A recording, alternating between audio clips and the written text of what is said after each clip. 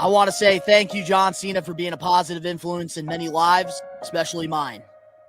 I've had plenty of challenges throughout my life. I was diagnosed with autism when I was 3.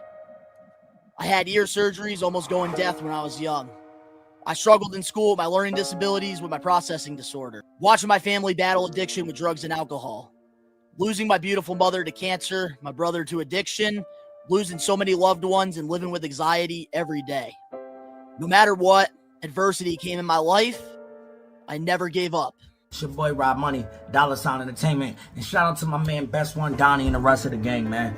Love y'all, bro. But look, let me tell you this, though. I ain't the biggest John Cena fan in the world, but I will say this, though. It's always exciting seeing that man, always has been and will be. I'm going to miss him. We all going to miss him. What's up, We Are Wrestling Maniacs? It is I, Josh, here from Josh's Toy Show on YouTube. I'm here to just give my message, and I want to thank one of my childhood heroes, the greatest of all time, John Cena. John Cena, the greatest of all time, is retiring this Saturday at Saturday Night's Main Event. Yo, what's up? We Are Wrestling. It's Lee Walker of Perched on the Top Rope here, and I am currently on my way to DC so I can go watch John Cena's last match. Best One, Donnie, what's up? Thanks for asking me to contribute to your tribute to John Cena.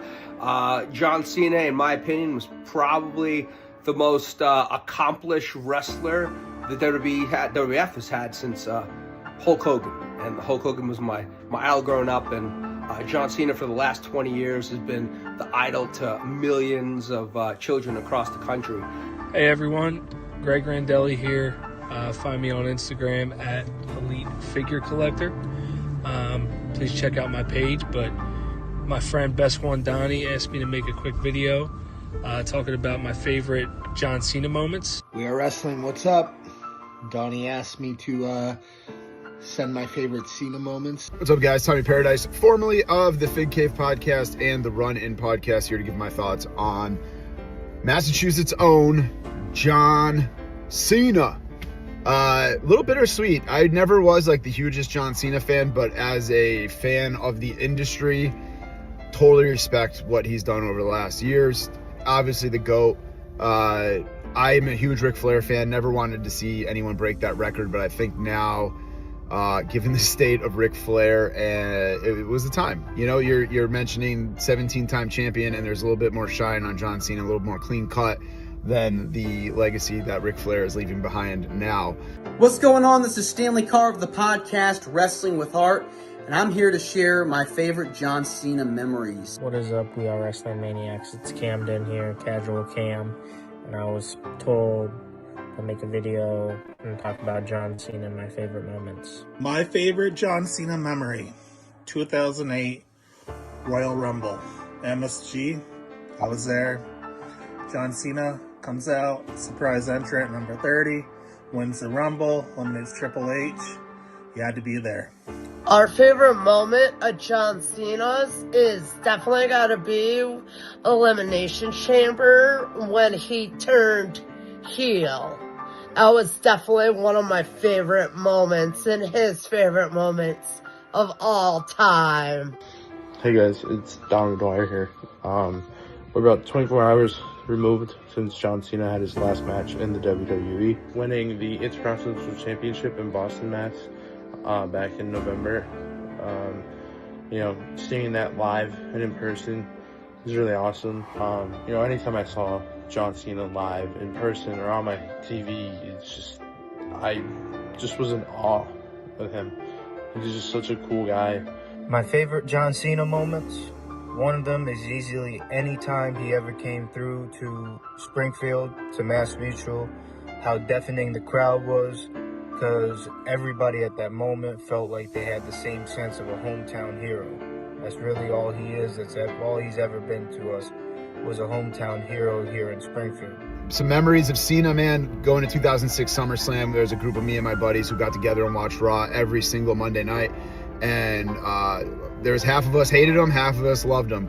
So going to see him take on Edge, I was Team Edge, I'm sorry, in 2006 SummerSlam in Boston on the floor, great memory there. Also, as my son got older and started to get into wrestling, John Cena became larger than life to him. So obviously some good memories there with my son watching Cena do some things and seeing him in Springfield, Massachusetts, our hometown, and going to a house show. And John Cena's on the top rope. We're second row, and I see him take his wristband off. We make eye contact. He tosses it, and it goes right into my hand. I hand it to my kid. He's over the moon. My kid dressed up as John Cena for that show. The belt, the shirt, the wristbands, and then he got one of John Cena's wristbands. So I will always remember that memory and the look on my kid's face when he got that wristband in his hand, on his wrist. One night stand. Absolute favorite John Cena moment. The way he took that crowd, the way he ate it up, the way he showed that no matter what, if you're with him or against him, and that night they were against him, he could hold his head high and still kill it. John Cena was a consummate professional. He knew that it was all about the audience, whether they loved him or hated him, and no one did it better than him in that. No one could just be the maestro of professional wrestling like he could. Hulk Hogan, kind of like that, but John Cena, he had that ability to just control a crowd better than anyone I've ever seen. The man had his own era in professional wrestling with the ruthless aggression era, coming out and smacking Kurt Angle across the face and going, ruthless aggression. One of my favorite John Cena moments was when he came down to the ring in the very beginning. I think this was the first time we ever seen John Cena. And he was just some plain dude. I mean, like, jumps in the ring with a red hot Kurt Angle at the time. I mean, slaps this man right in the face so hard, I'll never forget that shit, bro. Some of my moments that I remember is obviously his debut against Kurt Angle. His feud, I loved his feud with CM Punk back in 2012. His feud with The Rock. I liked his feud with Edge. And also Bray Wyatt. That was a great feud as well.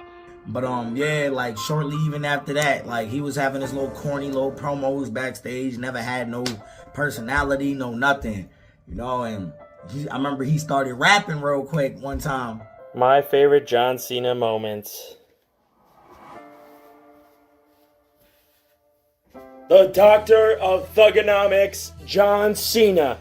That character was too short. But for me, the most memorable was that heel run as the Thugonomics. I loved all the rap battles and everything like that. That was my favorite of John Cena. Corny little promos backstage, never had no personality, no nothing, you know. And I remember he started rapping real quick one time, doing the rapping and everything. But let's not forget about Bull Buchanan here, right? Because he had him part of that group for just a wee little bit. My favorite John Cena moments are when John Cena came out for WrestleMania and he brought back the Thugonomics and did that promo. That was awesome. I love that. Kishi popped up, you know what I mean? And I think the next week they had a rap battle on SmackDown. Mind you, this is the first time John Cena ever... John Cena came down to the ring. I saw my man was wearing a big ass white tee, big old chain, he looked like a straight rapper. It was the first time we ever seen him like that. I mean, and my boy was really spitting, and when we was kids, I thought that shit was corny, but it was like, as I got older and looked back on some of these things, my boy was spitting, man. And Top 5 Dead or Alive Sammy Diaz, and one of my favorite John Cena moments was WrestleMania 22, when he wrestled Triple H. I was a big Triple H guy around that time, and I just remember that match being so electric. Everybody was booing John Cena. Everybody was cheering Triple H. But at the end, Big Match John pulled it off. And that was just probably like the start of Big Match John Cena right there. But that was one of my favorite moments.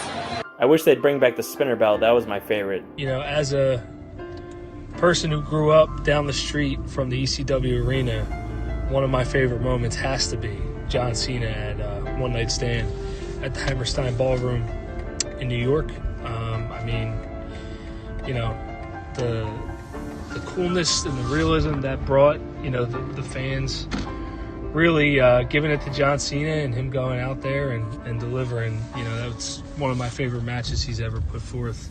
My favorite memories of Cena was his 2-match rivalry with The Rock. I actually went to both those WrestleManias, the first two and only WrestleManias that I went to. And for the first one, we were so excited. We actually drove all the way down from the New England area to South Florida. Yeah, I think it was in South Florida. Yeah, Miami. And then we went to the rematch, of course, which was a little closer in the New Jersey area. I loved his matches with Umaga, loved his feud with CM Punk, the matches with Batista, JBL, the list goes on and on. John Cena was a hero to myself and a lot of others. I always live by his messages, such as never give up, hustle, loyalty, and respect. From what he does outside of WWE, with, making all little kids smile and everything like that, to in the ring, winning championships. The first stuff that comes to mind for me is how much bigger he's made things than just wrestling. And what I mean by that is with the Make-A-Wish, all the stuff he's done for that, for these people, these poor kids that, you know, have such a grim reality, and for him to provide those moments of levity and just positivity for them is amazing. John Cena did a lot for Make-A-Wish. John, you inspired many kids, and I was one of them, who still wakes up and chases his dreams because you taught me anything is possible with hard work. My whole life, I've had people telling me, you can't. And I've always used those words as fuel to show people I can. I'm also trying to better myself in my everyday life, and you still inspire me with the way you look at life, to be a better person in a world full of selfish, hateful people. You know, such a kind, loving person, and such a great human being. I would always come home from school every day as a kid, always looking forward to watching John Cena. I was younger. My grandfather, you know, had a house in Atlantic City, New Jersey, and John Cena was doing a meet and greet in Atlantic City, New Jersey. And, you know, he waited in line with me for 3.5 hours while, you know, to get John Cena's autograph and take a picture. You know, so meeting John Cena as a young kid, and, you know, now as an adult, seeing him go out on his terms in his last match, I mean, you know, what's better than that, right? I'm a huge fan of John Cena, definitely one of my favorites of all time, and, you know, it's really cool to see what he's doing. I did love that triple threat with Brock Lesnar, Seth Rollins, when the Beast Incarnate kicked his ass. I'm a big Brock Lesnar fan. Another one of my favorite matches with John Cena was him versus CM Punk at Money in the Bank 2011. My favorite John Cena moments, summer of 2011 with CM Punk, man. That match, I don't know that I've since been so excited for a match.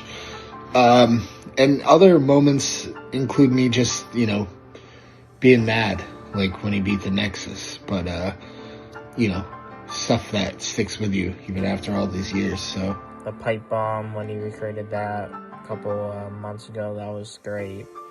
And then I love the Ruthless Aggression John Cena. When he got drafted in 2005, one of the biggest pops. Do-do-do-do, do-do-do-do. The champ is here! That was when he used to roast the shit out of everybody. Those were my favorites. There goes another legend. I love when the legends come back. Hopefully he'll come back. Big Show was getting taken out, and here comes this guy that everyone's cheering for, and this purple outfit with wristbands and jean shorts on, and everyone was just cheering for him, and I'm like, that guy's cool. And I fell in love. I fell in love with wrestling. Fell in love with the person known by John Cena, and looked up to him ever since. Thank you, John Cena. So, when it comes to Cena, 17-time champ, can't be touched. He is the GOAT. And guys, you can't see me. Thank you, John Cena. Wish you nothing but the best, baby. It's gonna be weird seeing all these WrestleManias and what have you without him. Woo! But Cena, thank you, man. Thank you for everything.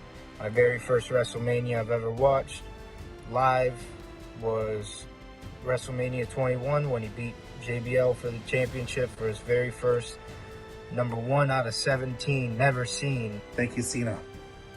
Cena, I saw you. Thanks, guys. John Cena contributed so much to wrestling over the last 20 years, and he's going to be missed by everyone that ever got a chance to see him live. So we got to end this not just with the cheers to the working man, but you can't see me. Thank you, John. and we can to you. What an amazing career John Cena has had, has entertained fans for over 2 decades. So congratulations, John Cena, on a wonderful career. I want to thank John Cena. Great and historic career. Thank you for being a tremendous part of my childhood. And you are going to be missed by so many. Thank you, John Cena. We love you. An amazing career. Sad to see it go, and sad to kind of see it go the way it did. I wish there was a few more dates. I wish the heel turn didn't happen, but that's a whole nother story for another time, right? You can't change the past. But here's to John Cena. That's pretty much my take on the John Cena stuff. Still can't believe today, December 13th, 2025, is going to be it for your in-ring career. John Cena is the greatest of all time. And I wouldn't be the man I am today without my childhood hero. Without the words, never give up and win today, I wouldn't be here right now. Thank you, John Cena. Go like and subscribe. We are wrestling with my boy Don and Olympic hero Kurt Angle, and you're listening to the We Are Wrestling podcast. Yo, listen, this is the best Wrestler Alive Platinum match, and you're listening to the We Are Wrestling podcast. Hey everybody, Eric Bischoff here, and you are listening to We Are Wrestling podcast. Hello everyone, this is Nunzio, former WWE Cruiserweight Champion, and you're watching We Are Wrestling podcast. We Are Wrestling podcast. Check them out, man. Stay tuned, listen to the podcast. Best one, Donnie might teach you a thing or two.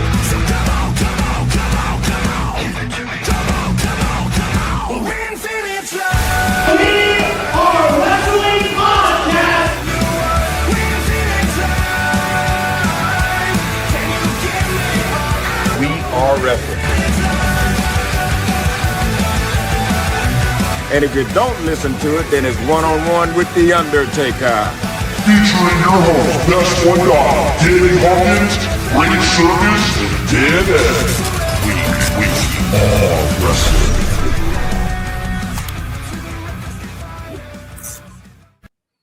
Now that's a way to start off a live episode of the We Are Wrestling podcast. What is going on? We are Wrestling Maniacs out there worldwide. I'm the host with the most, Mr. We Are Wrestling himself, the best one, Donnie, here with... What is going on, everybody? Danny Huckins here, man, for another Wednesday with you guys, man. Our last live episode of the year. I appreciate you guys tuning in. Dan Eddy, man, how was your week going?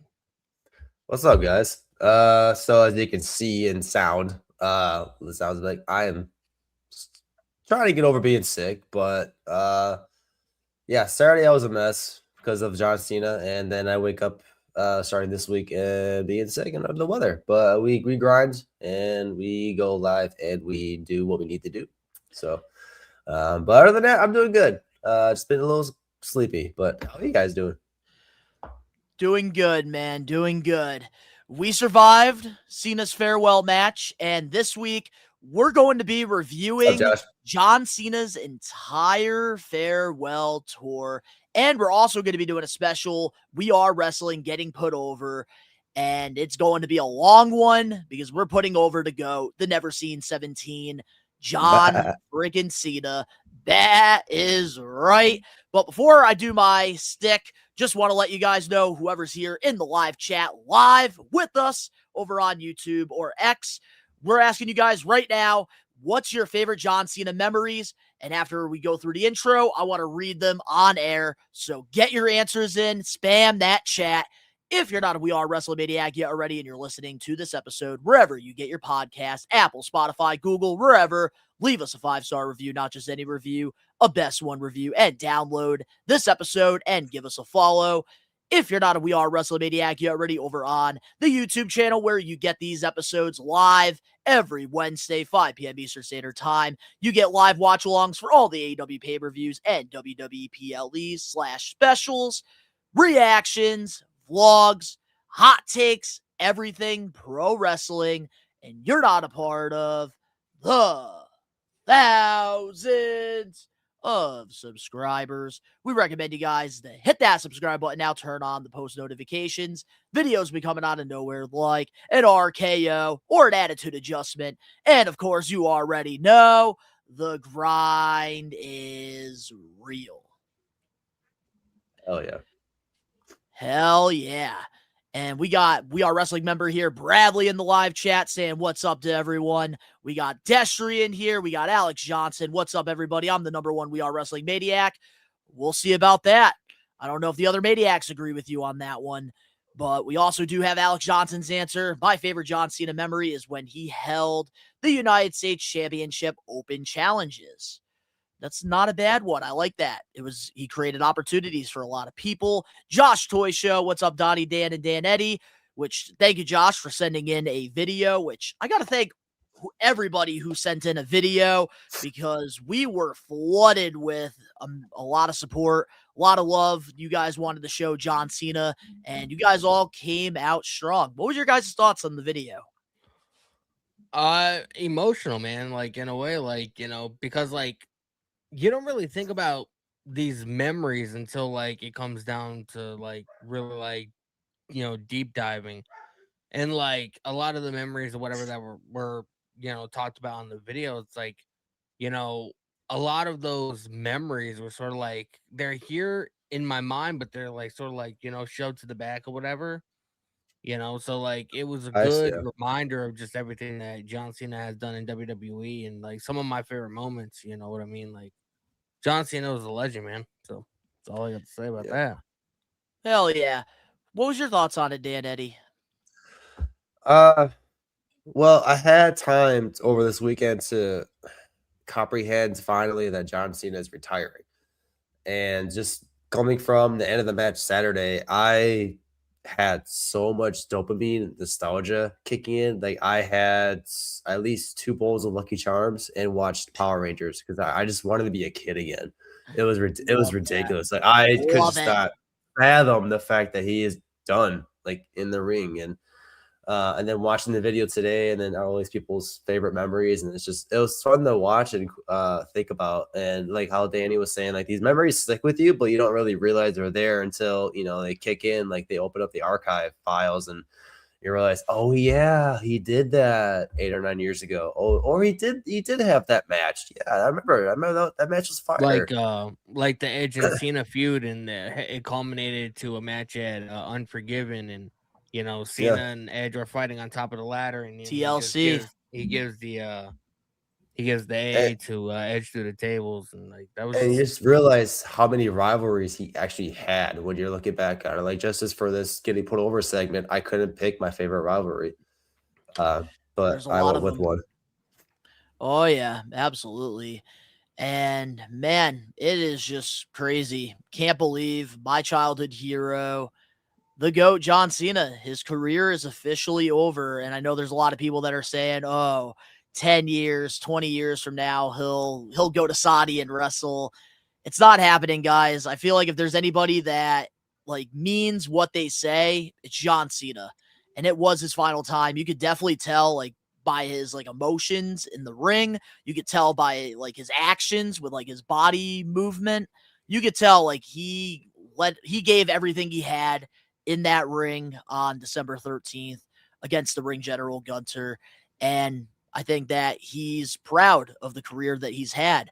And he did say, like, if he could do it, he would continue wrestling. But unfortunately, with some of the injuries and with the way he has to get prepared for matches and stuff, he can't do it anymore. And he laid it all out there. So for that, man, John Cena, one of the best, because a lot of people were making these points this week and even last week. John Cena, I think when it all is all said and done, and I'm not saying this because he's my favorite wrestler of all time, but I think he is really the greatest of all time. I think that John Cena is better than Stone Cold, The Rock, Triple H, Shawn Michaels, Bret Hart, Ultimate Warrior, Hulk Hogan. I think John Cena is the greatest of all time. Because if you really think about it, in this selfish business of professional wrestling, it's always been take with the main event guys. Like, they had to get their moment. They had to get this. They had to get that. But John Cena, throughout his career, there was times, of course, he had to take because that's what you have to do as a main event player. But he also give. Because if you really look back at his career, he gave so many talented individuals an opportunity. And he even tapped out in his very final match to elevate and set Gunter up for success. He's probably gonna be the next top villain in the WWE for years to come. Oh I yeah, feel he's like already getting that nuclear heat. I just feel like it's all subjective at the end of the day. You know what I mean? Like, there's people that grew up in like the new generation era. There's people that grew up in the 80s and watched, Ricky the Dragon Steamboat and Hulk Hogan and, just all those guys from the 80s. And then you have somebody like me that, like I don't think WWE was as red hot as it was in the Attitude Era, which is obviously before Cena, jumped on the scene or whatever. And you got to think about there's a lot of people that, stopped watching around the time Cena came in, So, like, if you're of like a certain age group, yes, Cena is definitely going to be your GOAT. But when I think of GOAT status, I do think of Steve Austin. I do think of not even necessarily The Rock, but like, I don't think the company was as red hot as it was back from 97 to 2001. But I think that also adds another case why John Cena is the GOAT, because for years the dude was carrying the company. He was that 100%. guy because nobody else would do the Make-A-Wishes. Nobody else was main eventing all the house shows, working 300 plus days. There was nobody that was taking the media presses and being the company guy, holding that flag. Cena was doing it all during that time. And Shawn Michaels did for a little bit during the New Gen era, but not as long as what John Cena was doing. 100%. I agree. It is subjective at the end of the day, because it just goes with for any sport. Like, I'm sure Donnie can attest, like, there's always going to be the debate between LeBron James and Michael Jordan. Like, people are going to grow up in different generations. They think Michael Jordan is the better GOAT, even though LeBron has better stats or records that are still, Michael Jordan to me is number one. He's number one as well. Me too. Yeah, I'm just using it as an example for football. Yeah, too, no, it is a metaphor to a lot of sport fans. That's how subjective. At the end of the day, it's just you have to pick. Either you have to figure out the route you want to go. Do you want to talk about the greatest of all time through a statistical journey, or do you want to talk about the greatest of all time through your subjective thoughts and opinions, maybe your favoritism? Because I will pick Stone Cold over John Cena. Sorry if that offends anybody. No, that doesn't. But I mean, John Cena can be considered the greatest of all time. Like, you can't deny the 17 world titles. You can't. Yep, 100%. And also, too, we all have different definitions of what a GOAT means. And that's the thing. At the end of the day, we're all going to have different stats because these are all first-class Hall of Famers. And that's not discrediting anybody, because you being in the conversation of being a GOAT, that's a compliment by itself. I definitely think Cena's GOAT status, but like I enjoyed Steve Austin performing more than I enjoyed connected Cena, it, just because like the wildness, and it was like the wild west during the Attitude Era, and like it was, you would have Steve Austin driving beer trucks down to the ring and like stunning, Vince McMahon, and like having beer bashes in the middle of the ring. Like, that's my idea of great entertainment. Oh yeah, no, and like, and like everybody else too that says in like documentaries and interviews, who doesn't enjoy watching a rebel beat their boss's ass every week on television? Exactly, because normal everyday I work my shoot job. Even though my dad's my boss, I want to beat his ass sometimes. Give me a hell yeah. But we do have a bunch of maniacs here that wait, what were you gonna say, Dan? Oh, I was just gonna add that it's not only just everybody's opinions, but it just adds on to who you connect more that maybe have drawn you to the company in the first place, and you would consider them on one of your first heads on the Mount Rushmore of your wrestling Mount Rushmore. So the Stone Cold for me, I don't know if there's still video footage of it or not, but I was probably like 2 years old, and I had a couple like sippy cups of apple juice, and I would used to clank them together and drink them like Stone Cold. So just like a little 2-year-old. And then also for Angelo's comment, plus Cena didn't have the best booking. I don't unnecessarily believe that. I mean, 2 decades of that talent's there. I really don't think he could have gone. I will say Cena had probably 10 years of really solid booking. it wasn't really until like maybe like 2012, 2013 is when it really started to go downhill because fucking Vince McMahon didn't know what to fucking do. You know what I mean? But you cannot blame that on Cena. You know, Oh yeah, Cena no. 100% is GOAT status. You know, when you really want to talk about somebody that's a company guy 100%, you know, the longevity. You know, Steve Austin wasn't in WWE very long. He was in the company for I think less than 10 What's up, years Matt? because he retired in 2003. Hey, You Matthew. know what I mean? The Rock wasn't even in WWE for 10 years. You know what I mean? He retired Yeah. in, 04, 05, whatever, to do movies full time. When you talk longevity, Cena is the fucking guy. Oh, absolutely.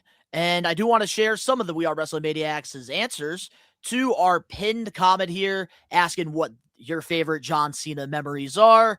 And let's read some of them here real quick, and then we'll get into our power of the poll. We have Josh Toy Show. One of my favorite John Cena memories was his feud with the Nexus, Batista, and Randy Orton. Angelo, my favorite memories are when he destroyed people on the bike. I think my high school friend Will the Thrill said it.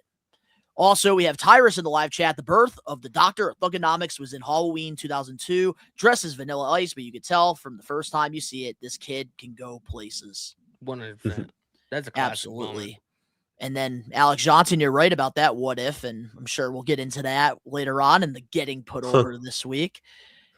WrestleMania 20, Cena giving the FU to Big Show as the modern Hulk Hogan slam Andre moment. Not as big as the whole world found out who John Cena is and can be. I remember that. I got that same feeling. Wasn't that the WrestleMania where he had because I remember there was a WrestleMania. That's I could already tell where you're going. Where he had Edge and Big Show up on his shoulders. Yeah. WrestleMania 25, triple threat match, World Heavyweight Championship, 2009. Jesus Christ, Donnie. That match, WrestleMania 20, that was Big Show versus John Cena, Madison Square Garden. I think March 24th, 2004. Jesus, man. Dude, I am a John Cena encyclopedia. No, according to my calculations, that was it's not this even year. just John Cena though. According to bro. my calculations, your knowledge of pro wrestling is fucking unreal. Like I am not on the level of Ricky Knows Best. You know trivia from the 80s and 90s that like I've really never watched anything past 97. You know what I mean? I mean, I would like to think I'm fast like that in terms of football or the Green Bay Packers, but even you put me to shame with the wrestling stuff. Damn. This is why I live and breathe the business. That's true. What'd you say, Daddy? I said this is why, we have one of the best podcasts on the planet because we know our shit. We're not just, out here just, spewing shit that we don't know. Yeah. Well, according to the IWC, we don't know what we're talking about, but I'm more of like the right? Pat McAfee. I'm like the Pat McAfee of the podcast, but yeah, no, this is one of the best podcasts, I believe. You got to be standing. You got to be standing up and throwing a football up and down, though. I have a football. He does that sometimes. And also, Angelo here, I think people would like to forget Big Show was in that match. It should have been Cena versus Edge. Yes, WrestleMania 25. It should have been Cena versus Edge. Yeah, but I mean, when you really break it down, bro, like, should it have been just Cena and Edge? Yes, but it did create that moment with the Big Show. That moment is historic. That moment is historic. Yeah, but Big Show, like, I don't get me wrong, he's a Hall of Famer, but like, I couldn't stand the guy. And I still can't stand the guy when it comes to like a lot of the booking decisions he had. I think my favorite moments for Big Show was like the hardcore title with the Attitude Era. I know that we're getting off on a tangent right now, but one of my favorite Big Show moments was we're half hour in. I want to say it was 97, maybe 98 when he was like he pulled the Titantron down. Was this in WCW? No, it was on Monday Night Raw. He didn't do that in 97 or 98. That was in 1999. Oh, it might have been 99 then. But he was the giant in WCW. He bowled down the fucking Titantron or whatever. I think it was like helping like Big Boss Man, or he was helping somebody. He was doing something, but could be. But real quick before we get into the power of the poll, just want to let you guys know the lineup for this week's episode so that you guys are in the loop and we can give you guys the scoop. So the way we're doing this, we're going to start off with our power of the poll, and then we're going to get into part 1 of John Cena's farewell tour. That's going to cover January to July.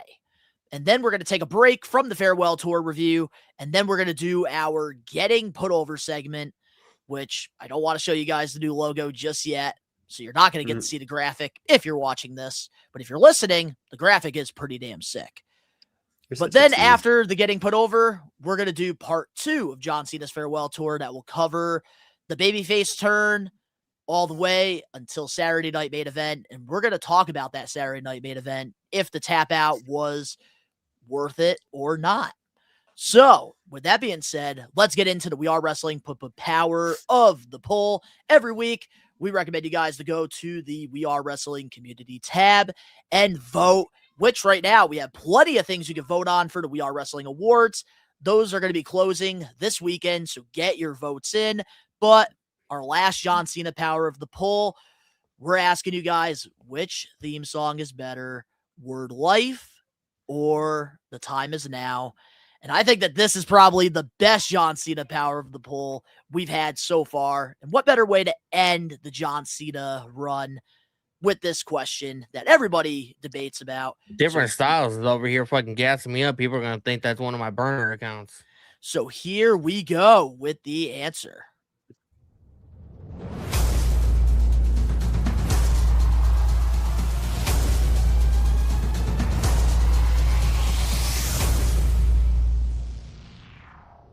And Word Life gets the win. Wow. With 61% of you guys, while 39% picked The Time Is Now. All right, boys. Do we agree with this? That is crazy.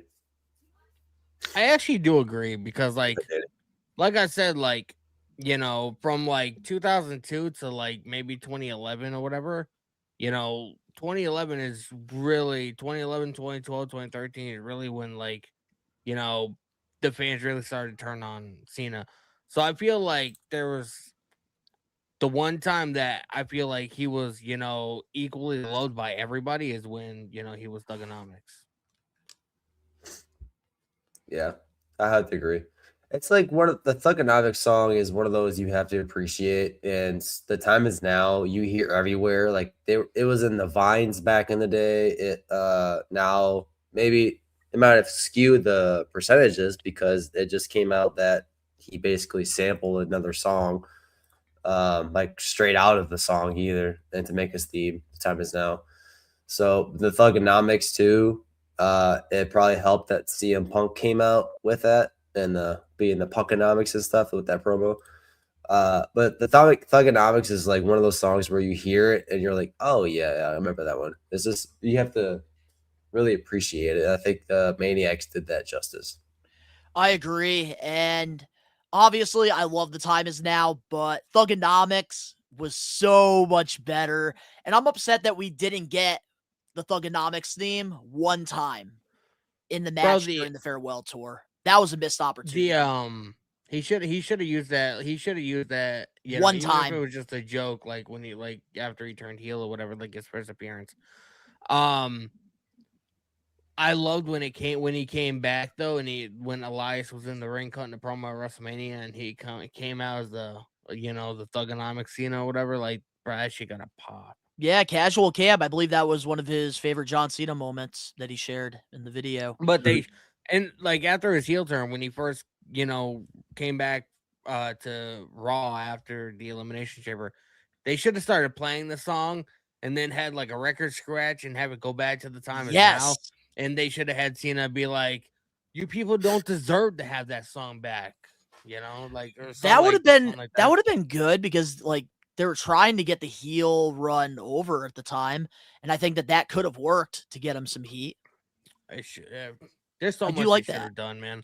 Oh, we're gonna get into that. Trust me, we're gonna be going through it one by one. But yeah, it looks like the Maniacs here in the live chat do agree. Angelo, I'm sorry, Word Life is better than The Time Is Now, but The Time Is Now is more iconic. Everyone knows the trumpet sounds in the beginning. Yep, and they're even getting sued for it. Alex Johnson, I think it should have been a little closer. I agree. I would say I was it. 60. I would go 60-40, honestly. Like, I would go maybe like this much, at least, because I do think Word Life is better. And like when I'm with the boys and like we're stuck in traffic at a wrestling show, like if we're like traffic going to like a show or something, I always just play random wrestling music in traffic. And when the John Cena Word Life comes on, I start to go Word Life and I go, ah, ah, ah, ah, ah. I love doing the little like skirt, skirt.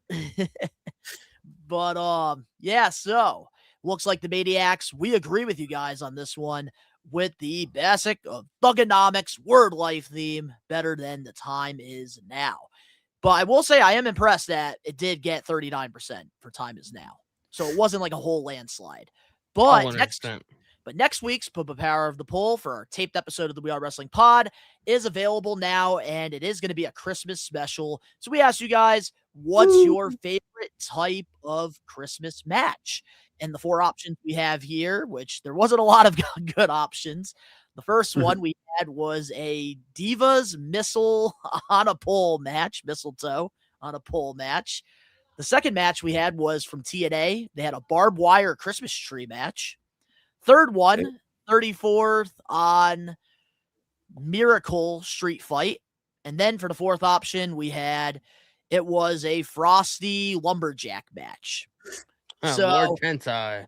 With Lord Tensai with his fake tattoo. But you guys will not have 1 week to vote on this because we are going to be pre-recording next week's episode of the podcast this upcoming Sunday, I believe, right? We agree? Yes. We said Sunday night, right? Sunday night, yes.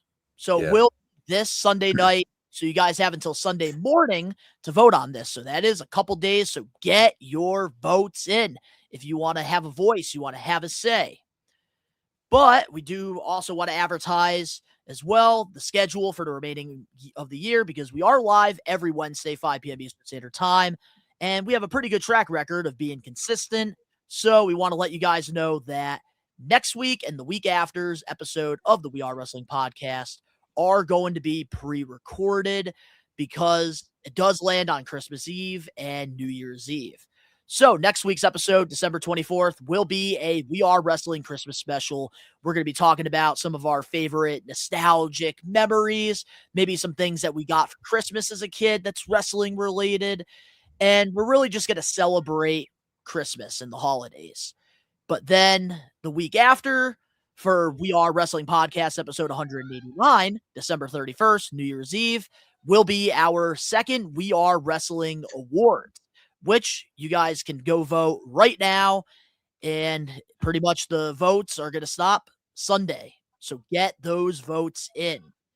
And there's a thumbnail for next week's episode of the pod. We got Danny as the Grinch, Dan Eddy as the Elf, and me as Santa Claus.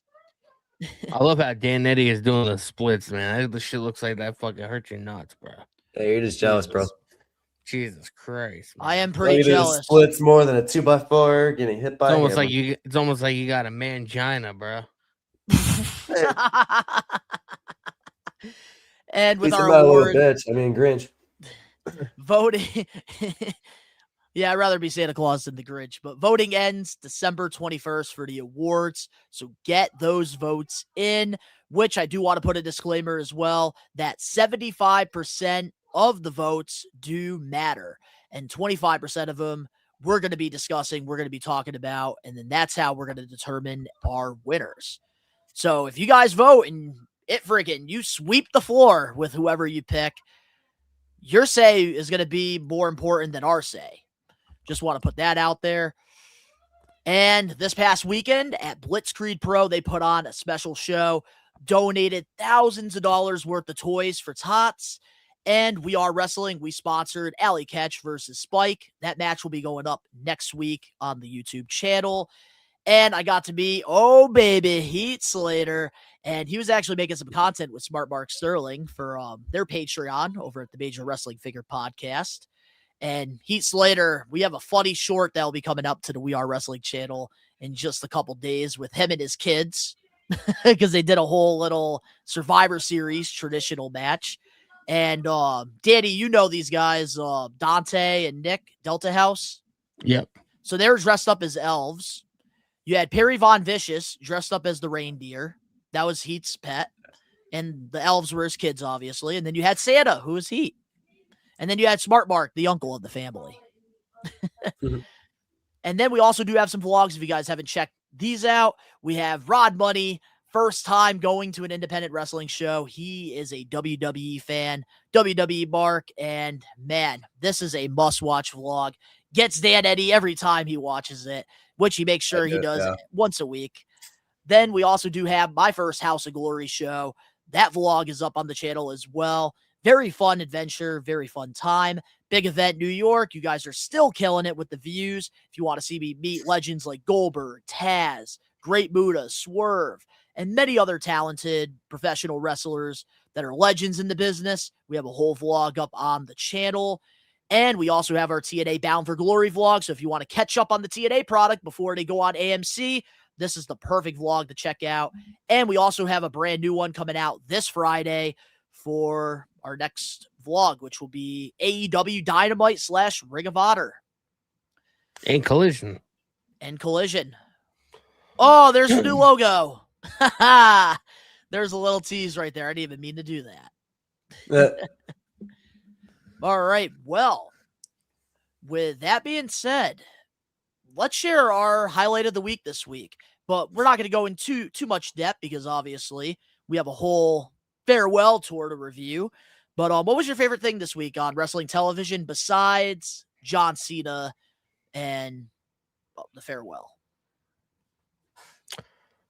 I would probably have to say, like, it's from the same show, obviously, but I would have to say Obafemi versus Cody Rhodes. You know, Obafemi he proves time and time again that he's ready for the main roster, man.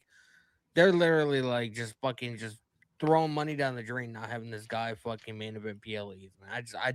What the fuck are you guys waiting for? Seriously, get this guy on television. Yeah. Oh, he's on with Cody in that. It's funny how they put him in a PLE, but then there's no news out that they're not calling up any of the NXT stars that were on Saturday or at all.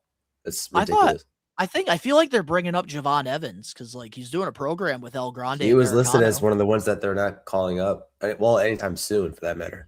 Well, I'm surprised by that. They're gonna have to pretty soon if they're gonna have SmackDown being 3 hours.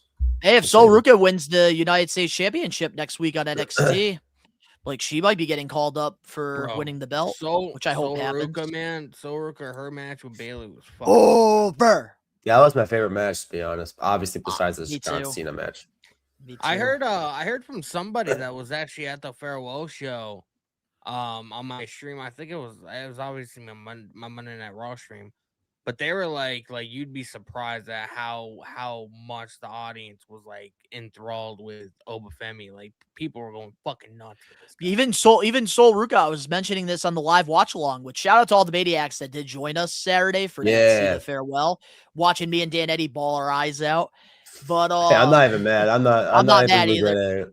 Yeah, I'm not even that bashful. But I was saying this to Dan during the stream. Like if you like rewatch Sol Ruka hitting that Soul Snatcher on Bayley, the crowd, because a lot of them like weren't familiar with like NXT people, I noticed you could hear the crowd go, oh, like they were mind blown by that maneuver. That was kind of me. Maybe that was me like maybe a month and a half ago too. That fucking like cartwheel move. I had no idea who she was. The flip over the ropes, bro. Oh my god. Yeah, she did a cartwheel for the top rope. Yeah, but I gotta go. What's your highlight of the week, Dan? I was gonna see if you're gonna skip me again. I almost did. Yeah, you almost did. I would probably have to say, man, I can't think of too many great moments. Because I think Saturday just took my whole entire brain. But on Monday Night Raw, I did watch Monday. What are you talking about? I was gonna bring up Monday Night Raw because I messaged in the group chat. I was like, "We got a reveal," and you were like, "What do you mean?" You was like, "Oh, I forgot it was Monday."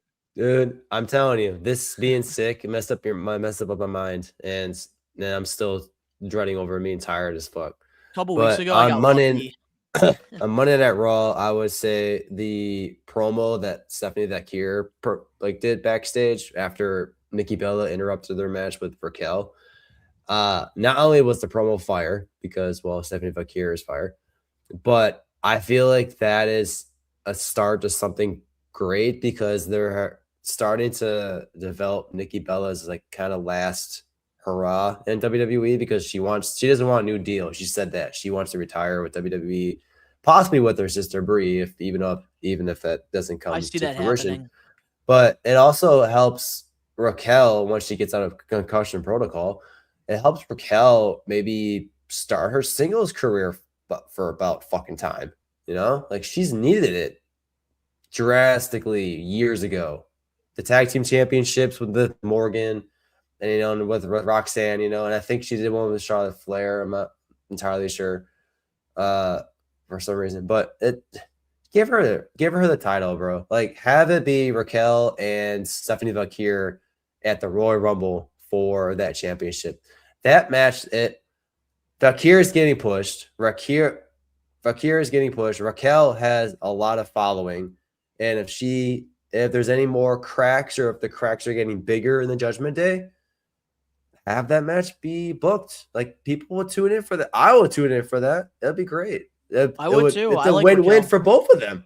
For both of them, it's a win-win. If Raquel loses, she's still one of the top female wrestlers. She's still got that much talent. And then it only helps Stephanie Valkyrie if she wins. And if she loses, it might hurt her a little bit. But either way, it'll be a great match to begin with. All right. Well, getting into my highlight of the week this week in the wrestling world, I just got to say, massive W to all the promotions because I really enjoyed watching wrestling this week. And Saturday Night Main Event was actually really good. I did enjoy it except for the Cody and Oba match because I felt like Drew McIntyre shouldn't have gotten involved. We should have had that match happen. I know they're trying to protect Cody. They're trying to protect Oba, but I wanted that fun exhibition match, and I felt like it got ruined.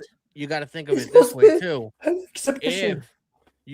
If you do have Oba Femi come up to the main roster, what a perfect person to work with than Drew McIntyre. So they could I get that. Something up. Yeah, they it could makes be, sense. Still, I just didn't want to see it. No, I'm sorry, but John Cena's farewell. I don't care for storylines during the Saturday Night Main Event.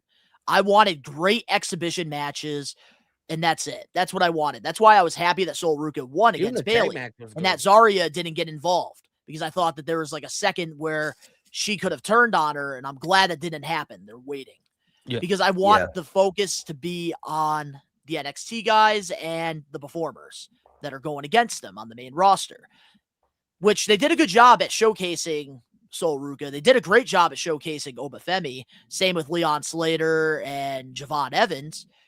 But I just wish that the Oba Femi and Cody thing, like, they gave us the full match because it was promising, which I think is why I got upset. But going into my highlight of the week now, I think I'm going to have to give it to Sol Ruca versus Bayley. Like, I really enjoyed that women's match a lot. Especially seeing the shocked faces of people that never heard of Sol Ruca and then hitting that finisher. Like, the crowd went from like halfway there to all the way up here. Yeah. And I think it's so cool, like seeing casual fans be discovering true talent. I'm really curious to see what the ratings for NXT are going to be when they come out, because I want to see if, because of what happened on Saturday, if they get a spike in the ratings this week. So I'm very curious to find that out. That is interesting. So a couple highlight of the weeks here in the live chat. We have Angelo, CM Punk's promo, which that was great. And we better get Scott Steiner. Like, he better be there during the match with Breaker. I'll rip your eyes out of your socket and piss in your stupid brain. Alex Johnson, my highlight of the week is Liv Morgan's WrestleMania 42 promo. I'm not surprised by that at all. Not surprised at all. And we got Tyrus here in the live chat. You could tell great difference with booking of NXT in the main roster. Shawn Michaels really balances story / ring action and talent showcase. Yes, he does. But yeah, I just really enjoyed wrestling as a whole this week. Like, even Monday Night Raw was really good. Really good. Yeah. But with that being said, now let's get into our John Cena farewell tour review. And the way we're going to do this, we're breaking it down 2 parts. We're going to start off with the first half of the year. Then we're going to get into our getting put over. And then we're going to get into the second half of the year to end things off. And what better way to end the show than have the discussion with Gunther tapping Cena out? Because I think that's what everybody wants to know. I'm sure a few of you did check out the latest episode of Hot Takes. because Hot Takes is back, and I thought there was no better way to come back than talk about what everybody's talking about in the IWC. But obviously, we don't know your thoughts, Danny. We don't know your thoughts, Dan Eddy. And maybe my opinion, some of them have changed. So we're going to have to wait and see. But let's get into the farewell tour. And we're not going to talk about all 36 dates. We're going to be talking about the key points. And then we're going to share our thoughts and opinions on it. So here we go. Starting things off, we started the farewell tour with, obviously, Money in the Bank, with John Cena announcing the farewell. But the first date was set for the Raw and Netflix debut in Los Angeles. And this is where John Cena cut the promo. And he announced that he is entering the Royal Rumble. So how did we feel about this being the first promo? Because remind you, we're going in time, so we're not going to talk about the Rumble, Mania, SummerSlam. We're going to talk about what's on the screen. Just want to put that out there for you guys. It made sense, like that was probably one of the biggest Raws, of the last 10 years or whatever, just because like everybody was curious about like what the production was going to look like on Netflix, so the viewership, compared to just like any ordinary week was going to be a lot different, a lot higher or whatever. So having Cena on that show makes all the sense in the world. That way you like people that haven't watched in a long time, people that have no idea this tour was even going to be happening because they don't follow, they're not on X like we are and that follow the news, all the time or whatever. It was a good introduction point to really hammer home, like, guys, like I'm here, but at the end of the year, I won't be. You know what I mean? I thought it was a good promo. What about you, Dan? Yeah, I thought it was a good promo too, because it was sort of just getting people's attention because they heard that they made the announcement of his retirement tour on the Money in the Bank, and then it made them wanting to tune into that Raw on Netflix afterwards. So I would have to agree. So I have a cool idea. I just thought about this, like, as we started talking about this farewell tour. So each segue that we get into, I want to start off with a thumbs up or a thumbs down. So what are we giving this first promo? Thumbs up or thumbs down? I give it a thumbs up. Thumbs up. All right.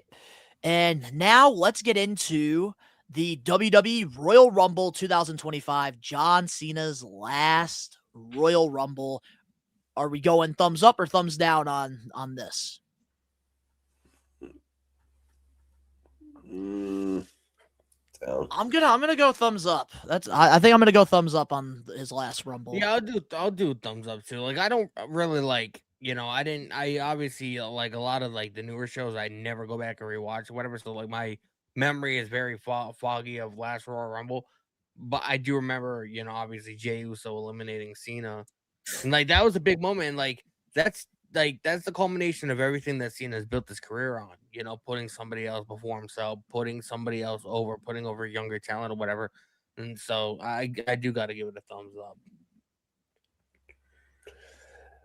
Yeah, I mean, realistically, I would say it's a thumbs up match because, like Danny was saying, unpredictable. It was very unpredictable. Yeah, and the brought up Jey Uso, and I think at this time we were still in favor of Jey Uso. I think deep down we all wanted John Cena to win. Everybody assumed Cena was gonna win, and when Jey Uso, like everybody was like, "What the hell just happened?" Like nobody that was a surprise. Nobody thought that Jey Uso had a chance of winning. Everybody assumed because it's gonna be Cena's last Rumble, they were just gonna have him win. So yeah, so that's why I only did thumbs down, is because I didn't want. I honestly, I didn't think I wanted even Jey Uso to win. I don't remember who I wanted to win back then, but I just felt like when it was down to those two, I was just like, okay, well, if Cena doesn't win, then we'll see how this goes. And he didn't win, so. No, I could totally understand why like you would give it a thumbs down. I'm gonna go thumbs up here because I like that the fact that you would assume that since it is John Cena's last Royal Rumble, he would come out last at number 30. And I like the fact that they actually gave him some time in the ring. He got to throw a few people out of the ring.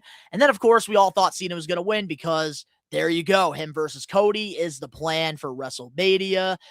and they surprised us with Jey Uso. And whenever you could surprise me, especially in the year 2025, I have to go thumbs up. Not all the time, but most of the time.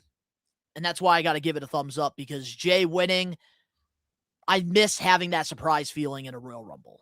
Yep.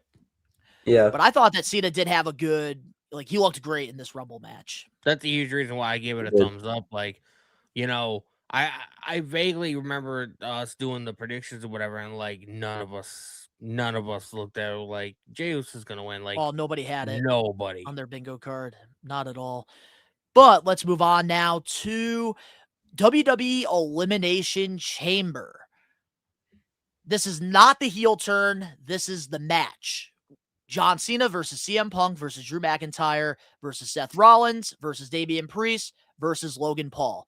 What was your thoughts on the match? Thumbs up or thumbs down? I give it a thumbs up just because, like, I mean, look at the storied history, in this match between, we got Punk and Roman, or Punk and Drew, we got Punk and Cena, we got Punk and Rollins, the only ones I really didn't care for in the match was Damian Priest and Logan Paul, whatever, but they were in there because you got to put Logan Paul in a fucking cage. You have but to. like, Viral. as far as like, this match had a lot of story going into it, man, just from like, the three individuals that, I mentioned. So remind me too, wasn't this like not the original 5 people who were going to be in the Elimination Chamber? Didn't somebody get injured? I can't Or remember. 6? Okay. I feel like Kevin Owens was there, but he got injured. No, Kevin Owens No. wrestled Sami Zayn. They had that Oh. unsanctioned match. Yeah, that's right. I think I think this was. Oh, that's how he got hurt. That's right. Mhm. I think if I remember correctly, Cena, we got told that Cena was gonna be in the match. The other people in the match had to That qualify qualified from matches. there. Yes. Yeah, gotcha. Okay. Yeah, the match itself, like Danny was saying, there were so many storylines in between, like within these these wrestlers, and I was most interested in seeing how they tie in the Punk, McIntyre, and Seth Rollins feud, because it started back in 2023 when Punk showed up in Chicago for was it Survivor Series? It was Survivor Survivor War Series. Games. Yep. Same day, Chicago same night Games. Randy Orton retired. Yeah. It's just kind of Randy came back too. Yeah, that's right. I forgot about that. The Elimination Chamber match itself was fire. I remember loving it. I have to give this a thumbs up because all the storylines aligned. And a lot of the times, like, you feel like somebody is out of place in one of these type of matches. But I felt like all 6 guys, like, they were valid to be in this match, competing for a shot at Cody Rhodes for his championship at WrestleMania. And I also really did enjoy getting to see, like, John Cena and CM Punk as, like, the final 2. I thought that was really cool going back in time because this was the first time that they locked up. And obviously we got them later on during the farewell tour, but this was just a really, really cool moment for, I think, everybody in that arena One of my and the people at home. One of my favorite moments in this match, is obviously before, what happened after the match. But it's when I think Cena locked in the STFU on Punk. And as he's tweaking it or whatever and putting strength behind it or whatever to make CM Punk tap out, I'm pretty sure he told Punk he's sorry and that he loves him, because around that time, Punk was really on a mission. Like, that was before he obviously main event to WrestleMania. And like, he was really like, he needed this win. And, Cena knew that, but Cena took advantage of the situation, tapped him out, but he felt sorry that he had to do that. You know what I mean? So like, I feel like that was a real full circle moment, because of everything that they put each other through over the years. And it was so cool. It was an important moment too, when it ties into his retirement tour. Yeah. And I will say, like, it felt like the fans got their money's worth out of this entire show. And I think ending the show off with this Elimination Chamber match, even if we didn't get the heel turn that we're going to get into in just a moment, it would have been it was just an overall solid show. And I this think was they at did a the good same job. arena that WrestleMania 18 was in. Same building. Wow. Just renamed. Well, now with that being said, this is going to be interesting, which when we do the thumbs up, thumbs down, I want you guys to actually do it. But here we go. Oh yeah. But we get Yes, into sir. John Cena's heel turn. This moment right here, are we giving it thumbs up or thumbs down? Down. All right. Well, I want to start off with Dan Eddy with the thumbs down. I give it a thumbs up at the moment because, like you were saying earlier, Donnie, when you were surprised like thoroughly anymore, it's definitely a good match or like good booking or whatever, what have you. Looking back at it, I say a thumbs down because it seemed pushed. Like he's never been heel in his over 20 years of being a WWE wrestler, and they did it this year because let's just something new and fresh, and they didn't quite do a whole lot with it because they realized this isn't quite working, so we're going to turn him face again and then have Cody Rhodes win back the WWE Championship back in I think SummerSlam, I think it was, and yeah, look at it. Just seemed pushed. It seemed like The Rock had an interesting idea, but it was overtaken by either Triple H or TKO. And then it just I don't know. It was something new. Like people were talking about it, but I think that's all they do now is they make moments that people talk about, but they don't follow up with it. They don't follow up with it. They just worry about the amount of views and the clicks and the likes at this point. I've been saying that too. I agree. Yeah. All right, so Daddy, you gave it a thumbs up. Yeah. I gave it a thumbs up because of how I felt at the time. Like you have to remember, like when this was going down, like we had no idea that, a couple days later, The Rock was gonna be like, I don't want to be involved anymore. We didn't know that, it was gonna take Cena 3 weeks to get back to fucking television to really have like, to really like hear from him, and they didn't do vignettes. They didn't do a really good job at, supporting this entire thing. But as far as like how it made me feel, you had, John Cena, who's one of the biggest baby faces in WWE history, arguably. You also have Cody Rhodes, and just that embrace. And you have Rock, who's pretty much his entire career, from the time he was a Nation of Domination all the way through, the Attitude Era. Even if he seemed like a good guy, like he was always like poking fun at people and, making fun of the commentators. Like don't forget about Hollywood Rock too. Yeah, he's always been, just a bastard and in a lot of ways, whatever. One of the most, evil people in WWE.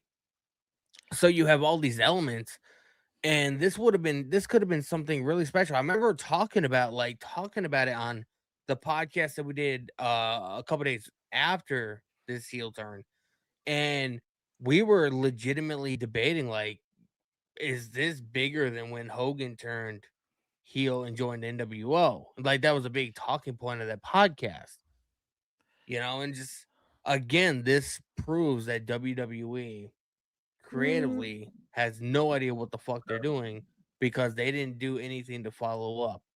They could have filmed vignettes, they could have filmed video packages. You don't want to see it on Missed TV? opportunity. That's fucking cool. But there's like with technology, bro, we have fucking phones. During the whole Cody Rhodes and Roman and Rock storyline, how many promos did we see filmed with a fucking iPhone? Angelo was right. Ben was saying yes, and then he did a full turnaround, I'm sure. I think a lot of people did a full like turn. But my thoughts on the moment itself, thumbs up. They did a fantastic job because I do remember that episode of the We Are Wrestling Pod where we were debating that this was possibly bigger than Hulk Hogan turning heel at WCW Bash at the Beach 96. Yeah. Obviously, it ended up not being as good as it could be because what Dan Eddy was saying earlier about them not being able to follow up this big moment. And I think if they had a plan, oh my God, this farewell tour could have been. It could have been, which we're going to get into throughout this, but I think they what would have created helped, such a good moment. what would have They helped had the heel nothing turn after. is what, like I was saying earlier, he had so many rivalries throughout the years, and AJ, Randy, Edge. Just, I think what would have helped the heel turn was having some of his old rivalries team up and have a 3-on-1 or a fatal 4-way match or something along those lines, where it's like you had feuds with all these wrestlers, and that's why we liked the Elimination Chamber match to begin with. If they would have kept this heel turn with John Cena, have him face his old enemies, maybe we would have gotten behind it more. But like they still should have turned him Cody was babyface back perfect. again. I think Cody was perfect. Everything about this was perfect. I blame The Rock and Travis Scott for not, they committed to this heel turn for John Cena. They should have been committed throughout this farewell tour to create this story, because we should have gotten Travis Scott in the ring against Cody Rhodes, where Cody Rhodes gets revenge for that receipt. We should have gotten The Rock at WrestleMania, but instead we have to hear Fiend for 5 fucking minutes, which we'll get into WrestleMania pretty soon. But I wouldn't change a damn thing about this segment except the people that were in it, because The Rock should have been committed more for the farewell tour, because then Travis Scott shouldn't have been. We should have there. gotten Cena versus That's Rock a big reason why at it some failed point. too. And I was that's just where saying we could have gotten the babyface turn. Was it when just he got sick of The Rock. piqued people's attention more, because we got over it right away. Like, oh my god, he turned heel, and then a month later, like, okay, this isn't working anymore. We're done. But also, I want to add to another thing that didn't help. Like Danny, you were saying, 3 weeks after Elimination Chamber, you do nothing to follow up one of the biggest heel turns in the company's history. Nothing for 3 weeks. Not even a video that they could have recorded off an iPhone. Nothing. And that was also a missed opportunity, because when it was red hot, even though, well, I can't get into, we'll get into that afterwards, but because we're going a little ahead, but what could have been. I feel like I really honestly feel like. Oh, guys, we got Bret Hart here in the live chat. Well, look shit. who's in charge. Big Nose is running things into the ground as expected. Could have called Alex Riley back. I mean, Bret Hart's never been a fan of Hunter.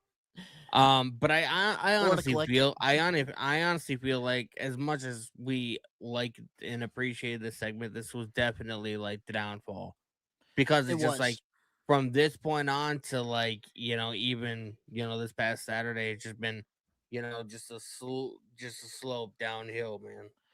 They can never recover. Oh, yeah, man. We're going to be covering all of it here on this week's special episode of the We Are Wrestling Pod. But let's read some of the comments here, because you guys are going crazy in here. Let's see. I can't obviously get to all of them because you guys are going nuts. But I remember, Tyrus, when we were watching at Daddy's stream, only one fan wish, not predicted, wish Cena heels turn for a limited time, 1 hour before hell froze over. Didn't top Hulk Hogan, but thumbs up. And then we got Angelo, especially with Cody saying "fuck you" to The Rock. The moment was perfect, but the run was horrendous. Go fuck yourself. Absolutely. Hey, one of the missed Rock. opportunities is not having Cena have interaction with The Miz, and newer guys like Penta or Carmelo Hayes or even Joe Hendry interaction would have been cool. And we're going to get into all those what ifs later on in this farewell review. So, of course, we get the iconic picture here of John Cena holding the championship, because he did win the Elimination Chamber, so he was going on to WrestleMania to go against Cody Rhodes. I love how there's a sign that says it smells right above fucking Travis Scott's head. And then we get the first heel promo in Russia. Thumbs up or thumbs down on this one? Thumbs up. I'm going thumbs up. I gotta go thumbs down on this 100%. Put your thumb down, Danny. Do it. All right, so I want to hear your thoughts, Danny, on this. Well, we were just discussing what happened at Elimination Chamber, and that was a massive moment, you know. And he spends 3 weeks off of television, finally comes back, and the only thing he says is, you know, this is a dysfunctional relationship as far as like him and the fan base.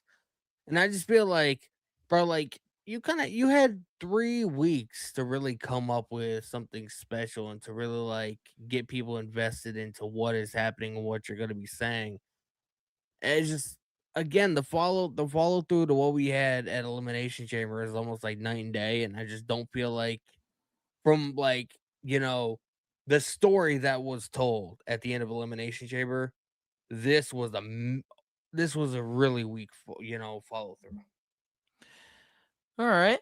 So what do you give it, Dan Eddy? I know you had thumbs up. So what's your reason behind the thumbs up for this promo?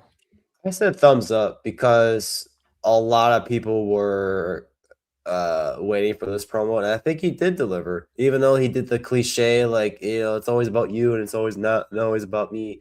But at the time, it was still fresh in people's minds where, like, oh my God, John Cena just turned heel. He ruined this kid's life. For audio listeners, Donnie has a picture of that kid in the stands. Like, what did I do? Little kid. He's also a We Are Wrestling Maniac. Yeah, that's awesome. No, he's not. No, he's not. Anyway, do that to me. Maybe he is. Maybe he's just not in our live chat. Maybe not. Yeah. So, but overall, I thought the promo was, I mean, to an extent, yeah, it was a little weak. He could have came up with some other like, bars and be like, yeah, I'm turning heel because it was Belgium. Blah, blah, Thanks, blah, blah. Josh. But overall, like even looking back on it, and at the moment, I would probably still say thumbs up. What I would have done is like I would have had The Rock come out. I would have had him cut a little promo. Then I would have him introduce Cena and have Cena come out, hair slicked back, full on suit, just like a black screen John Cena. Like I would have no suit. I feel like he should have, man. Like No. he should have fucking went like full on heel. If he was gonna Get do him, that, Donnie. Nope. No. Because guess what? That's what the fans want. And if you are a heel, you don't give the fans what they want. And that's why John Cena still has the shirts. He came out to the same theme. It would have been cool to see something new, but that's what the fans wanted, because for years when people were fantasizing John Cena's heel turn that we thought was never going to happen, they had these dreams of him just coming out in the suits, cutting promos. They had the dreams of him changing the Time Is Now theme. But if you're a heel, you don't give the people what they want. And I'm giving this a thumbs up here with this promo because I really enjoyed the words John Cena was saying here. I know Cena has said in interviews that he felt like he failed this one, and I know a majority of the people probably give this a thumbs down, but I liked it for one line, and that is, I'm not a heel, I'm not a face. I'm a human being. And I remember reacting to this promo, and my God, I enjoyed it. I did not even expect half of the words that came out of John Cena's mouth actually come to fruition. And maybe that's because I'm a diehard John Cena fan. Like, he was my childhood hero. So to hear him like say, screw you to a kid, making the kid all sad and depressed. Like, I never thought we would ever get that. So that maybe kid kind of looks like you when you were nostalgia. younger. Yeah, it kind of does actually. Yeah, because I would wear the jorts and everything around this time, and maybe get burnt by Boogeyman again. But yeah, no, John Cena, I enjoyed the promo for what it was. The only thing I would have changed, this should have happened the night after Elimination Chamber, not 3 weeks later. Like and the promo. I wish Dan Eddy, you were on the pod during this time, because Ben and Danny during that episode when I was praising this promo, they were giving me shit. Oh, no, I joined during the summer. That's right. Yeah, you joined when I was. They were giving me shit. Everybody was giving me shit for liking this. Like, the promo as a promo was good. John Cena, he can cut good promos in his sleep. But compared to like what we saw at the end of Elimination Chamber, I just think it was a weak follow through. Time traveling little Dottie. I just feel like this was weak compared to what should have been, because you had 3 weeks to really prepare and really like figure out That's like fair. the next steps to the story. I think what added to it though was they made them recognize Cody Rhodes even more, because Cody Rhodes was is the face of this company now. And when you come to a point where two faces of the company are in the same ring together, it gave Cody Rhodes more credit, because when John Cena was like, "Listen, kid," and Cody interrupted him, was like, "Enough!" And it's not kid, it's WWE champion. And I'm like, That okay, was good. Cody Rhodes coming out we're here was for really it. good too. Yeah. Cody did a great job, and I remember Ben praising that on the pod. But let's get into the WrestleMania 41 Night 2 main event for the WWE Undisputed Championship. Cody versus Cena. Thumbs up or thumbs down? I'm going thumbs down. I'm going thumbs down too. And I'm going to start off here with this, because usually I'm the last one to say my thoughts. I thought that this was one of the worst WrestleMania main events of all time, and I think you guys will agree with me why that was the case. One, The Rock wasn't there, so that definitely didn't help. Two, John Cena for over 20 years, because obviously he worked as a heel during the Thuganomics era, but with Cena being a main event star when he wasn't green, he's always been used to working a normal, fast-paced match. But as a heel, his goal was trying to ruin professional wrestling. And by doing that, he worked the very slow Iron Sheik, Hulk Hogan style match. And I'm sorry, but in 2025, with our attention spans, that don't work for me, brother. Nope. And that's why I got to give it thumbs down. You know, you always expect something big to happen at WrestleMania. You know, like we expected to see The Rock. We expected to see, what his involvement was going to be in the story, because the entire story revolves around Cena selling his soul to The Rock, for, fame, money, the WWE Championship. And just the fact that a couple days before WrestleMania, The Rock was on Pat McAfee's show and he's saying he wishes Cena well, but he has notified WWE that he no longer wants to be involved with it. That ruined all the excitement. That was such a blow. And I remember even after that, people were like, bro, he's bullshitting, because why would he just be like, yeah, I'm gonna be on WrestleMania, I'm gonna be doing this, I'm gonna be doing that. We all still expected him. You know, that was a key point to the entire heel turn, was Cena selling his soul. He wanted Cody to sell his soul to him, but I expected Stone Cold, to be honest. You know what I mean? So yeah, this match was horrible, and it didn't help anything that The Rock wasn't there, so we didn't have any conclusion to this souling this story. And it was just so bad, man. So fucking bad. And then the Travis Scott 5-minute entrance by itself, that's 2 thumbs down right there. For a company, if I had more hands, it would be more thumbs for a down. company that's so into fucking having their product aimed at kids. The fact that you have Travis Scott on your biggest show, coming out smoking weed. I mean, that says a lot. Yeah, the Raw on Netflix. I like that moment during its time. Yeah, I did like that moment. So I did thumbs down because for one, it didn't seem like anything came to fruition, and it wasn't that much of a build up to begin with. And they shot themselves in the foot by making WrestleMania 40 one of the biggest WrestleManias ever. And so when they thought that they were gonna, when they thought that they can carry that momentum into next year's WrestleMania, okay, let's keep a couple of the wrestlers in that were there last year. Let's have John Cena face The Rock in WrestleMania 40, and then have him team up this WrestleMania, but didn't do anything with it. And Travis Scott moment was pointless as hell. He just showed up and just got his ass kicked, which and then helped John Cena hit Cody with the belt that he ultimately won. Ultimately won.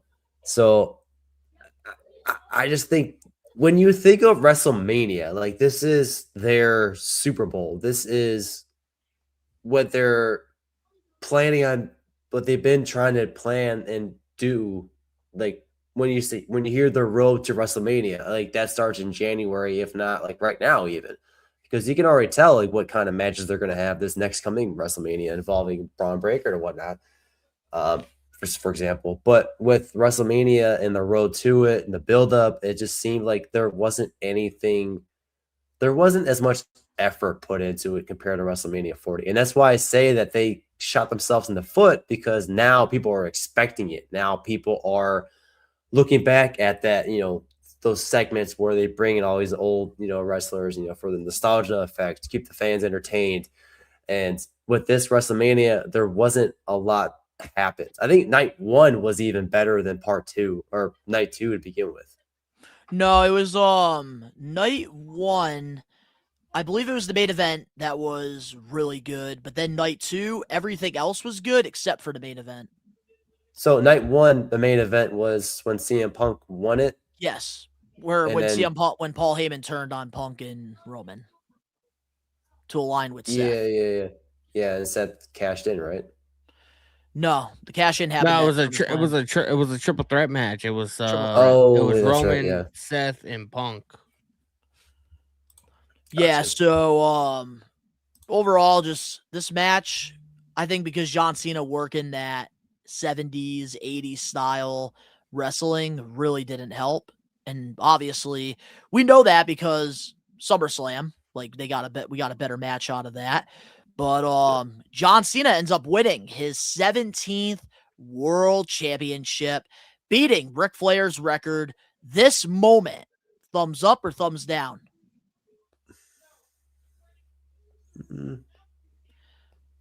It gives him the record, I guess. That's why that's what I'm saying. This is what it's about, the record. I'm going thumbs up on this. I'm still going thumbs down, because even though I think that was a phenomenal moment, it's a moment that needed to happen.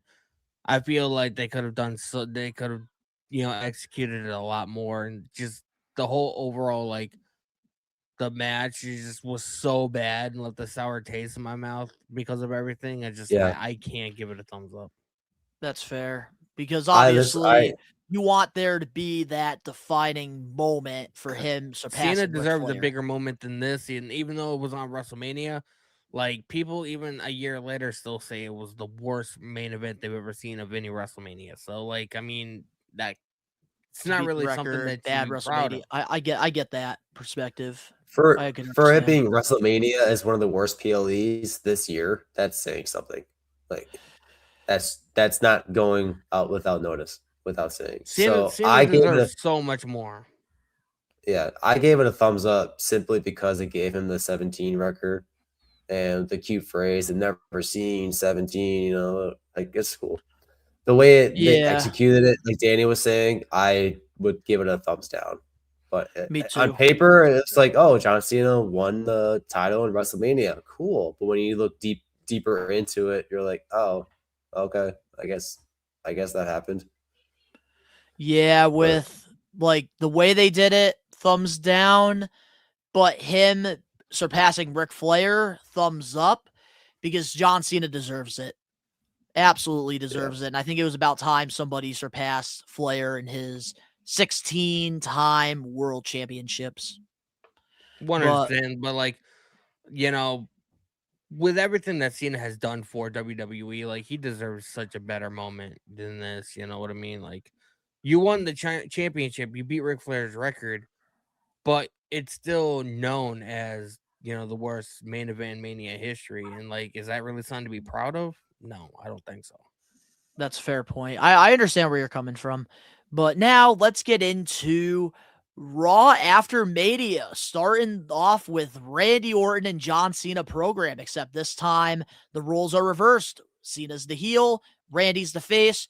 Not talking about the Backlash match, but the build-up for Cena versus Orton. Thumbs up or thumbs down? Double thumbs up. I give this a thumbs up because like I do kind of feel like they were starting to turn a corner and starting to like, you know, make it worth our time. You know what I mean? It just seemed like around this time they were at least trying. And like everybody knows the, the history that Cena and Orton have. You know what I mean? Like this is the equivalent of possibly getting Orton versus Cody at some point. If not more.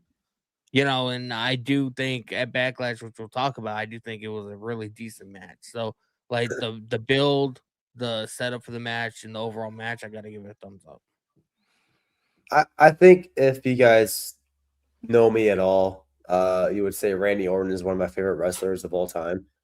And when he just came out and gave John Cena the RKO, I was already thinking that this is going to be better booked than WrestleMania, because that's one of the rivalries that everybody tuned into.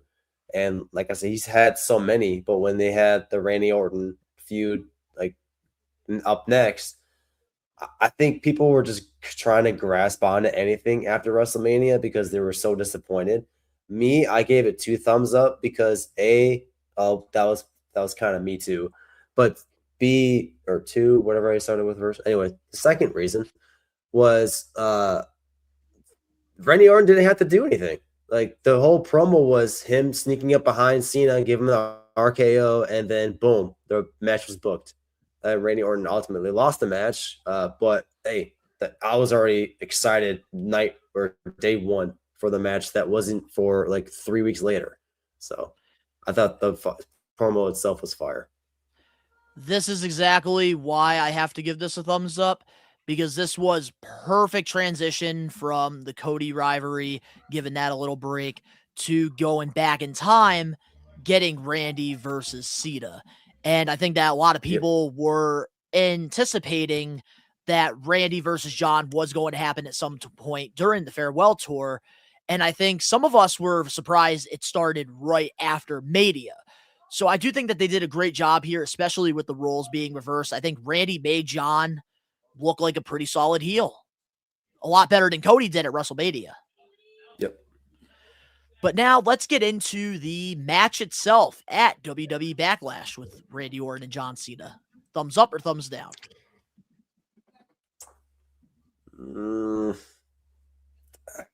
Damn it. I'm gonna go thumbs up on this, and the reason Can I go mid? Thumbs up. You can go in between. I'm going mid. I can't decide.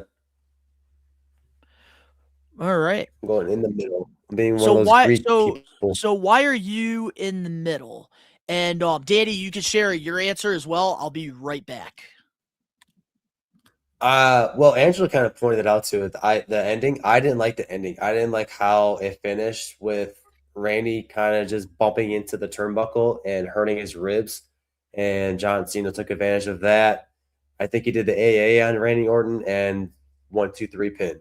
That was kind of it. Yeah. This match had so much hype behind it, especially like from the day one promo when John Cena got RKO'd, and during the match itself, it was phenomenal because these two had so many years together, had so much chemistry. The matches that they've done over the years, like it was sort of just riding a bike to them.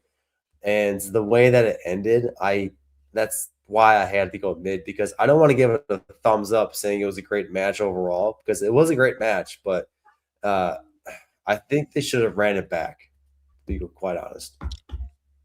Yeah. Not gonna lie, like I kind of feel like the reason why I gave it a thumbs up is just the nostalgia memories. You know what I mean? Like I'm gonna be honest with that. Like seeing Cena and Orton lock up again, in 2025 was just like, a kick in the balls in a way, like in a good way. Like, they have such a, historic past, and to see them, lock up again after all this time, and like, they both looked great in the ring. I didn't like the ending, but I don't think it was the perfect match. It definitely like was not like one of the best matches that we've seen on this tour, and we'll get to those in a little bit. But Yeah. like, I gotta give it a thumbs up strictly for nostalgia purposes, just because like Yeah. it brought me back to like the mid 2000s or whatever when we saw, because they both And came up from with each other during OVW. You know what I mean? So like they have a Mhm. lot of history with each other. Angela kind of pointed out to it because R-Truth got involved, but I hated the turnbuckle spot to begin with. And Cena low blowed him, but that was after he ran into the exposed turnbuckle. And he's just like, "Oh no, my ribs hurt." And then John Cena was like, and give me that belt. So yeah. Yeah, so I have to go here with a thumbs up because this was my favorite rivalry, like with John Cena, him and Randy Orton, because they both came up around the same time together. And I thought it was an interesting scenario having Randy be the babyface, John Cena being the heel.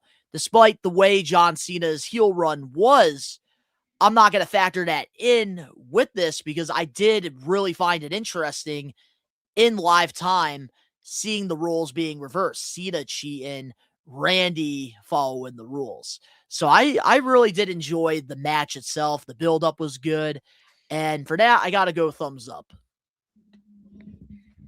And then, of course, during the post-show, John Cena gives the AA to R-Truth, setting up their match for WWE Saturday Night Main Event. What are our thoughts on this match? Thumbs up, thumbs down.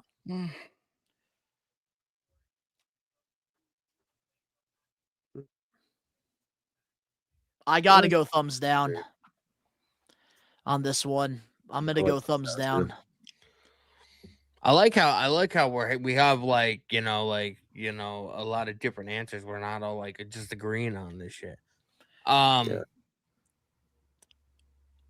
You can't have an R-Truth match without it at least having certain entertaining aspects to it. R-Truth is regardless of like how they portray him to be in WWE, he is an extremely overly talented motherfucker, and you can put him in the ring with anybody and he'll fucking just he'll sell his ass off and he'll make his opponent look like $1 million. That's just there's a reason why R-Truth has been with WWE almost. He signed in what 99, 98. He was started in 99. He was K-Quick with Road Dogg. He had that little stint where he went to TNA for a little bit and then he ended up coming back. And there's a reason R-Truth is just phenomenal at what he does. And like with the whole, John Cena is my childhood hero. I don't know. There was just feel good stuff about this match that I enjoyed. So I don't know. I had to go thumbs down here. I'm happy that R-Truth got a match with John Cena during the farewell tour. But I thought it should have been when he made his return at Money in the Bank.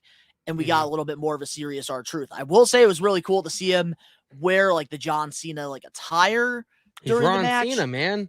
But the match was just weak. And I don't know. The build-up was weak. And that's why I got to give it thumbs down. And I wish I could give it a thumbs up because I love R-Truth. The beginning of R-Truth's in-ring career was March of '97.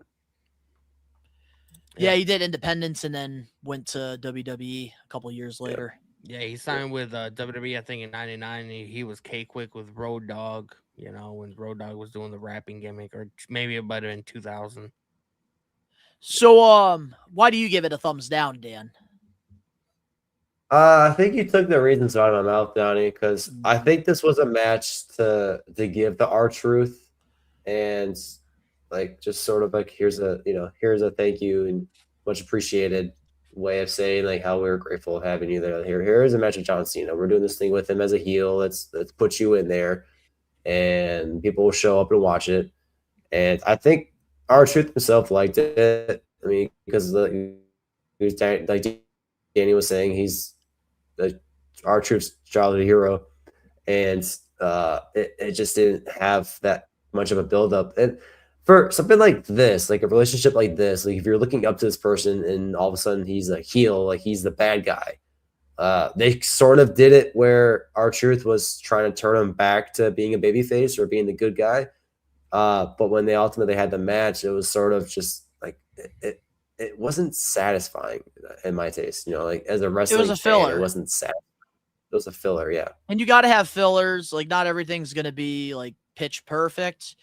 But I don't know. I just expected more, which is why thumbs down. But I am happy R-Truth got this moment.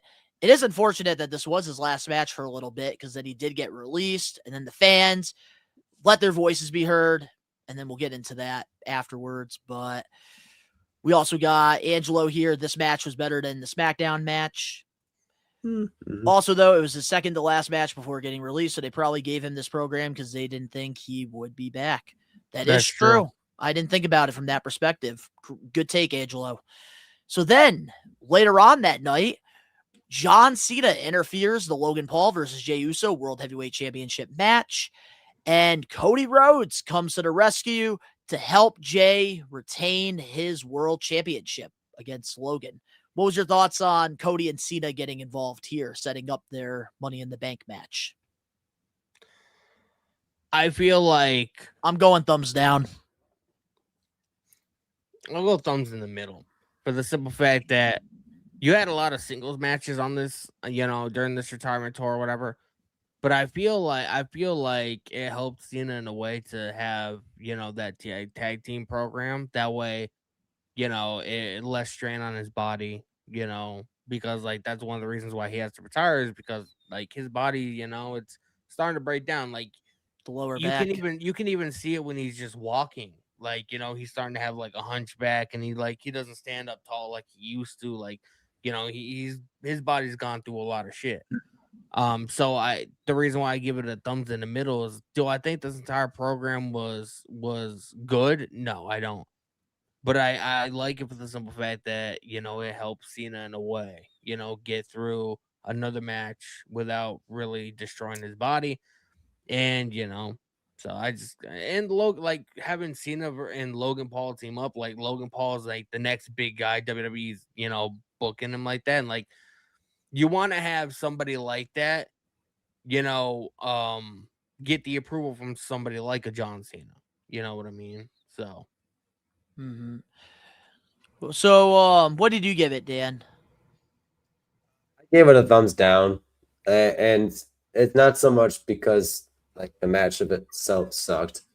I just completely forgot about this, and it was erased from my memory, because it's so long ago. So I just I don't remember most of it, but if I rewatch it, I'll probably put it maybe up at a thumbs middle, because it did kind of help the Cody Cena feud, to help with the SummerSlam, but it was just sort of like, okay, cool, we've seen this before. Let's do things. John Cena only has 36 appearances. Let's get things moving. Wasn't this his last appearance as a heel then? And then, we transitioned into the summertime, and that's when he turned babyface. Nope. The night this before isn't his last SummerSlam. Yep, we're not there yet. Nope, because we haven't got to the Money in the Bank match itself. But I'm giving this here a thumbs down. And the reason I have to give it a thumbs down is because we did get a backstage segment, I remember, with Jey and John Cena. And Cena was teasing that he was going to take Jey's World Heavyweight Championship. And they never did anything to follow that up. And that's why I got to go thumbs down, because you can't just do that. Like Cena teasing that he's going to have both championships and he's going to take the titles because he's trying to ruin wrestling. And then you just don't do anything afterwards with it. I do like the way they did it, protecting Jey, retaining the championship in this moment, having John Cena come out trying to help Logan, but then Cody comes out, saves the day, helps Jey, ends up retaining his world championship. I did like that part of it, but I don't know. I felt like you could have given us Carmelo Hayes and Cena. You could have given us Miz and Cena. Like, you could have given us something else. Yeah. Or you could have given us Jey versus Cena.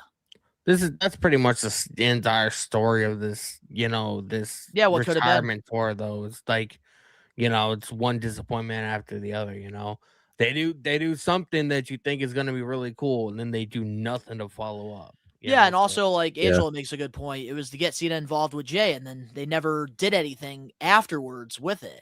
So that's why I was like, thumbs down, because he already had he has 2 matches in total with Cody during the tour, not including the tag match with WrestleMania and SummerSlam, 2 of the big PLEs.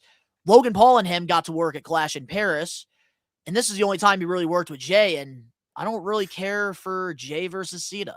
So that's also why I got to give it thumbs Cyrus, down. I feel like the reason for that is because we're not talking about every single appearance that he had on this retirement tour. We're talking about like the big moments. Because if we talked about every single segment, every single show that he was on, this podcast would go a long, long time. Yeah, we're going over the key points, which like when we get to like this, for example, Tyrus talking about like the interference, we're kind of talking about the build up for their match going into Money in the Bank. And then we get into Money in the Bank, and that's kind of how we go. It's all going to work out. Just trust me. You sit in the back seat and trust me. I'm not going to get you into a car accident.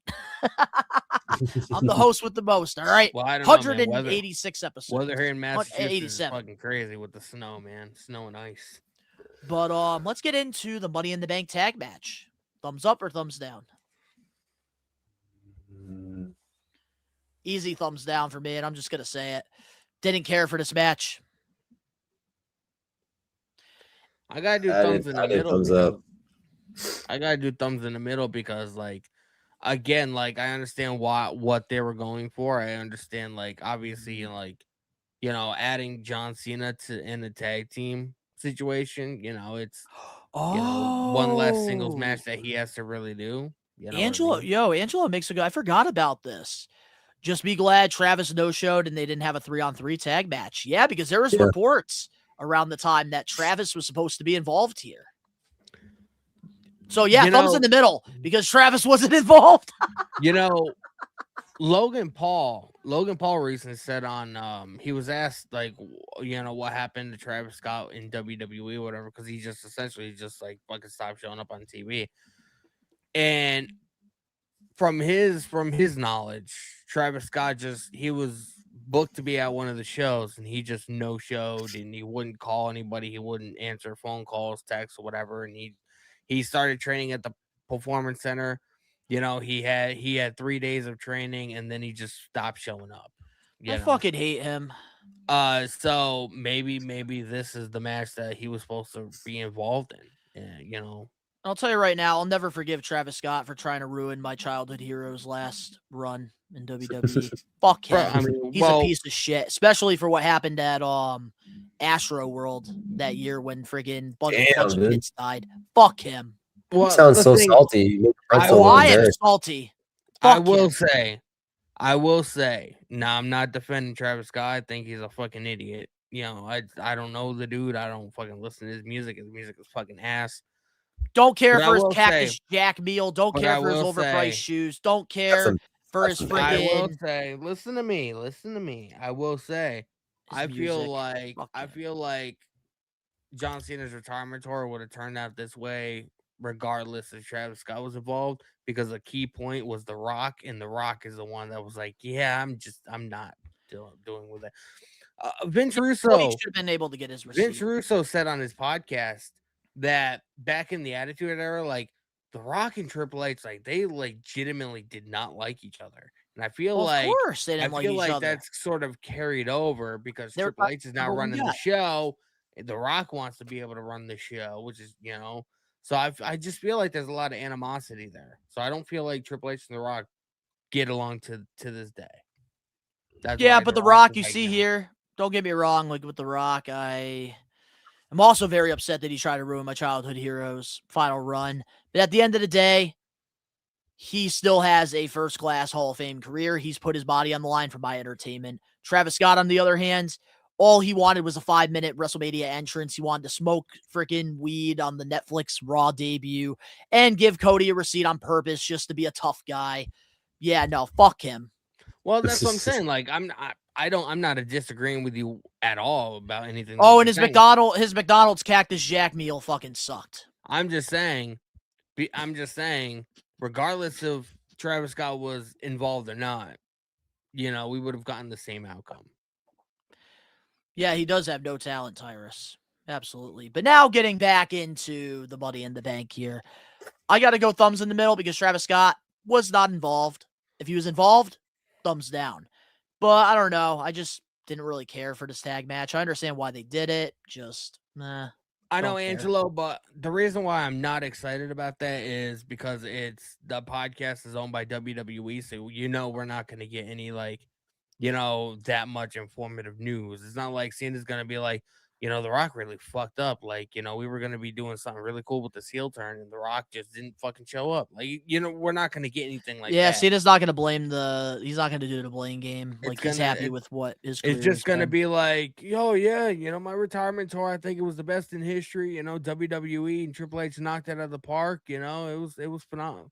That's what we're gonna fucking get. Yeah, So he wouldn't be wasn't even too answering excited. him during Chris Van Vliet, so I was going to say I wouldn't be too excited about. I'm gonna watch it because obviously, I have to for the podcast and stuff like that and content. But I just don't think you're gonna get anything, out of John Cena that's fucking really newsworthy. All right, well, let's move on now to R-Truth showing up and costing John Cena and Logan Paul the match. What was your thoughts on R-Truth's involvement here? Massive double thumbs up for this. I won't give And it a double thumbs up, but I'll give wish, it a thumbs up. oh man, I wish we had like this R-Truth versus Cena. I am pissed that this R-Truth we didn't get. Like, man, it had potential. It had so much potential. Cut the hair, and then he went back to the comedy gimmick. But this moment right here, I remember losing my shit. And when you're doing that and you got me shocked, that's thumbs up.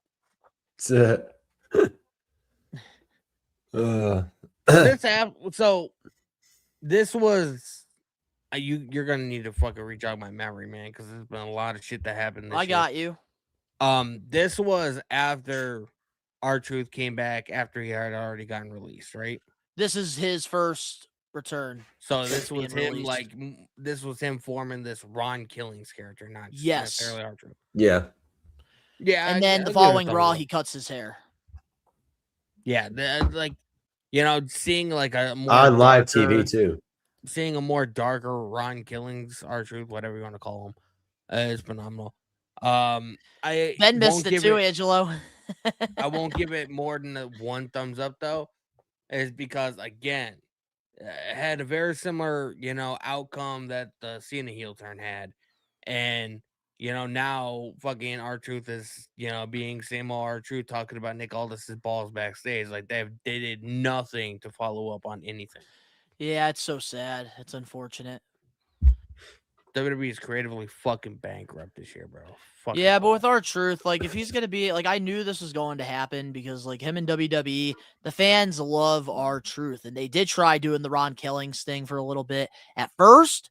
Very promising, very good with Cena, but then I think them not following up with what happened here with him attacking John Cena, that's where all the momentum he got lost, and then he had that feud with Aleister Black for a little bit, and then since then went back to the whole R-Truth thing, and I just think that it just through time the Ron Killings thing just didn't get over with the fans, and part of it could be WWE Creative's fault, especially SmackDown. Road Dogg has done a shitty job over there. But also not having the follow-up with Cena and him where we didn't get like a squash match like Saturday Night Main Event, but R-Truth, like Ron Killings showing that he could actually be a contender. That didn't help. Yep. Yeah. I agree. So what did you give this, Dan Eddy, R-Truth coming back? I enjoyed it. I think I gave it a thumbs up. It was just sort of like a different angle that we normally see in R-Truth. And when we hated John Cena so much as a heel, we needed that somebody to sort of like put him in this place, and that was R-Truth. Like out of all people, why not put the person who had John Cena as his childhood hero, kind of humble him a little bit?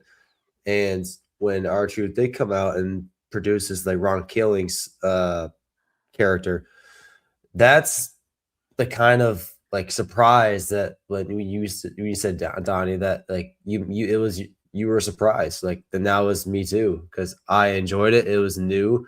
It was sort of maybe foreseeable in the future, like people were kind of expecting it. But when it happened, I was excited, and like Danny was saying, like they kind of fumbled that too. Although the John Cena heel turn got a bigger pop, but I liked the Ron Killings one better. Me too. But yeah. All right. Well, Jey Uso and Cody Rhodes ended up winning the match. And then we get into the program with CM Punk. And we're going to start off by talking about, because we have two monumental moments that were definitely very talked about during this farewell tour. And then, of course, we had the match. But let's start off with the John Cena Pike Bomb. Thumbs up or thumbs down? Thumbs up. Well, let's start off with you, Dan Eddy, this time. I said thumbs up because if it weren't for the pipe bomb, we would have never seen Zack Ryder. We would have never seen Dolph Ziggler. We would have seen these returns, and it was just sort of full circle moment in general when John Cena was turned the tables on CM Punk and having it be nostalgia, having it be people remembering the pipe bomb back in the day when John Cena was like flat on his ass on the broken table. And it was just sort of like John Cena's receipt, like long-term receipt that just was something that we probably weren't expecting at all. Some people maybe were hoping it would, and it came to fruition for them. I wasn't expecting this kind of pipe bomb at all. Like I was expecting John Cena to have some sort of heel aura, in which he did. And this was sort of the best part of his entire heel turn. I think this is probably one of the most memorable moments. If like, because people are going to remember his first promo because it's like turned into a meme and reels and like TikToks and all that now. But I think this moment here, it was sort of, it was needed, to be honest. And it was just a whole other like full circle moment. And that's what this entire retirement tour has been. Full circle moments. Mm-hmm. All right, Daddy, what's your thoughts on this Pike Bomb? I will say, starting off, I don't think it was better than what CM Punk did. Obviously, you know. Oh no. Oh, nothing's gonna ever top CM Punk's Pike Bomb promo in my But opinion. I really enjoyed this. You know, this seemed like one of the most authentic heel promos that Cena cut his entire heel run. You know, everything else it just seemed like he was trying a little bit too hard, and this one just seemed really authentic. And I even loved how he gave Claudio a shout out, you know, from AEW, and like, you know, like we didn't think we were gonna end up opening up that like, forbidden door. You know, that was a big talking point during the entire well, couldn't thing. open up fully, but we got at least like a little crack. Yeah. But like from somebody like Cena, like you don't expect it because like regardless if he's a heel or not, at the end of the day, he's John Cena. He's you know, you cut the dude, you cut the dude open and he'll bleed fucking the WWE logo. You know what I mean? So like you don't really hear him like, you know, mentioning things outside of WWE because they're known as competition, and competition is, you know, a good thing and a bad thing in certain cases. So you don't expect somebody like John Cena to be like, "Hi, Claudio," even though he just mentioned Claudio, didn't mention AEW. You know what I mean? Hey, Danny, real quick, off topic here. That, yeah. Did you see that? I thought Claudio was in the crowd of the legends. Yeah, because it was a tall, bald guy behind Sami Zayn. Oh man. But I had to give this a thumbs up because I remember as a kid watching that CM Punk famous Pike Bomb in 2011 with his yellow tights and his Stone Cold shirt on.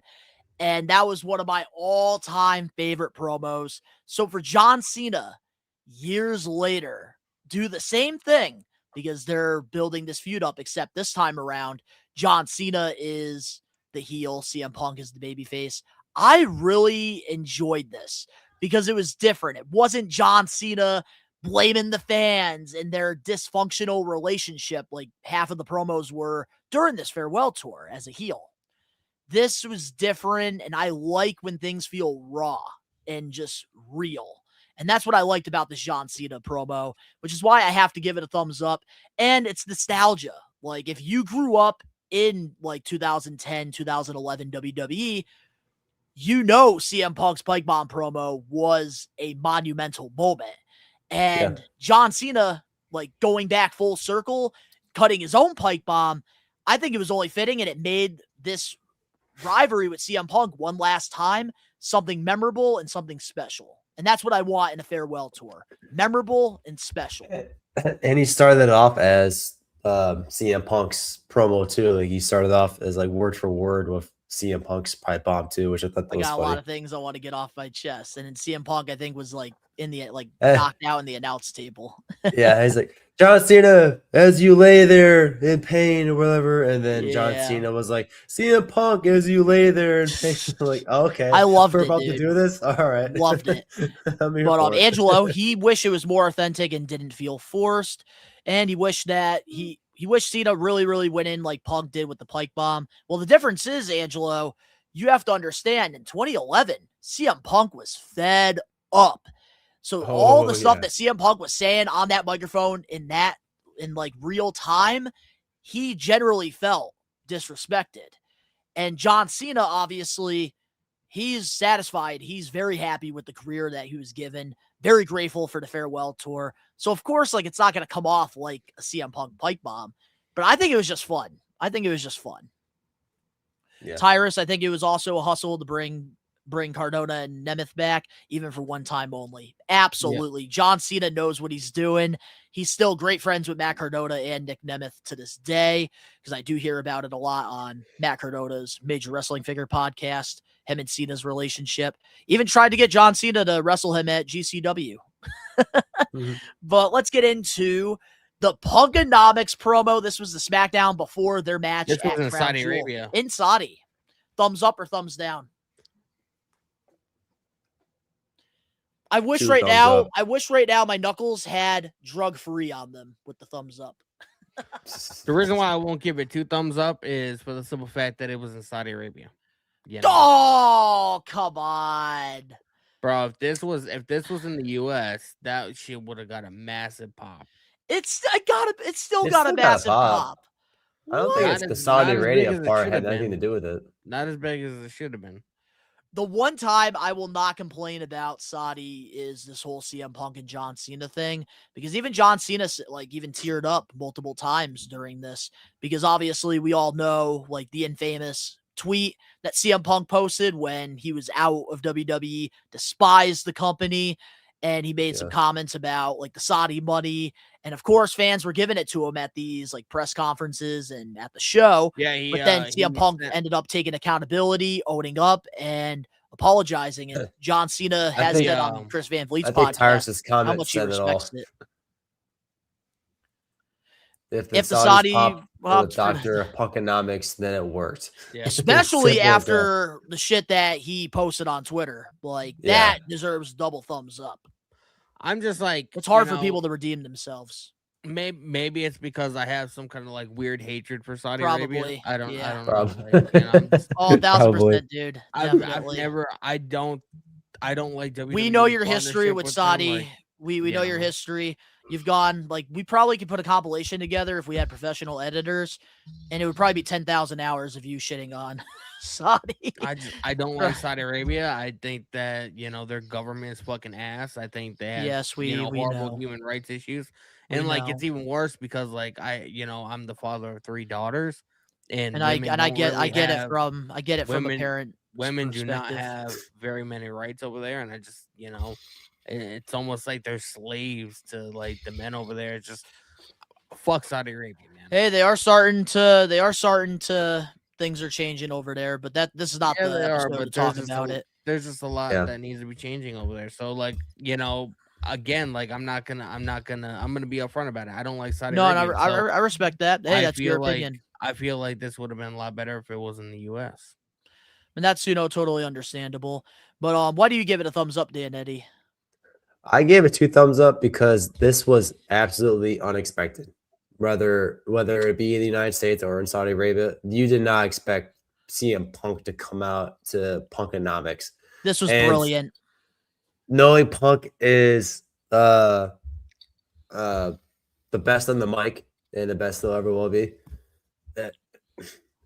It was just perfect. It was perfect timing. I think it landed on the same day that the promo landed on the same day of something. I think I remember it being iconic because What was that stat I found Well, if out? you want to do the research, you can. I'll give my thoughts on why this is 2 thumbs up.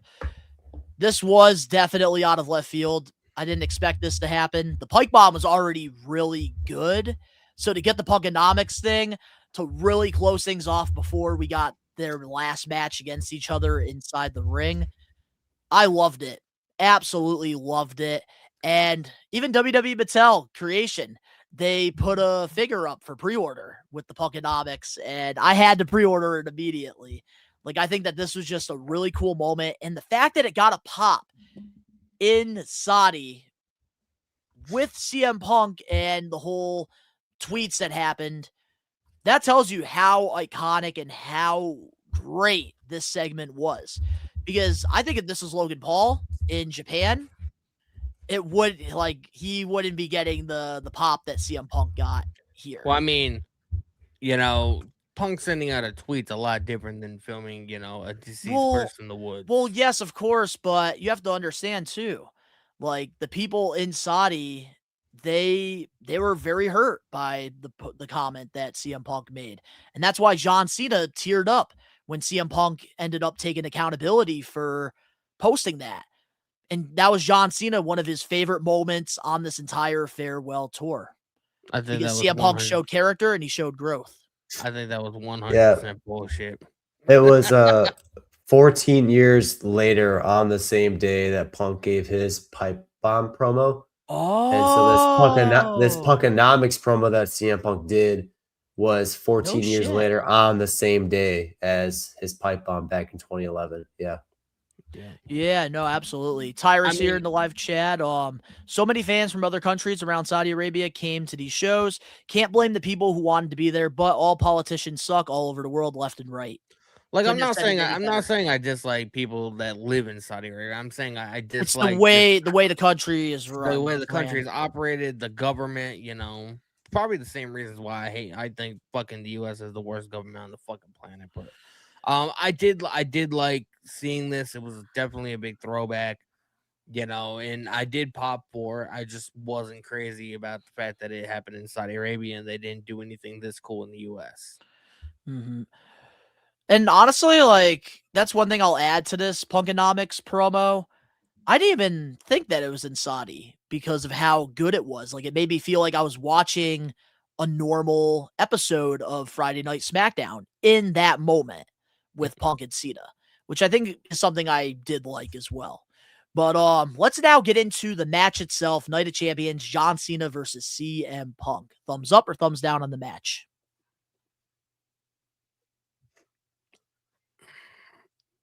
I want to give it a thumbs up, but I don't really remember the match too well. All right, well, I'm going to go thumbs up because I loved the John Cena and CM Punk rivalry, and I thought that this was a very solid match. I love that CM Punk also wore the Chicago gear that he wore at Money in the Bank 2011 with a little bit of, like, a more modern touch. But I just really enjoyed this. I thought it was fun, just like the Randy Orton match, getting to see John Cena work as the heel, CM Punk working as the face, and then obviously having Seth Rollins teasing the cash-in. I thought they did a great job there, furthering the feud with Punk and the Vision. I did enjoy Night of Champions for I feel like one reason why I kind of remember this show was because later that afternoon or later that night we went to a Blitzkrieg show. We did. I think it was Night of Champions. Luau, maybe? It might have been. It might have been, yeah. That sounds familiar. The Luau, yes. It was the Luau. I remember. Yeah.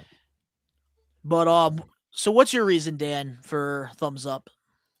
I think thumbs up, you can just say for the nostalgia altogether. And I think to your point, Danny, for not remembering it, these, like, at this time of year, it was sort of like these matches were coinciding together because it was just rivalry after rivalry after rivalry. And he was kind of like tying the knots with all these people like CM Punk, Randy Orton. You know, he did AJ Styles later on. So it was sort of like the whole theme of this retirement tour. So when he was a heel, people tend to forget about these moments that he did while he was doing the whole heel character because they just kind of want to forget it. I liked the match too because they didn't have to do too much to impress us because we knew the history of Punk and Cena, and the fact that it was just them in the match. I just thoroughly enjoyed it. I for one, like, I don't quite remember it much myself, so I don't remember how it ended. I know CM Punk lost, and it was one of those matches where I just sat back and enjoyed it. Like, it's, yeah. I did like the interferences as well, Angelo, because he even pointed out that he liked the interactions with Seth and the Bronze and even Penta getting involved. Oh yeah, Penta was there. That's right. So then John Cena, of course, retained his championship, and he was able to survive Seth Rollins, possibly cash it in on him. So lucky Cena. And that is it for the first part of the John Cena Farewell Tour review. And of course, up next, we have our We Are Wrestling Getting Put Over segment. Every week, we do this thing called the Getting Put Over segment, where we pick one past, present, or future professional wrestler and we put them over. This is our way of paying respect to those who have sacrificed their bodies for our entertainment. Somebody is getting put over.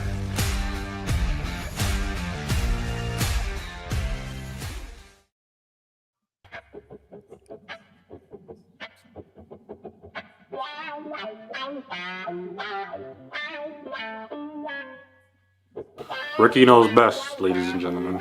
Ricky knows best. Believe in me. God bless you. It's me, Ricky Williams.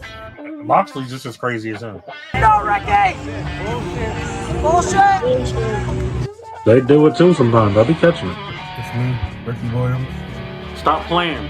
But that's my opinion. How you not cheering for that shit? He is so over. Ricky knows best, ladies and gentlemen. Ricky knows best. Believe in me. God bless you. All right, we are wrestling. Shout out to the best one. Shout out to Uncle Ben. Shout out to the whole We Are Wrestling staff. Now let me get to this John Cena dedication. I'm gonna dedicate this video to John Cena. My favorite John Cena moments. There's a lot to choose from, I'm being honest. There's a lot of John Cena moments to choose from, especially with a legendary career like that. One of my favorite John Cena moments, though, however, probably is the first one at WrestleMania 20, when he first won the United States Championship from the Big Show, his first U.S. title. That was one of my favorites, because that was Cena's first time winning gold, but that also showed him that he had potential to be a top guy, and he was electrifying in that charisma. My second one is probably him winning the championship at WrestleMania 21 from JBL. That solidified his spot as the top guy in the company, and he ended up becoming the face of the company. And from there on out, he literally was the Michael Jordan of his era, the LeBron James of his era, in a certain way. And then, my third favorite Cena moment, I've got a lot to choose from, but I actually like this program with AJ Styles back in 2016. Some of the best matches produced in his career, and I'm not just saying that because I'm an AJ Styles fan. I'm really saying that because Cena and AJ clicked as soon as that rivalry started. That really was a tale of two tapes, two logos from different companies lashing it out. But that's just my opinion, man. I got a lot to choose from, like I said. There's a lot of stuff to choose from, but those are some of my favorites. But y'all tell me what y'all's is. Ricky knows best here. Peace out. Ricky knows best, ladies and gentlemen. Ricky knows best. Believe in me. God bless you. Well, Ricky knows best. I love that he didn't want to be a part of the tribute video in the beginning of the pod, but he had to go out and make his own. Ricky, man, is over. Over. Love you, Ricky. We appreciate the video. But now, with that being said, let's get into the Getting Put Over segment, where every week we do pick one past, present, or future professional wrestler. We put them over. This week's episode, we have dedicated it to the greatest of all time, the never seen 17, John Cena. So what better way than to put him over? Which, obviously, we did the Thugonomics a while ago, myself and Rage. But today we are going to be putting over Cena fully, his entire career, because now that he has hung up the Skechers, it's time that we get to talk about his entire career. So this is going to be a fun one. This is going to be a long one.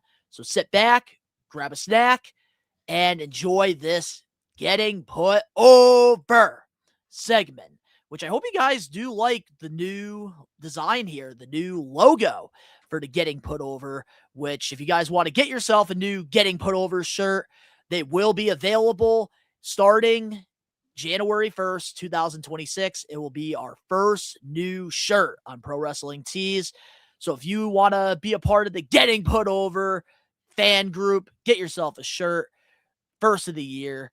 But here it is, John Cena. And the way we like to do this, if this is your first time joining us for a Getting Put Over segment, if you're listening to this live, we ask you guys favorite title run, favorite match, favorite segment, favorite year, favorite rivalry, dream opponent, and a what if. And we even have a special one, favorite shirt design, which will be our first thing. Ooh. But let's get into the accolades here for the Never Seen 17, because he is a Grand Slam champion in the WWE after all. But we do have a couple OVW accolades. He is a one-time OVW Tag Team Champion with Rico, who was in the Ruthless Aggression era. And he's also a one-time OVW World Champion. Getting into WWE now, he is a 5-time WWE United States Champion, 14-time WWE Champion, 3-time WWE World Heavyweight Champion, which if you add 14 and 3 together, that is 17 World Championships in his career. If you want to count the OVW title, that is 18.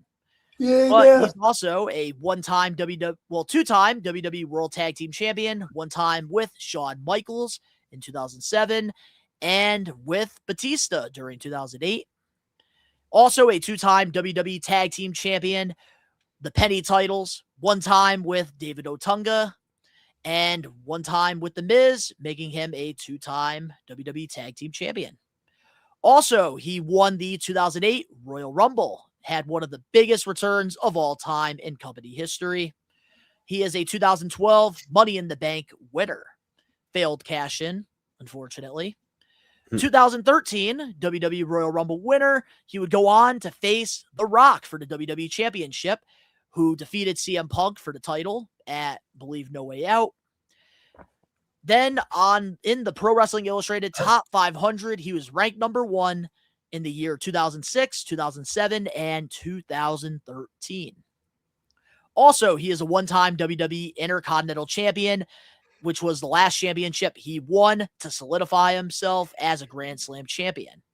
And most importantly, outside the ring, John Cena holds the Make-A-Wish record with over 650 wishes, bigger than any championship he could win. Thanks. And let's get into our favorite shirt design. And the way we're going to do this, Danny, you start first.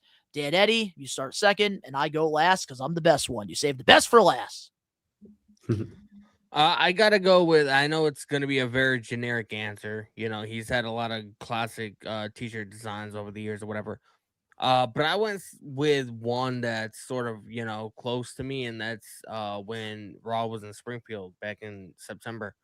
You know, just because, like, you know, this was the first Monday Night Raw that you know, our city's gotten since, like, maybe, like, 2004, 2005. They did a SmackDown taping in 2006. But that was, like, you know, the last time that WWE really had like a televised show in our area. So it's not like, you know, we live in a big metropolitan area to where, like, you know, we get WWE all the time. We really don't. And this is the first time in WWE history I feel like that we actually legitimately gotten like a piece of WWE merchandise that had our city's name on it. You know what I mean? So just a very sentimental to me, I guess, just growing up here and living here and just seeing our city, our little, city as little as it's big to most people, but it's little to us. Just seeing it, memorialized in that way, is phenomenal. These are wristbands right here, actually, that he was wearing for Springfield. I actually did get all the gear, including the Farewell Championship, because it meant a lot to me as well, because of the Mass Music Center, all the WWE house shows that John Cena wrestled and main evented, and obviously right up the street from us, Springfield College. That's where he ended up playing football, and I love that the colors represented that. So I love this answer. Absolutely love this answer. 413, baby. 413, man. 413. All right. What do you got for us, Dan? So I kind of went simple too. There are plenty of designs that you can choose from John Cena's merch archives, I guess. But I went with the green and yellow. I mean, and if you guys know me, you know why, because green is one of my favorite colors, or is my favorite color. And respect, earn it, never give up, and him holding the towel. I think it's just a simple design, and with the "You Can't See Me" on the back too. I just always thought that shirt was fire, and I've always wanted one of those shirts. I remember watching back at it growing up. Yeah, this was Money in the Bank 2021, which I believe they made a wrestling figure out of this, and I think I have it on my Cena shelf. I'm sure you do. Bro, that's insane. The fact that you have I think I have 3 of them. Huh? The fact that you have so many figures, you're like, I might have it. I have no fucking clue. I might have it. Let me go take a look at my thousands of They've ones made right behind so me. many John Cena figures, so it's kind of hard to tell which ones he's made with what shirts, because he's a marketing genius. Gee, I wonder if I have it. I wonder if they made it. That's the real question. Let me look at my wall of action figures. All right, well, getting into my favorite design of all time, I do have to go with honorable mention here because nostalgia as a kid. Had to go with Chain Gang Soldier jersey, which is what I'm wearing actually right now. Nice. Which they Chalk Line made one, which is what I picked up before my meet and greet with John. But this Champ is Here shirt, one of my all-time favorite shirts as a kid. I love that shirt so much. I would wear it to all the WWE shows I went to. I would have the wristbands. I would have the hat, the jorts, everything. And this shirt I just really enjoyed because I remember being in the moment as a kid when John Cena defeated JBL, which JBL's championship run, one of the best heels during his time. I think one of the most underrated. But my God, his reign as a kid, I hated him. So when John Cena actually won and that shirt came out, I freaking loved the whole Champ is Here thing. And they actually did make a Mattel figure this year, San Diego Comic-Con exclusive. And it was actually with this shirt, Champ is Here, with all the titles, which I thought was really cool. But now getting into, as a modern guy, my favorite shirt of all time, I got to go with the Rise Above Hate 2012. That was my second choice. There was a lot of meaning behind the shirt, and I don't know what it was. I think maybe the cargos that he was wearing at the time, like the military cargos. I really enjoyed that. And I enjoyed the black and white look, especially because this was around the time it was him versus Rock. And I really enjoyed that rivalry during its time, at least the first match, the once in a lifetime match. So I really did enjoy the Rise Above Hate. But let's see some of the Maniacs answers here. We got Angelo. I really like the John Cena Mario shirt. I know that was one of the limited ones that they had. I liked his London design he had this year. I think it was. Didn't they make a new version of the shirt? And honestly, it looks better now because the title goes all the way around the shirt in the back. Yes, and I actually do have it. Bret the Hitman Hart. I like the 8-bit Cena shirt. They just re-released that too.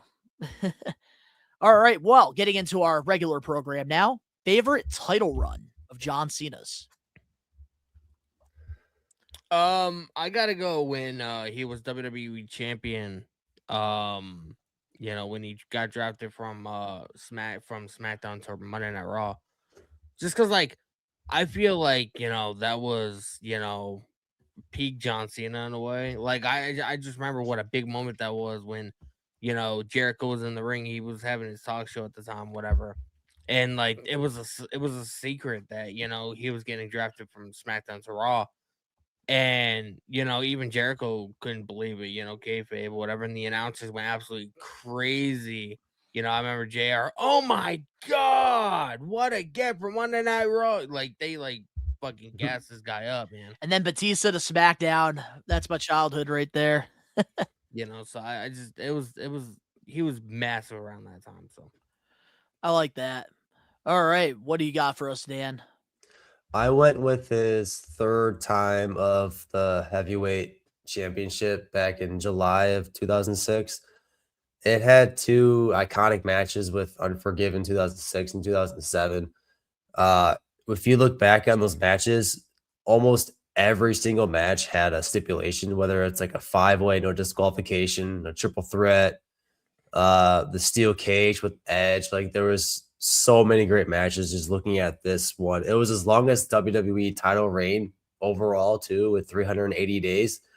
And it was just looking back on it, fatal 4-way match, Backlash 2007, John Cena, Edge, Randy Orton, and Shawn Michaels. Holy fuck. Like, it had the matches there, dude. And to think it was only his third time winning it, of the World Heavyweight Champion. I think before that, he only had the Heavyweight Champion twice, United States Champion 3 times before that. He was a tag team champion with Shawn Michaels. But I think the 2006 championship run that I picked was one of his most iconic title reigns. I do really like this title run because I think this was like his longest run with the championship at the time. It was. Yeah. And his longest reign, his longest Super WWE Cena title nickname reign in started. general. Because then he was overcoming everybody during this time. But getting into my favorite title run, I had to go with nostalgia, and that is his first WWE Championship run, because this was the start of something big, something great. And he had the championship, I believe, from WrestleMania all the way to New Year's Revolution 2006, when Edge cashed in the Money in the Bank briefcase on him. And just overall, I loved everything about this first run, because as much as I love the Undisputed Championship, the spinner title was something else. That was when he beat JBL, right? Yes, WrestleMania 21. One of my all-time favorite manias. But Cena, like, turning like the title into a spinner. I know for old school fans, they hated it, they despised it. I loved it because I love unique stuff. I hated that I loved it so much. I hated that I loved it so much too, because like TNA wrestling, that's what made me fall in love with it around 05 to 2009 was the 6-sided ring. I love when things are unique, and them turning their world championship into the spinning title, especially during like this hip hop era in the mid 2000s, I thought was perfect. And timing is everything. And I thought this title, it's beautiful. It's so beautiful. I could cry right now. I want the spinner title back. Don't hate me, IWC. But favorite match of John Cena. Big time John. Favorite match. Big time John. Mine has to be Cena versus CM Punk and Money in the Bank 2011 in Chicago. You know, that was a very very big moment. And I just remember Punk winning that match or whatever, and he was off TV for 3 weeks or whatever. But like, he would go on social media and like post pictures of the title in like the fucking refrigerator and at his house and stuff like that. And he was also San Diego Comic-Con. He brought the championship with him. I remember that. He was like, they had such a great feud around this time. You know what I mean? Like, was anything bigger than Punk and Cena? You know.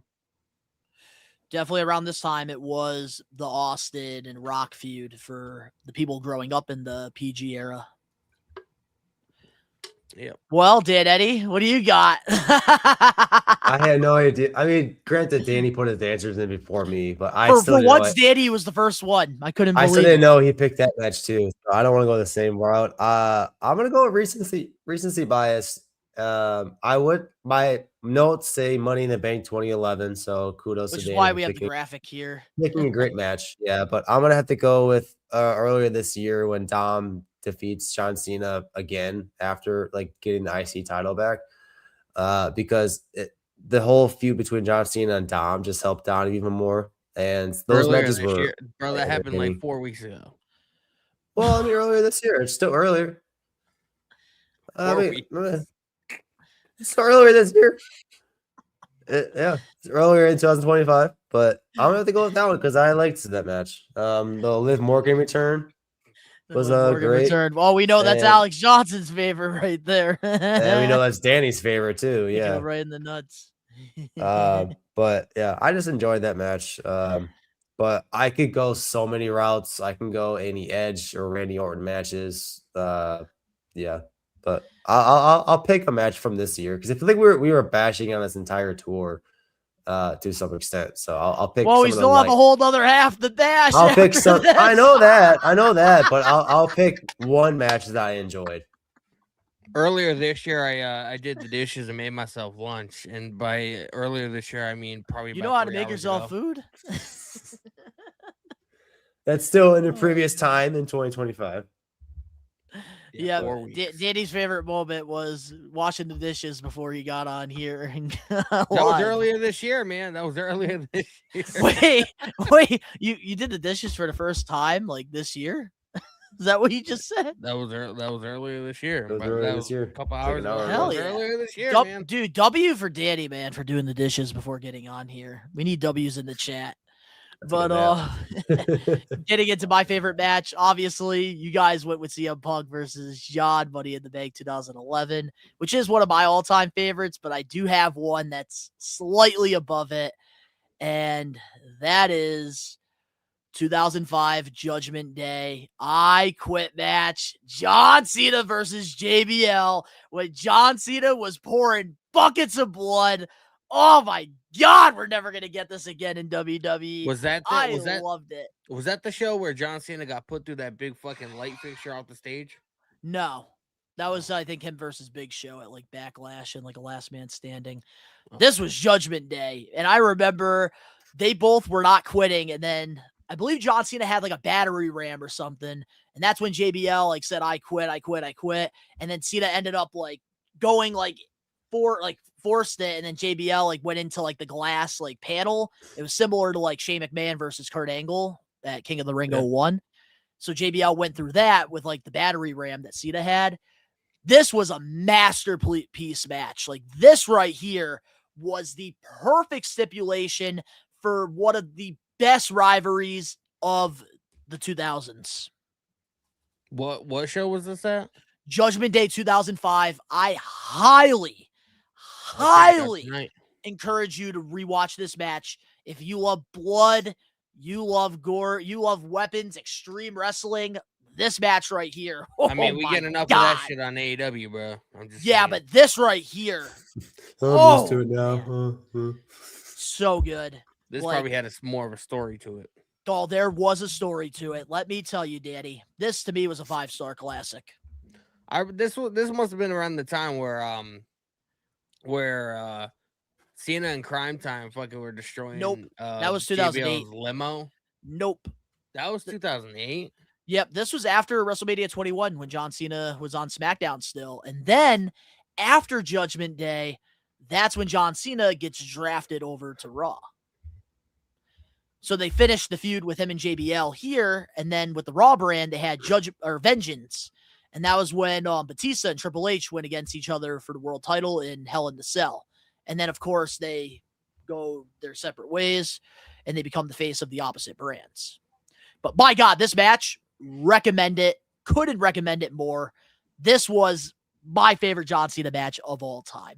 I could rewatch this, and I still get the chills watching this. This is why we say Donnie is an encyclopedia. Oh, hands down. I knew that day one when I watched you guys' podcast for the very first time that Donnie was Donnie, who did Hulk encyclopedia. Hogan Is face that in how we June? got you here, Dan Eddy? Barley, yeah. I was like, these guys are cool. Donnie, who did Hulk Hogan face in June of 1985? False. He didn't do that. I can't tell you that, honestly. Hogan was probably burying somebody like with the slam and the leg drop Probably. against Iron Close Sheik or enough. something. But Close enough. let's see what the Maniac said here. We got Angelo. My favorite is SummerSlam match with AJ Styles. That holds a special place in my heart. And his Punk match at Money in the Bank is iconic. Also, Cena's best match this year is him versus Cody at SummerSlam and him versus AJ at Crown Jewel. Tell me I'm wrong. I don't think you're wrong, and I'm sure we'll be giving thumbs up when we get to that in our second half of the show. Money in the Bank 2011 was a masterpiece for both Cena and Punk. In-ring story action that made you forget everything else. Crimson Mask Cena. Absolutely. Yep. All right, let's get into our favorite segment of John Cena's, and my God, there's a lot of them. So many. My favorite segment has to be the John Cena and Roman Reigns promo where he absolutely fucking annihilated Roman Reigns on the mic. And, I honestly feel like if it wasn't for that moment, we wouldn't have Roman Reigns the way we have him today. Because, sometimes you have to go through those experiences, and, I don't necessarily think John Cena was burying him. I think he was, teaching him. Yeah. Yeah, pretty much he was putting the big dog back in his little cage where he belonged at the time. He said it's time to go to sleep. Roman Reigns always had the look. He just, until recently, he's never been, known as a mic guy. He needed to be humbled. He's always had the look. He's always looked like a superstar. So he needed to go through this. Agree. Like sometimes you have to go through the worst to get to become Sort of. the best. It's sort of like how very few people can go toe to toe with John Cena on the mic, man. it's sort of how they're building Braun Breaker these days. Mhm. They're going through the same ropes, and that's why we're picturing him with a match with Roman Reigns later on next year. So I would have loved to see Braun Breaker and Cena cut a promo on each other, man. I'm so I'm so mad we didn't get Breaker versus Cena. I agree. But I don't think Breaker, but I think Breaker's more ready than Roman was at this time. I'm sure we'll talk about it later, but I'm mad we didn't get a Cena versus Gunther promo. Oh yeah, we'll get into all that later. But all right, what do you got for us for your favorite segment? So I went with two. Donnie, I don't know which picture you chose for it, but I think I got both. Did I? You got both? All right. Yep, I got both. You got both? I did when I can't remember what date it was or when it was. I think it was a third episode of Raw or maybe. But they were in Wisconsin, and when he was doing a promo with Dolph Ziggler, he just randomly got the crowd behind him, and he was leading the "Go Pack Go" chants. And if you know anything about me, I'm a huge Packers fan. Fucking cheesehead. Hey, fucking proud of it, dude. Don't be hating on my cheese. The Packers were my favorite team growing up. John Cena was my favorite wrestler growing up. One of them, actually, I should say. And watching that on TV, I was like, hell yeah. So I did personal with that one. And then I just did another iconic one when John Cena was having that promo with The Rock, and he came out with like, oh, at least I don't have to have the notes of the promo on my wrist, when I'm out there. And just basically cooked him. Gave away Rock's behind the curtain. That first one that you chose, I'm pretty sure I remember that. Because if I remember correctly, if it wasn't this segment, it was one very, very, very close to it. Because I remember Vicky Guerrero was in the ring, and Cena and Jerry Lawler were going back and forth, roasting the fuck out of her. They were like, when Vicky Guerrero wakes up, she wakes up in sections. They're making fun of how bad she was and shit. Yeah, I don't remember that whole promo, but that's the crazy thing. Chance, and I was like, oh, that's cool. I don't know how old that was. I don't even know when this was. It had to be a long time ago because 2010 probably. Vicky Guerrero was such a good performer, but I fucking absolutely despise the person, and it's unfortunate. But that Rock and Cena promo was so good because at this time they both legitimately hated each other, which for the fact that John Cena went into business for himself here and called him out for the wrist on the promo, that was great because obviously Cena was with the locker room. on this, and he felt like there was other guys that deserved that main event spot more than The Rock. And he came back after obviously leaving the WWE universe behind, picking Hollywood over the WWE. All right, well, my favorite segment of John Cena's, I had to go with the draft 2005. I remember this, the Jericho show. John Cena comes out, and my God, what a moment. What a moment. And I will remember this for the rest of my life as a kid. Watching Monday Night Raw, John Cena getting drafted. This was huge. Very huge during this time, and it's still so iconic to this day.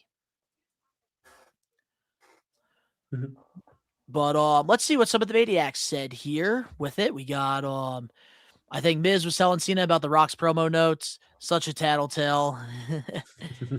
And the eyeglass crushing mistress. My favorite Cena moment is when he sprayed JBL and That's a says, good I see moment, a mistress. limo that says That's a good JBL moment. sucks. That is a pretty good moment.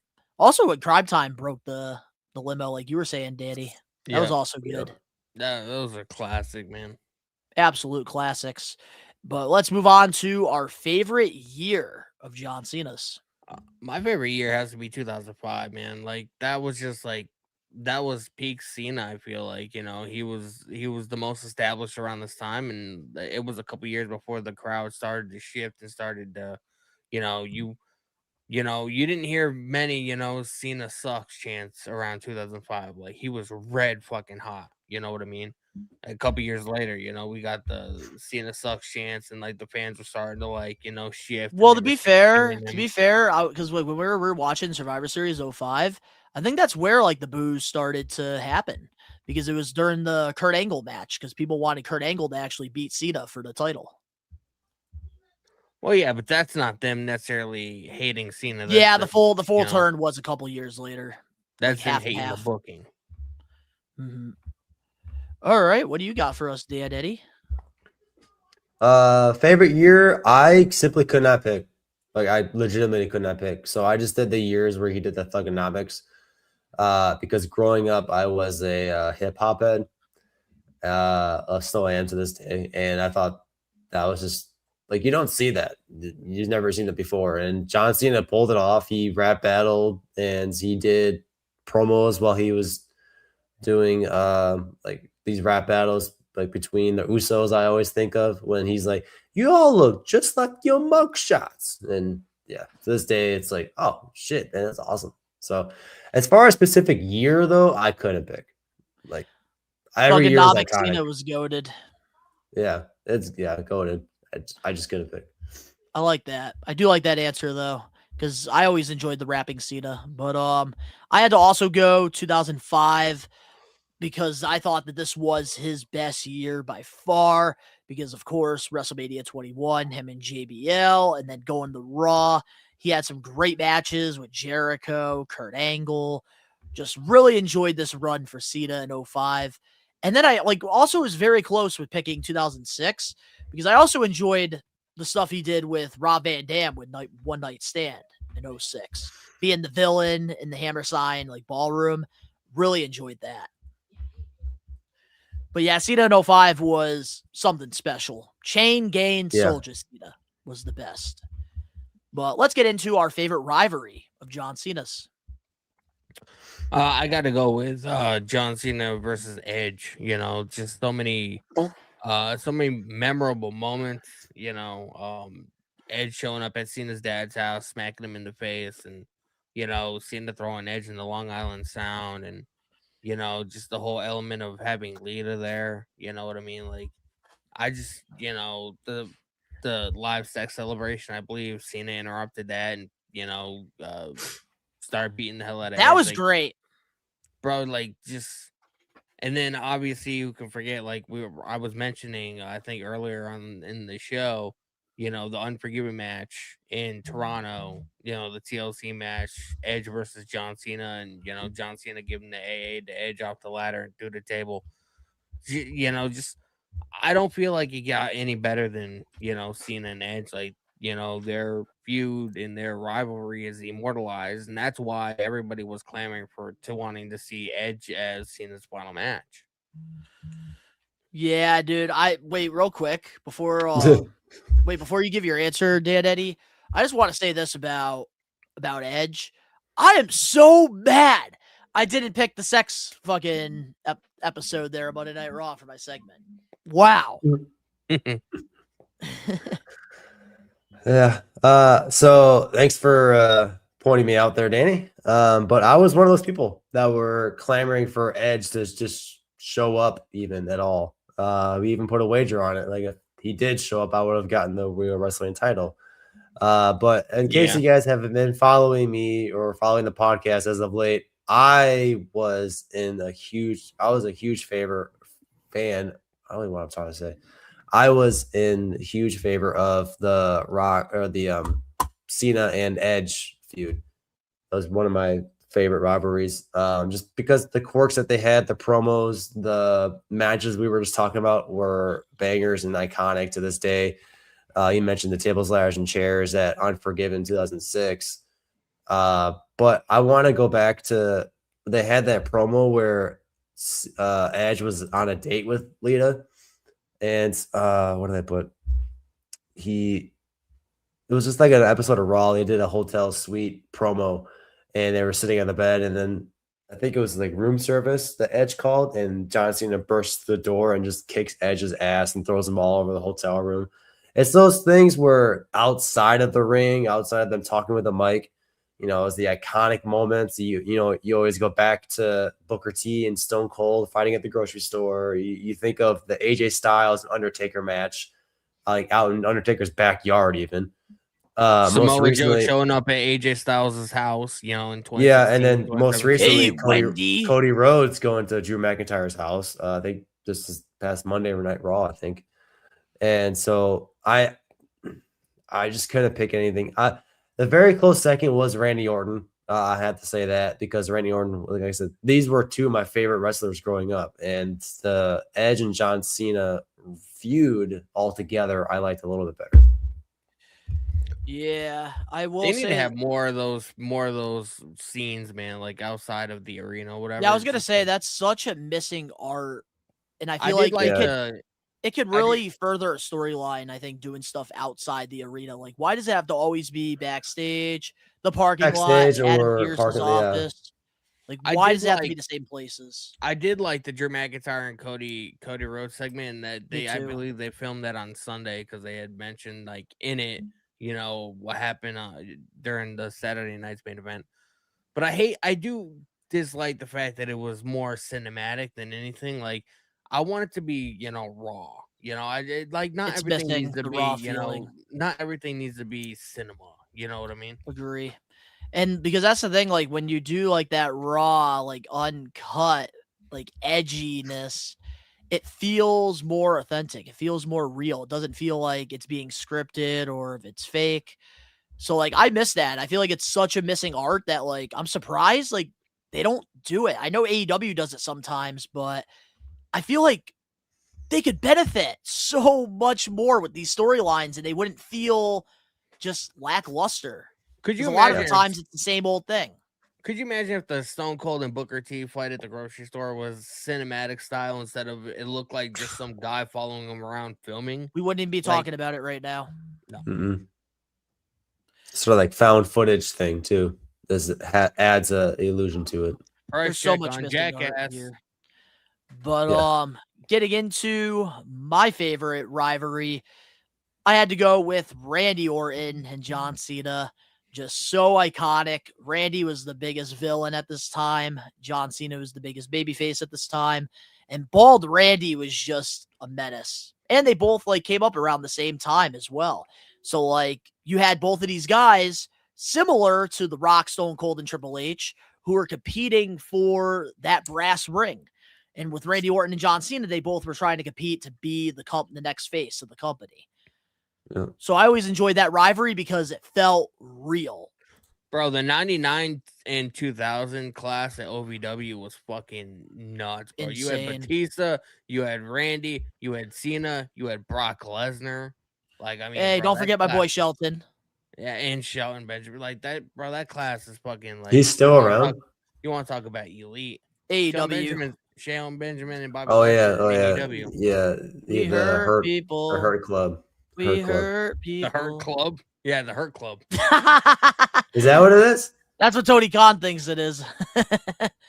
No, it's the Hurt Syndicate. That's what it was. I knew there was Hurt somewhere. And WW is Hurt Business. Yeah. I like that name though, the Hurt Club. We hurt people. That should have been the name for Sheamus's group, the Hurt Club. The Hurt Club, yeah. Like, All he's right, got an actual well, club. let's get into our dream opponents. And Danny, by the way, I didn't get to tell you this before we went live.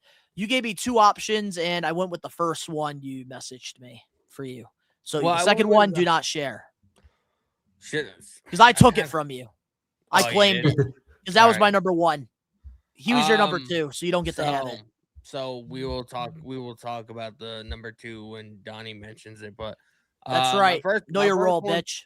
My first one that fuck you. First of all, my first one that I picked was Adam Hangman Page.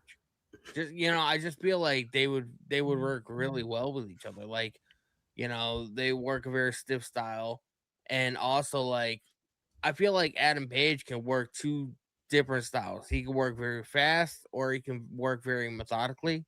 So I feel like him and Cena would work very well together. I will say, what would be really cool is if Hangman were to go do the buckshot lariat, and then John Cena gets him with the AA. Why does it look like he has some kind of some weird ass infection on his stomach? Ooh, Hangman. Bad tan, maybe. Bad tan, lack of abs. I don't know. For my dream opponent, I kind of went the low hanging fruit because we never got it. We had him as a tag team for one match against I think the Bloodline, but LA Knight. Like, if you think about it, these are 2 wrestlers that represent both the Attitude and Aggression era, and they never had a 1v1. They had 1 tag team match against the Bloodline on WWE Fastlane in I believe 2023, but they never had it. And we were so close this year with the John Cena tournament, and now LA Knight's just basically written off TV. That match would have cooked. You give any stipulation on it, no holds bars, fatal steel cage match, fatal 4-way or 2 other people. I don't give a shit. I'm asking for a 1v1 match, but honestly, anything. Street fight, Hell in a Cell. Like, you put the thing on it, book it. Yeah. If LA Knight does come back, and if the rumors are true that they're going to push him in 2026, they need to do a lot for making up the fact that we never got this match this year. They need to make up for the fact that they teased us for this match and never gave it to us. Guess who else was in line for this a never happened. major singles push in 2025? We're still fucking waiting. Who? Finn Balor. Finn Balor was supposed to have a massive singles push in 2025. Motherfucker, we're a week away from Drew McIntyre too. Still waiting. Don't forget about my boy Drew McIntyre. He was supposed to too. The look on LA Knight's face right here, that's what he looks like every time he shows up to work, and he knows he's gonna get squashed by the Vision. I mean, it's sad but true. Like, this was something that they should have given us. Maybe not as his last opponent, but we go back to the 36 dates to over 200 dates. There's so many. Wow, things you that they finally could have noticed done. that. Triple H fucking sucks, and WWE is creatively bankrupt, bro. They don't know what the fuck they're doing. They don't know if they're coming or going. This is not the same Triple H. That All right, broke well, Black and Gold, okay, man. we're not. Hey, Danny, as much as you want to put over Triple H, we're not doing that today. We are putting over John Cena, not Triple H. All right, triple fraud. All right, Bret Hart said we're not allowed to freaking talk about him. This was just an easy answer for me. So I like the LA Knight. I had LA Knight bolded actually at one point. We should have gotten this. Tsunami on the car again. Paul, why are you doing this to me? Stop putting over Triple H. I don't think we're ever gonna. I think honestly. No, just mute his mic. Just mute his Wait, mic. real quick before we like continue this getting put over. I think we all should agree the day TKO takes Triple H out of creative, that's the week we put over Triple H. Have we not put him over yet? No, because Nope. I feel like Well, that'll take forever. I feel like they're gonna give us somebody worse than Triple H to fucking book the shows. I don't want that. All right, and getting into my dream opponent, I had to take it from you, Danny. Sorry, just like Plankton trying to steal the secret. This is who my Krabby Patty second formula. pick was. If you guys hadn't fucking noticed. Well, guess what? This is my first pick, and I had to go with MJF versus John Cena. This right here is the dream match. Two of my GOATs. MJF's the modern-day GOAT. John Cena's the all-time GOAT. Oh, my God. Give me that freaking match. And it works because I want this match so bad, and it's never going to happen. And it works because they had that they took a picture and they met each other on the red carpet. Yes, they did. And I honestly, I teared up when I saw that picture. I did. Because that was two of my GOATs meeting each other for the first time. At least on camera. But let's see what some of the maniacs are saying here, because you guys are going crazy here in the live chat. For me, it would be a dream promo more than anything. Absolutely. And MJF has similar traits to JBL, which is why I think the MJF and John Cena thing would have worked, because Cena lives with hustle, loyalty, respect, earn. MJF, he gets everything fed to him on a golden spoon. So I think that, like, right there, like, they're both complete opposites, and it would just make such good storytelling. And that's what I want in my big marquee matches. But let's see what some of the maniacs here are saying, because you guys are going crazy here in the live chat. We have 32 people. Appreciate all you guys being here. If you're not subscribed to the We Are Wrestling YouTube channel, subscribe and turn on them post notifications. But let's see here. We got Tyrus 2006 had the best back and forth with Edge and matches, promos, possibly my best year, because Cena proved he was the face of WWE. Angelo and the fans chanted in the press conference. The only name that was chanted was LA Knight, and he'll get punished for that somehow still. Omar, people saying it's the right decision, but I don't care if it is. Let me be sad about the moment. Fuck Triple H. Tyrus, when WWE did tribute to the troops, Santa Steve Austin gave a stutter to Cena. It was the only funny spot, but imagine a full feud. That's a good what if. Oh, well, this is getting crazy. All right, well, let's get into our what if scenario, which, guys, if you're here live with us, I want to know your what if in the live chat. So let us know, because we'll share it after we share ours. So let's start off with good old Danny Huckins. I feel like this is a what if that everybody has, thought of over the last, several months or whatever. My biggest what if is, what if Cena signed a short-term deal with AEW after retiring from WWE so you could have that match with Adam Copeland? It will never in a million years happen, but I mean, what if, Yeah. Yeah, kind of That's like something I would get behind. Yeah, like kind of like Hulk Hogan, like going to WCW. All in Wembley Stadium, Cena versus Adam Copeland, man. Oh my God, it makes me sad that we're never going to get to see Edge versus Cena one last time. I don't even think we got that at all, like when Edge was in WWE for his short second run. No, because missed opportunity, but then we got freaking Austin Theory versus Cena. Yep. All right, what do you got for us?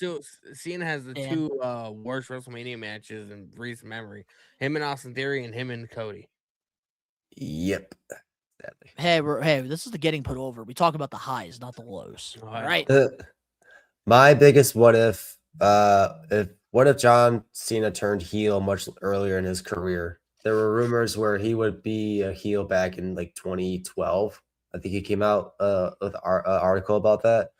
And Vince McMahon actually was the one behind the push too, but it didn't ever come to fruition. So I asked, like, what if he turned heel earlier? Would it have worked better then, like compared to earlier this year? Would he have the same statute, respect, the image that he has this past weekend?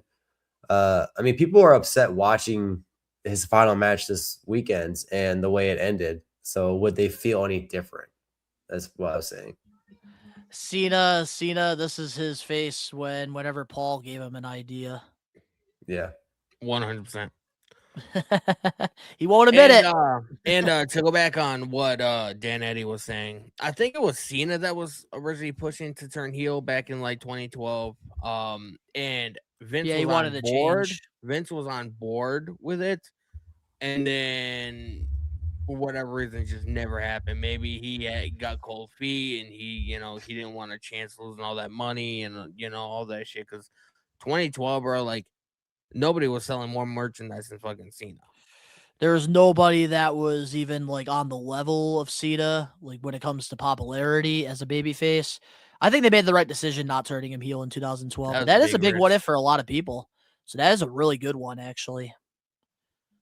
All right. Well, now getting into my what if scenario for Mr. John Cena, I had to go with what if Stephanie McMahon never was on that bus when John Cena was freestyling with the boys? Would John Cena have gotten released? What would have happened with his career? Like, would he have continued to become a pro wrestler? Because obviously, like John Cena, he's been like ride or die with the WWE for years. And thinking about it, like, what if Stephanie wasn't on that bus and didn't hear him freestyle? Because that's the thing. John Cena was up next to get released during this time. And it's been proven by multiple sources that Cena was supposed to get released in the next cut of people.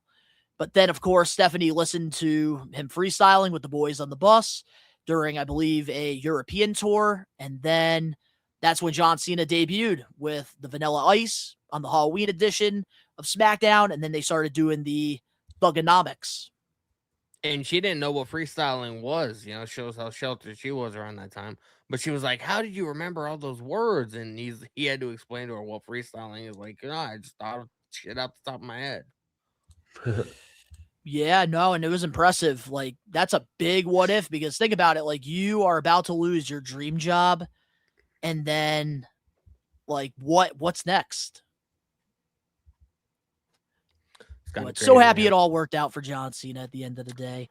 Shout out to Stephanie, man. Like, and this is why, again, I know we're putting over Cena, but like, you gotta mention this is exactly why, I think it's idiotic that people are complaining that she's gonna be in the Hall of Fame, because like, think of all the people that she was instrumental in, like, making stars. She deserves to be in the Hall of Fame. She was instrumental in Cena. She was instrumental in the women's revolution. Like, I'm pretty sure she had a helping hand in the NXT women's division, when Triple H was running it. Like, she's done so much for so many different people in that company. And that's why I feel like she definitely does deserve to be in the Hall of Fame. And also she was just so professional as well. And she really opened up a lot of doors and opportunities for the WWE. And she's always been so well-spoken, always represented the company in such a positive light.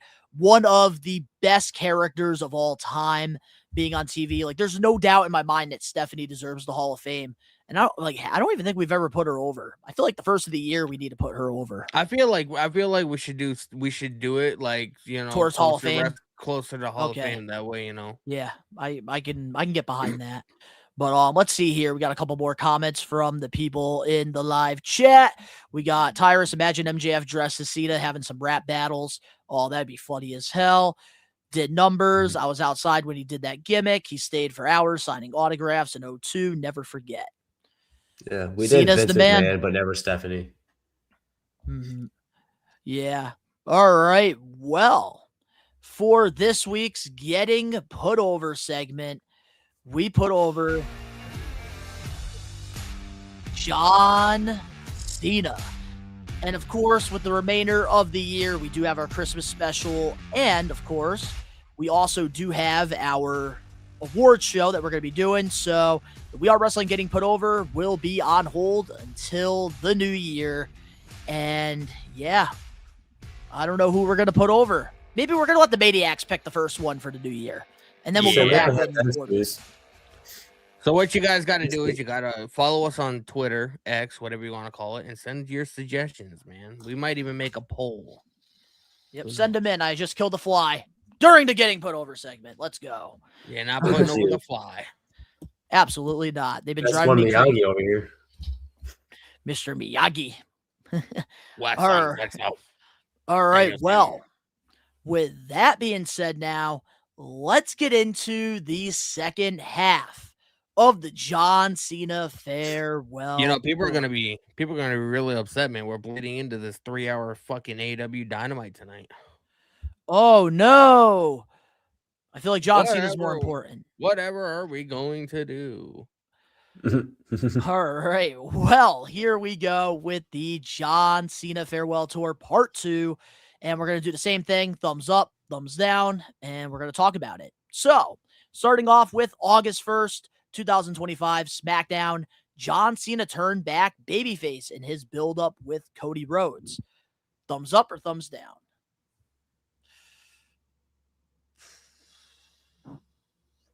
Don't you do it, Donnie. Don't you do it. I fucking knew it. I gotta Fucking go in knew it. between. I'm going in between. All right, you start then. I might as well start. So I'm going in between here with Cody and Cena because John Cena just randomly turning babyface, sipping a soda or alcohol with Cody. That's really weekly or whatever the fuck it is. I don't know what it is, and I don't care what it is. It was stupid. Like, if they were gonna just turn John Cena face, I don't like. They just didn't have enough time. Let me with ask you this farewell one tour. question. Let me ask you this one question. I'm happy that he turned back face. That's Anything why I that WWE has done this year, has any of it made any fucking sense? Some of it, yeah, but most of it, no. Exactly. This doesn't make any sense. But it's a pivot. It's on. It is good that he did turn babyface, but I don't like the way it happened. But then again, like, everything was already all freaking scrambled and fucked up. So yeah, I guess I'm going thumbs up. This Like, was like, you know, this was probably the best way that they could have done it, because literally they had to take the canvas that they were trying to paint and they were continuing to try to fix it. Like, you know, Bob Ross always says, happy accidents. They were trying to fix these happy accidents, but they just couldn't, because the paint, the freaking canvas was fucking ruined. And they finally decided at this moment, August 1st, all right, that's it. We need to stop painting this canvas because we only have a couple more months to see this farewell. Let's just throw it out of the trash and start fresh. And this is what they did. So I guess, I remember when we were talking, like, after the heel turn happened, like, I wasn't really in favor of a heel turn happening. Like, I was like, it excited me or whatever, just the possibilities of what could happen. Turns out nothing happened. But like, I was like, you know, like, I don't understand how they're gonna do this. They only have a certain amount of time, because there are, you know, like, he's gonna be heel for a little bit, and then he's gonna have to, you know, sort of redeem himself and go into like this babyface arc or whatever, and, you know, make up with the audience. Like, how's he gonna do that in this limited amount of time? Like, they tried to shove maybe like 2.5 years of storyline within like a 6-month period, and I knew from the get-go it wasn't gonna turn out good. They tried to rush everything. Everything felt fucking rushed. This entire retirement tour felt fucking rushed. And they did that to themselves. They shot themselves in the foot because they only gave John Cena 36 dates instead of the original 200 that he wanted. And it didn't even have to be 200 dates finalized. It could have been 100. I'm glad you addressed that, because we got so much fucking shit from the IWC saying that we're not grateful for the 36 dates because we wanted 200. Well, so sorry that we wanted to see John Cena during his farewell tour. They rushed everything. Danny is correct, because they didn't say did he that had to to take themselves. bumps all 200 days. I'm not saying they had to do 200 days, but meet somewhere in the middle, for fuck's sake. I mean, 36 to 200. Like, why is there so much of a gap? Anyways, this promo was fired within itself. He even asked Triple H to give him more dates or whatever, and Triple H apparently he was like, no. So more than 36. So stupid. As far as what Donnie was saying, I tend to agree, because everything just felt rushed. They were kind of turning him face to make up for the fact that they fucked up his heel turn. And at the time, like, yeah, the heel turn idea was great. Like, it's never been done before. He was a baby face and the head of the like a face of the company for over 20 years. So when they were just kind of like realizing, oh, this is not really working, let's turn him back face and then have Cody win back the belt, because you can't have two baby faces, put together. But I don't know. I liked the promo like as a whole, like in a vacuum. But when you Yeah, it break was good. it down, Promo. and why they did it, then that's sort of just like okay, they like thumbs mid or thumbs down for me. But I did thumbs up just because of the promo within itself. That's fair. And like I have to go thumbs up because like what could they have done? Like the heel run was just but let's see here. We got Angelo. That was the turning point of his run. What are you smoking, Donnie? I don't care if they forgot everything it was needed. And yes, I realized that after Maybe so, maybe not, maybe so. it was quick, like what the fuck? I think this told us they doesn't need a retirement tour. They only did it for Cena because he wanted one last run and he's not a full-time wrestler. Yeah, pretty much. But all right, well, let's now talk about the SummerSlam main event of night 2, the match itself, John Cena versus Cody Rhodes, which according to Dave Meltzer with his special 5-star ratings, John Cena got a 5-star for this match, and this is his second one of his entire career. I would thumbs up or thumbs down on the match? Thumbs up. I would. This Thumbs is up. probably my second favorite match that Cena had this year. You guys obviously know what number 2 is. I'm with you on both. Involved number 2 and number 1. Involved somebody. The Saudi Arabia match. It's only number 2 because it was in Saudi Arabia, right?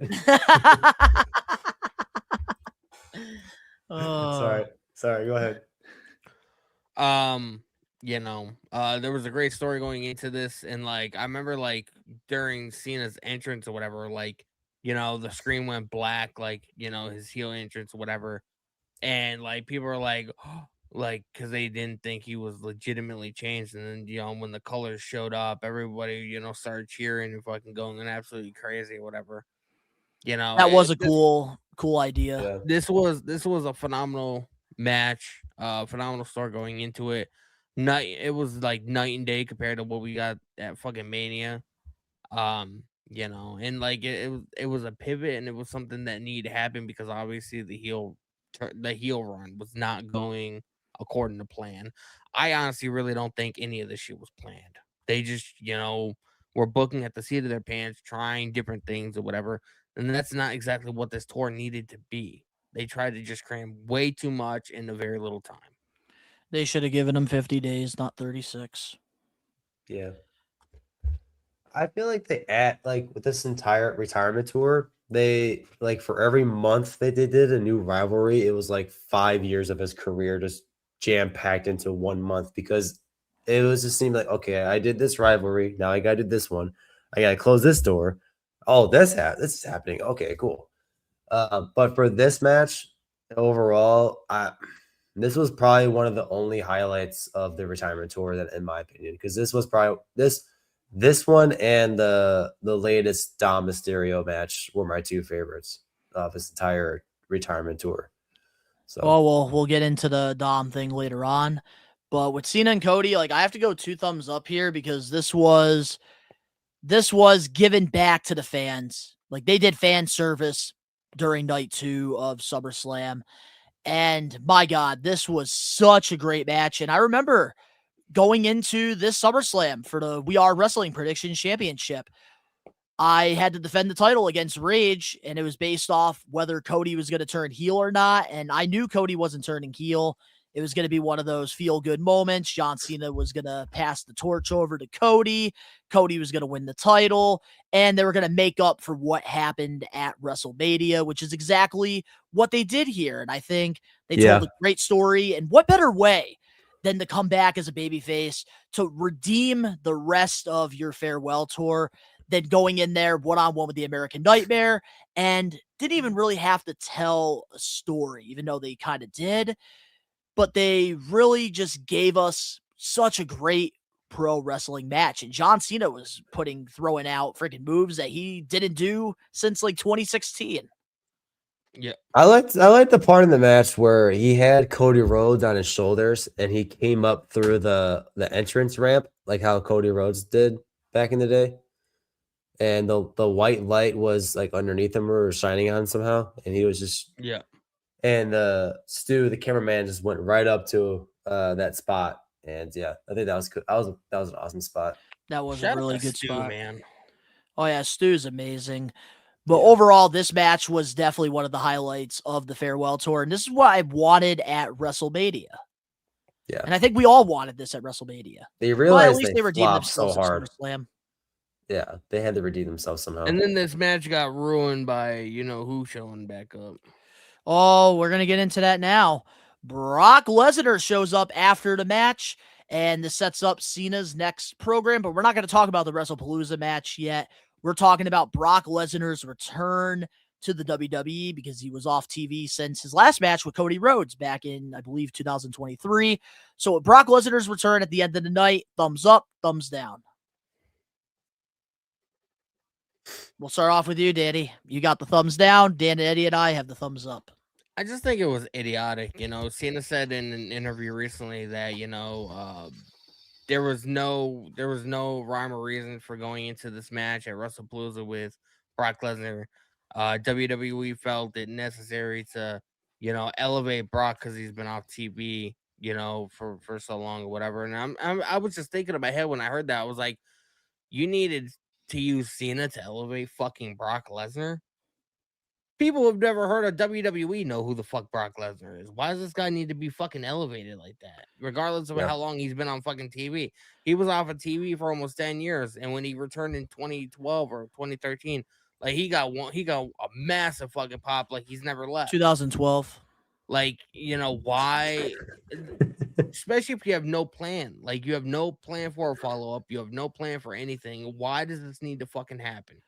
It's just like, especially on John Cena's like final year, you're gonna fucking waste a match on Brock Lesnar. All right, we're not talking about the match. We're talking about the return. You're telling me, Danny, on your live stream, SummerSlam, Tyrus, you're in always as watch along, so you can probably give me the answer here because I'm gonna probably take Tyrus's word over Danny's here. But you're telling me that you did not jump off your seat and you didn't pop for Brock Lesnar showing up. You were not caught off guard or surprised. I was surprised, but I wasn't like, overly. We're talking about the return. We're talking about the return, the moment. We're not talking about WrestlePalooza. We're going to get to WrestlePalooza. We're talking about SummerSlam. No. All right. I tried. I'm not a Lesnar guy, man. Well, before you give your thoughts, Dan Eddy, I'm just going to say I give this thumbs up because I did not expect Brock Lesnar to show up. And to me, it was a shocker. And I was excited because one of my favorite matches of all time with Brock Lesnar and John Cena was Extreme Rules 2012. That match was so good. That was Brock's first match back since WrestleMania 20 back in 2004. I really enjoyed that Extreme Rules match. I didn't enjoy the other matches that they had, like when Brock was like on his dominant run where he like gave Cena like 100,000 suplexes at SummerSlam. Forgot what year that was. Because I try to erase that from my memory, but I was excited because John Cena got to work with Randy Orton one last time. He got to work with CM Punk one last time. So going into this, before WrestlePalooza was a total disaster, and I know we're going to talk about it in a moment, I was excited to see a Brock versus Cena match one last time because we got that with Punk and Orton, which were some of his best rivalries. Yeah. I think I don't know who said it in the live chat. I think it was Angelo. Yeah, Angelo. I think they needed something shocking to end the show, and that was certainly a shocker. That's why I gave it a thumbs up. And I'm irritating myself now because I could have thought of a better pop or better like surprise after this match. And we said his name earlier. If it was Edge, and there's no way that that was going to happen, obviously. But if it was Edge instead of Brock Lesnar, oh, dude, if they had the opportunity to do Edge, they would have. I wouldn't have cared about anything else they did for this entire tour. If they did that instead of Brock Lesnar, that's the only reason why I didn't give it 2 thumbs up. All right, that's the fair. Brock Lesnar return itself. I didn't particularly like because I haven't been a fan of Brock Lesnar ever since, especially since the allegations and like his last few matches were just sort of just eh. Ever since they got rid of the Roman Reigns and Brock Lesnar feud, there's just sort of Yeah, so we got here the return, Angelo giving it a thumbs up. Tyrus, Cena justified the burial as a start of Brock's story. If that entitles a story, then Trips never followed it. Nobody expected Brock after SummerSlam, but the pop was apparent. Yeah. All right, well, now let's get into because obviously we do have a couple more things before the WrestlePalooza disaster, and that is Clash in Paris, Logan Paul versus John Cena match. What are we giving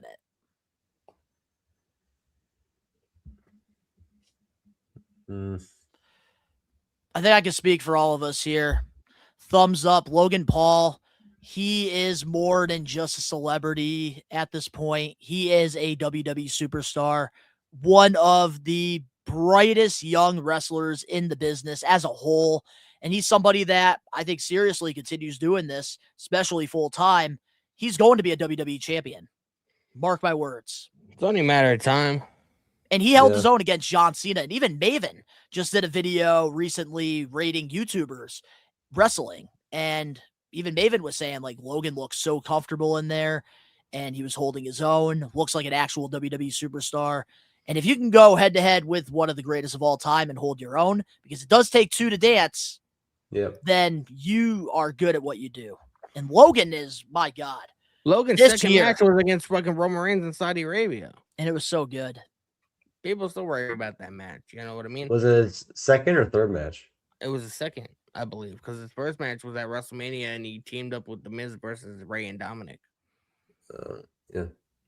But I knew it was very early on. Definitely thumbs up to me for this match. Logan looked great, did great. Yeah. Yeah. And like, you want to elevate, Logan to the next level, whatever. You got to put him in there with somebody like John Cena, somebody that has a legacy behind him. You know what I mean? Like, and I said this match was gonna cook. They're not just gonna throw anybody in there with Cena. You know what I mean? At this stage of the game, like WWE must really see something in Logan if they're gonna use him and have Cena help elevate the kid. So. Yeah, I think I hated how much I loved this match, bro. to be quite honest. They saw something in Logan Paul, and this match was pretty good. Definitely agree, and I think we all agree we all agree on something for once. All right, well, with Clash in Paris, John Cena does get the win on Logan Paul. And then we go to Friday Night SmackDown. Sami Zayn with the United States Championship Open Challenge, and John Cena accepts. Thumbs up or thumbs down on the match? Thumbs up. Sami's impressed me a lot this year. Sami Zayn's great. This was just like, this was just a feel-good match. Sami Zayn knew it was John Cena's last night, and he wanted to pay it forward and give John an open challenge, something that he made famous. You know what I mean? Like, this was just a feel good moment, feel good match or whatever. So it was phenomenal. Again, Cena is again helping elevate these guys into bigger stars.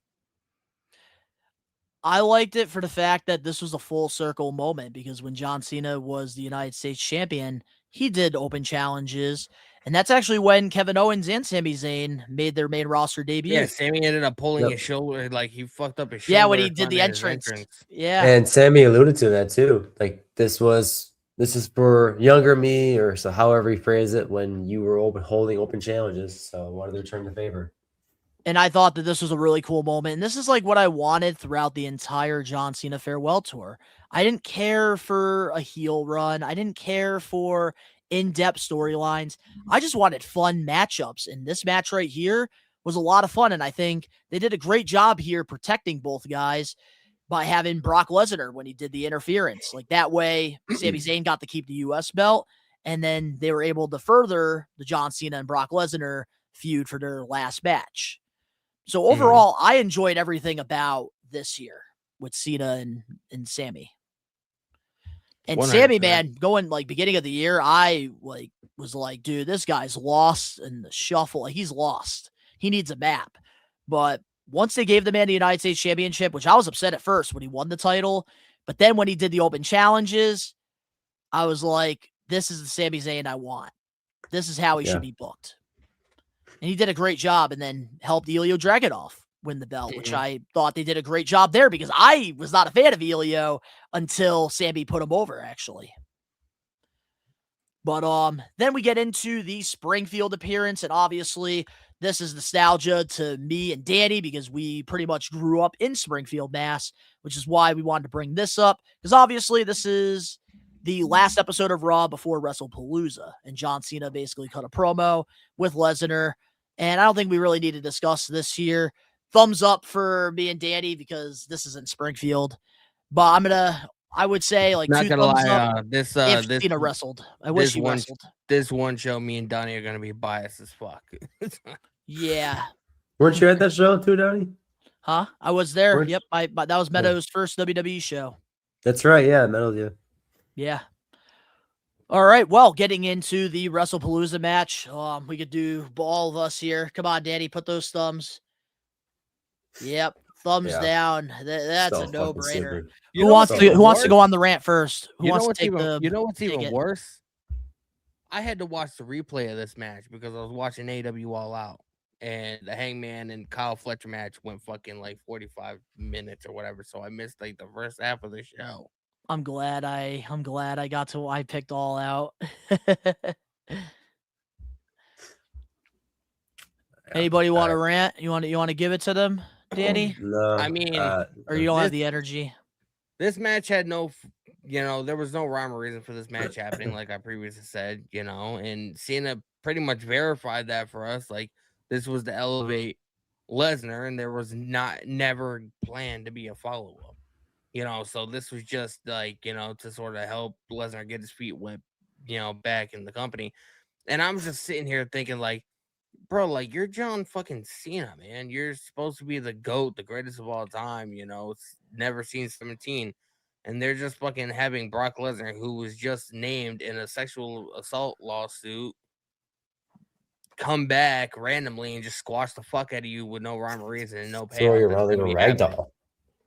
Like, it's just, again, man, like, WWE is bankrupt creatively and they fucking suck.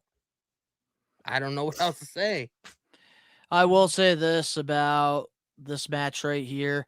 Why the fuck is John Cena putting over somebody who's about to be retiring at SummerSlam in 2026? Like, this right here, like, they could have given us a solid 15 to 20 minute match here. They could have done that, and John Cena still could have lost to Lesnar. And it would have been, like, I just wanted a good match, not a fucking squash match. Like this right here, this match was basically what happened at SummerSlam back in, I want to say, 2015. We don't need that in 2025. Like, that's something Vince would have booked. So, like, why did Triple H do this? I will not understand, because John Cena still could have made Brock look strong having a competitive match, because how does it make sense?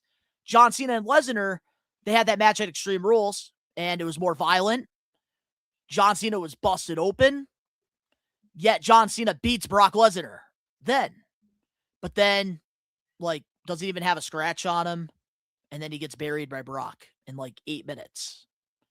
What sense does that make? The worst part about this entire thing is garbage. I'm almost positive this was Brock Lesnar's last appearance on WWE TV until the build-up for War Games.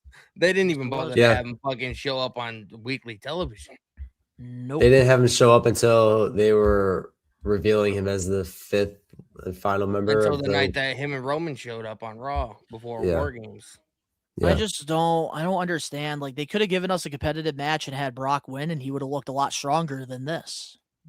This, to be honest, it was probably one of the worst PLEs in the entire year, regardless of John Cena's retirement. That's why even ESPN gave it a fucking F. They're like, fuck this. Yeah, the first PLE on ESPN too. Yeah, and they fumbled it so hard.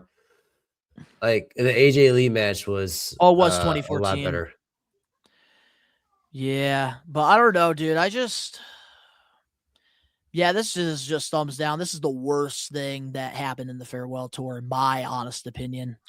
We're all in agreement.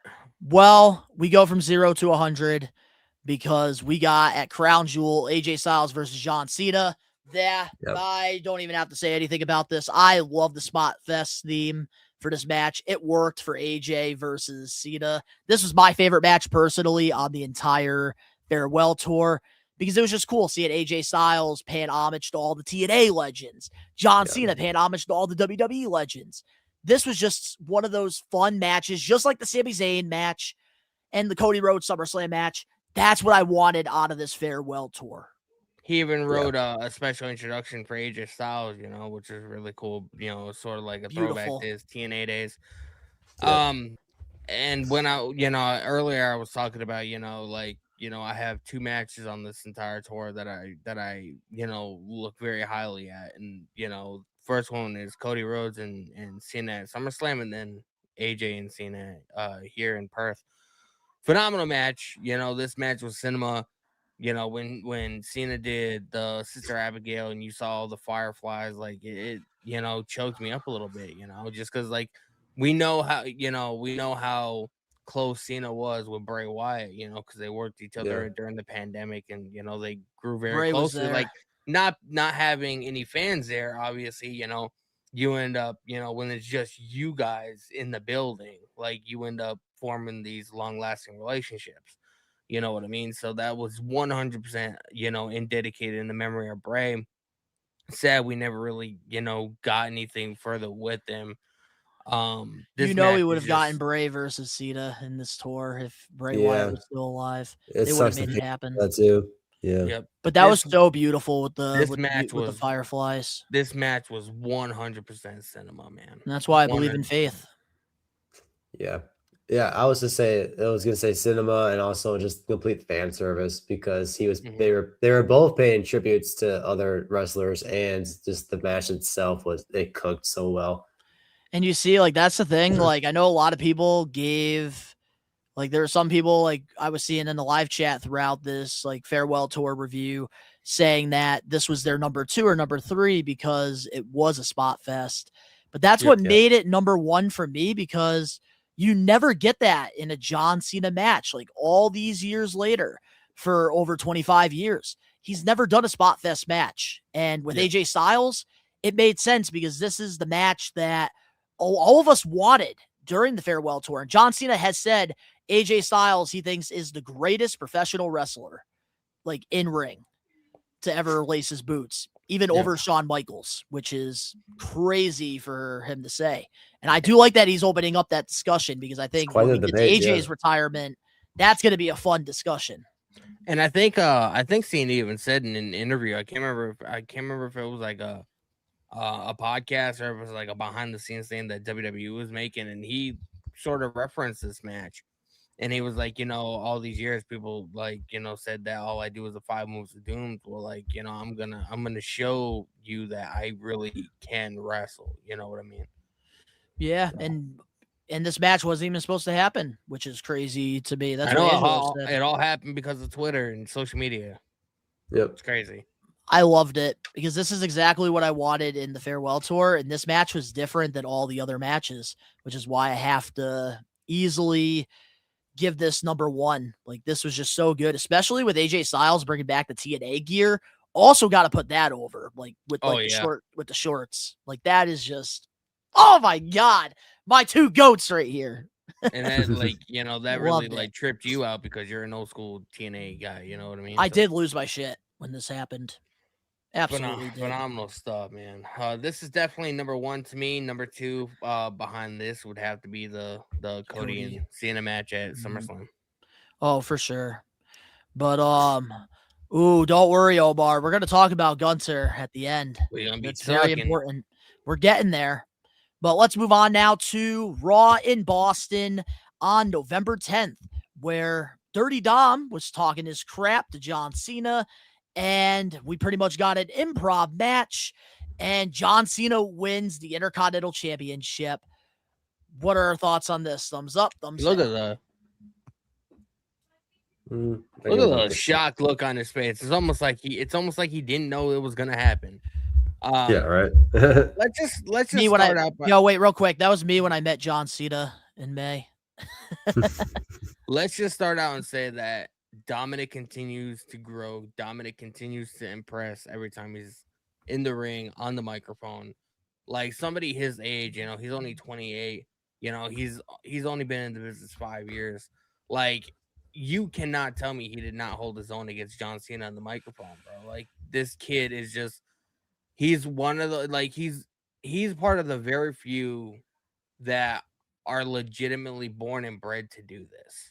I would say it's him, Logan Paul, and maybe MJF, or the top. Oh, don't forget my boy Braun Breaker.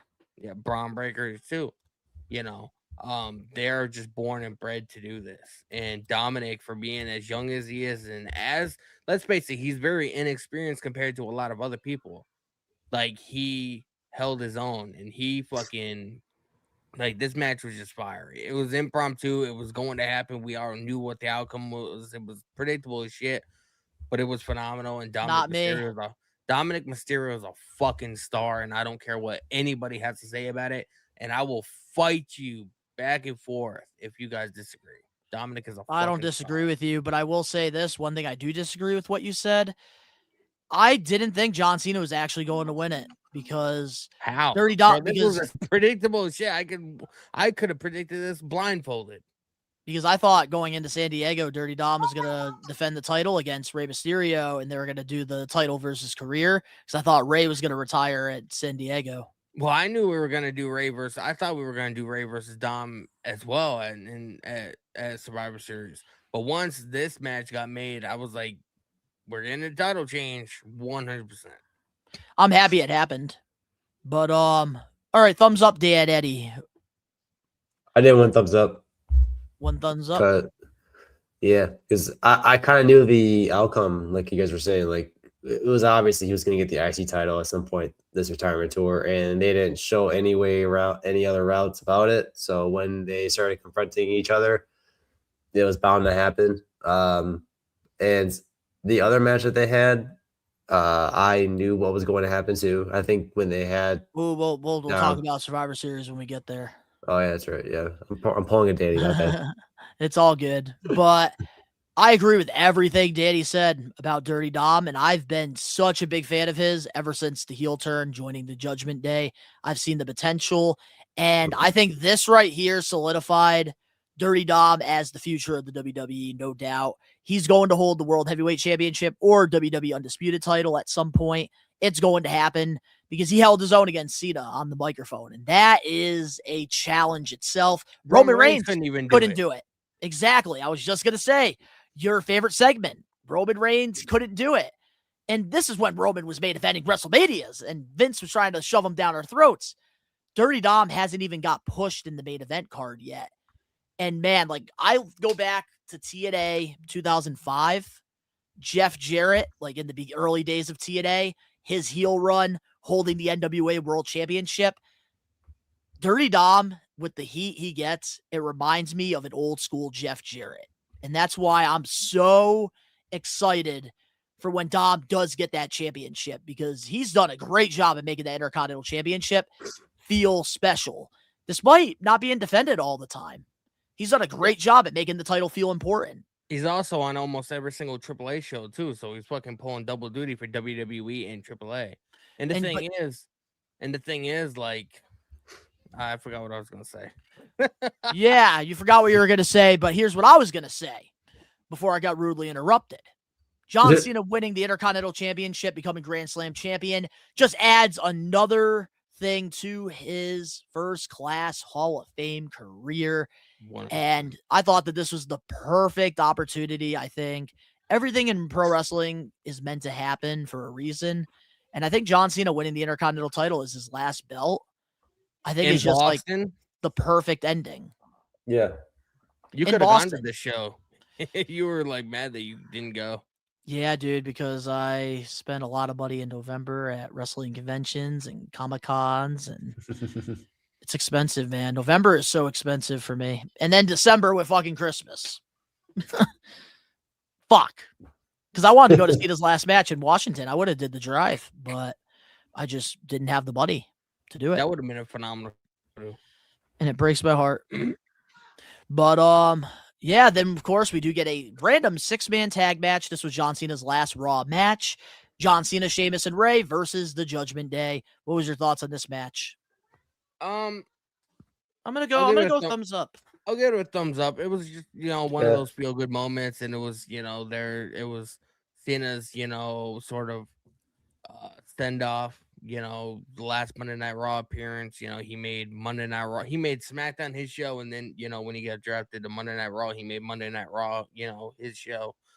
So it was good. And then, at the end of the match, when he was walking up the ramp or whatever, he said something to the camera along the lines of like, thank you for allowing me to entertain you guys all these years. I'll see you guys down the road or whatever it was. It's just a feel good moment. A good way to start off Monday Night Raw. Agree. Yeah, that was basically what I was gonna say too. Just a feel good moment. I gotta give it a thumbs up because, I will say, Angelo, I understand where you're coming from. You saying I didn't like that this is his last Raw match. It was a random 6-man tag. But I liked it for the fact that he got the team with Sheamus and Ray. And, these are two guys that meant a lot to him in the business. So it was a fun little, all-star, match. And that's how a lot of the times, when it comes to, storylines, you build the match. And with Dirty Dom and Cena, they were having the rematch at Survivor Series for the Intercontinental title. What better way than to have Sheamus and Ray involved with Finn and JD, who are with Dirty Dom? It was a good way for them to kind of tease what we were going to get. I understand, somebody else could have had that opportunity, that spot. But with the Last Time Is Now tournament, you would have lost some prestige having John Cena just have a random one-on-one. So that's why, with this, it was just one of those fun, feel-good matches. And you could just tell Cena was having a lot of fun out there with Sheamus and Ray. And that's why I got to give it a thumbs up. I would be opposed if it was a triple threat match, like how Angela was saying. If it was a triple threat between him, Sheamus, and Ray, I think that would have been a great match too. Ooh, that would have been cool. It would have been cool, but all three of them are baby faces, and two, how they wouldn't have been able to set that match up, so it would have been like a fucking Tony Khan booking decision to where it's like, oh, I had a dream about you facing you, go out there and do it, that. I feel like that would have been worse. I feel like this was a good match because it got them on the show, and it also was able to sort of in a way, build up to the eventual rematch, Dom versus Cena at Survivor Series. And now we're going to get into that Survivor Series match, John Cena versus Dirty Dom. I'm going thumbs up. I'm going thumbs up. This was probably the best match on the entire fucking show, because Survivor Series was fucking not a very good show at all. That was garbage. This was my favorite match of the whole entire deal. Me too. Liv Morgan return was fantastic too. Liv Morgan returning, just the whole her Raquel Roxanne getting involved. I did like that too. Yeah, fucking Roxanne doing the pop rocks on Cena. I loved that part. That was awesome. JD Finn getting involved. The 2 attitude adjustments. Yeah, they got involved for 1 minute. Was this match overbooked as all fuck? Yes, it was, but I feel like it was necessary. It was necessary. This was Cena's last PLE. He's he had a very illustrious career, and they wanted to make sure that people remembered what the fuck they saw. And I feel like, look at it now. Everybody mutually has been saying this is the best match that was on the entire fucking show. Yeah. So they did their job regardless if people want to say it was overbooked or not. I think this was earlier booked than it should have been, because now we had its final match, so I can say this officially that I think Gunther shouldn't have been his last opponent. I think it should have been Dom, because this match fucking cooked. We kind of knew that Dom was going to win his title back. Because we didn't want to retire Cena with the IC title. And with the match itself, it was John Cena not only putting Dom over even more, and we're starting to see a character arc with Dom Mysterio too over this past year. It's John Cena's retirement tour, but then Dominic Mysterio's sort of babyface transition tour, if you catch my drift. So that there's 2 aspects to this entire match that you can look at it. And with John Cena wrestling Dom Mysterio for that title. Love you. It was a way to keep the title prestige, and knowing that Dom was going to win it, we know that the belt was going back to somebody who made it prestige. Yeah. So, and I gotta. This is one of my favorite matches. And I gotta give this a thumbs up because the match was great. I loved the overbooking here, getting the Judgment Day involved, and then Liv Morgan coming back, slapping Dom, thinking that, she's going to be turning on Judgment Day, but then swerves us with the low blow at Cena. I enjoyed all of it, and I love sometimes when things are overbooked, especially when you don't do it often, and WWE doesn't do it often. So I really did like the way they did this, and it was a good way for Dom to get his title back, and Cena putting over Dom as the future of the WWE.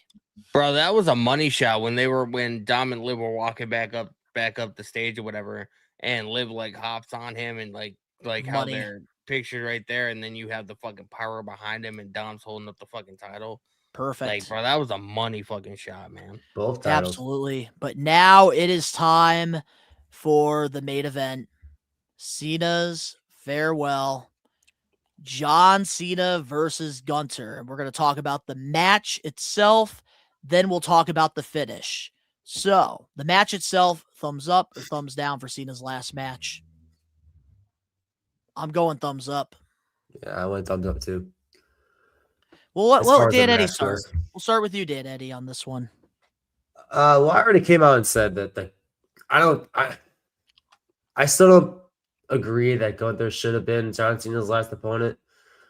I know Gunther's in ring style, like whoever he is facing, he helps throughout the match. Like he is one of those wrestlers that are capable of going up or going down to somebody else's speed or wrestling style to like carry him through the match and can get good chemistry with the other person. So that's one reason why I like Gunther. I don't hate Gunther as a wrestler. Maybe now I do because he retired John Cena.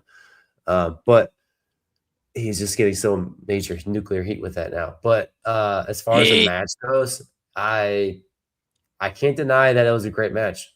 Like two of the GOATs, one in the future and obviously the greatest of all time going at it.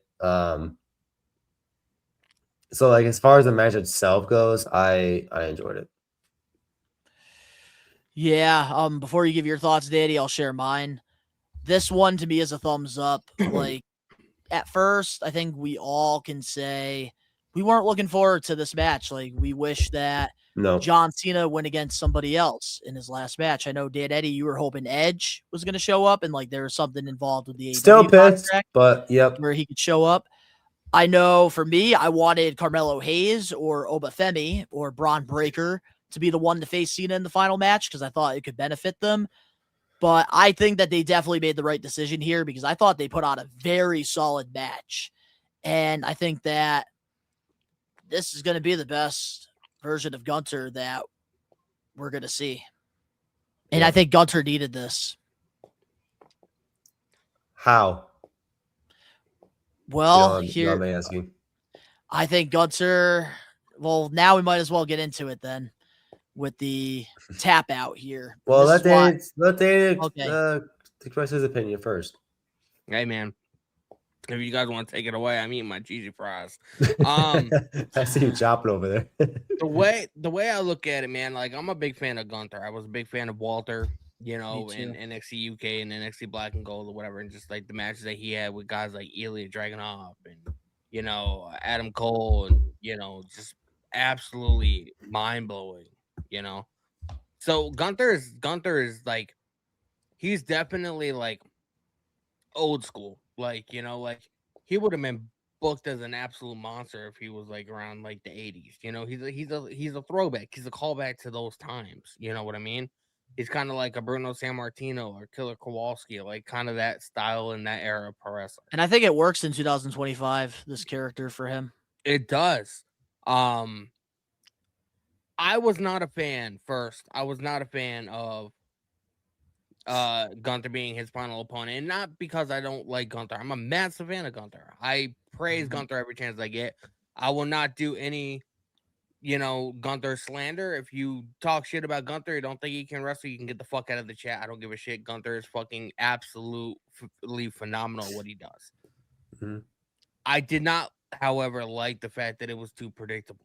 Like, once Gunther got announced for this tournament, you automatically knew who was going to be the final opponent. And the route he had to go through too on the it was predictable. bracket. That's what I didn't like.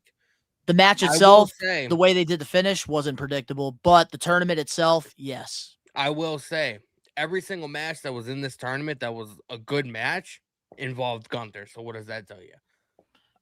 Exactly. This was a phenomenal match, and I do want to point out what Angelo said. He's like, I didn't like him tapping out right away. The match went 25 minutes. I'm pretty sure this was the longest match Cena had in this entire year. No, I think it was Cody. I thought it was Cody versus Cena. That was the longer one. We're going to have to check because this match went 25, 30 minutes. So it's not like he tapped out right away or whatever. He gave Gunther everything. There's a story to it. There was 100% story in this. And I want to, and I kind of want to talk about it. Gunther said Monday that he was gonna make Cena tap and he was gonna choke him out. He did exactly that. I'm going on a prediction here, and hold me to it. Gunther's gonna be the new legend killer, and I don't see him taking a pinfall loss the entire year of 2026. He's gonna go on a monstrous run.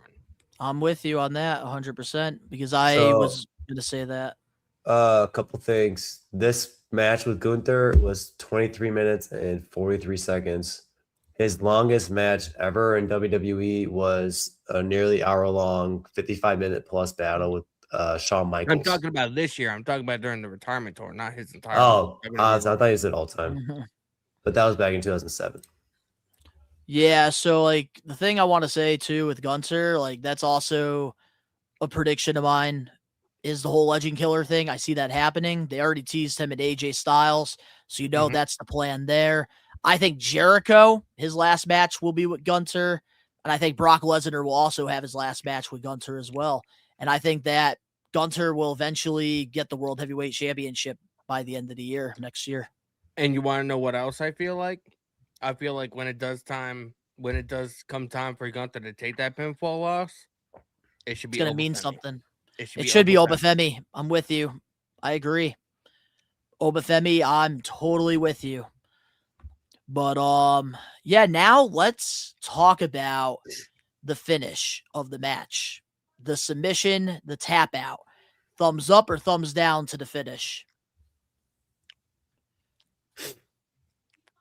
I'm going 2 thumbs up. I have to go mid. This was the right call. Him passing out, too predictable. Him getting pinned, too predictable. Doesn't benefit Gunther at all. Making John tap, the guy who never gives up. It was the perfect storybook ending to a successful career. And I love the smile at the end because John Cena realized in that moment that my time is up. Doesn't necessarily mean he gave up. But he, because they told the story in this match. This was, I think, the 5th or 6th time Gunther had that chokehold on Cena. And old John Cena, if he was not retiring, would have passed out.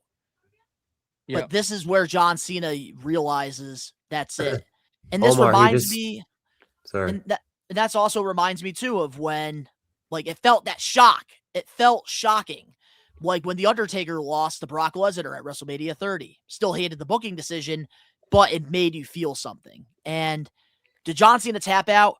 Clearly, it made these people in Washington, D.C. feel something because after the show, Gunther was getting people following him outside of the building.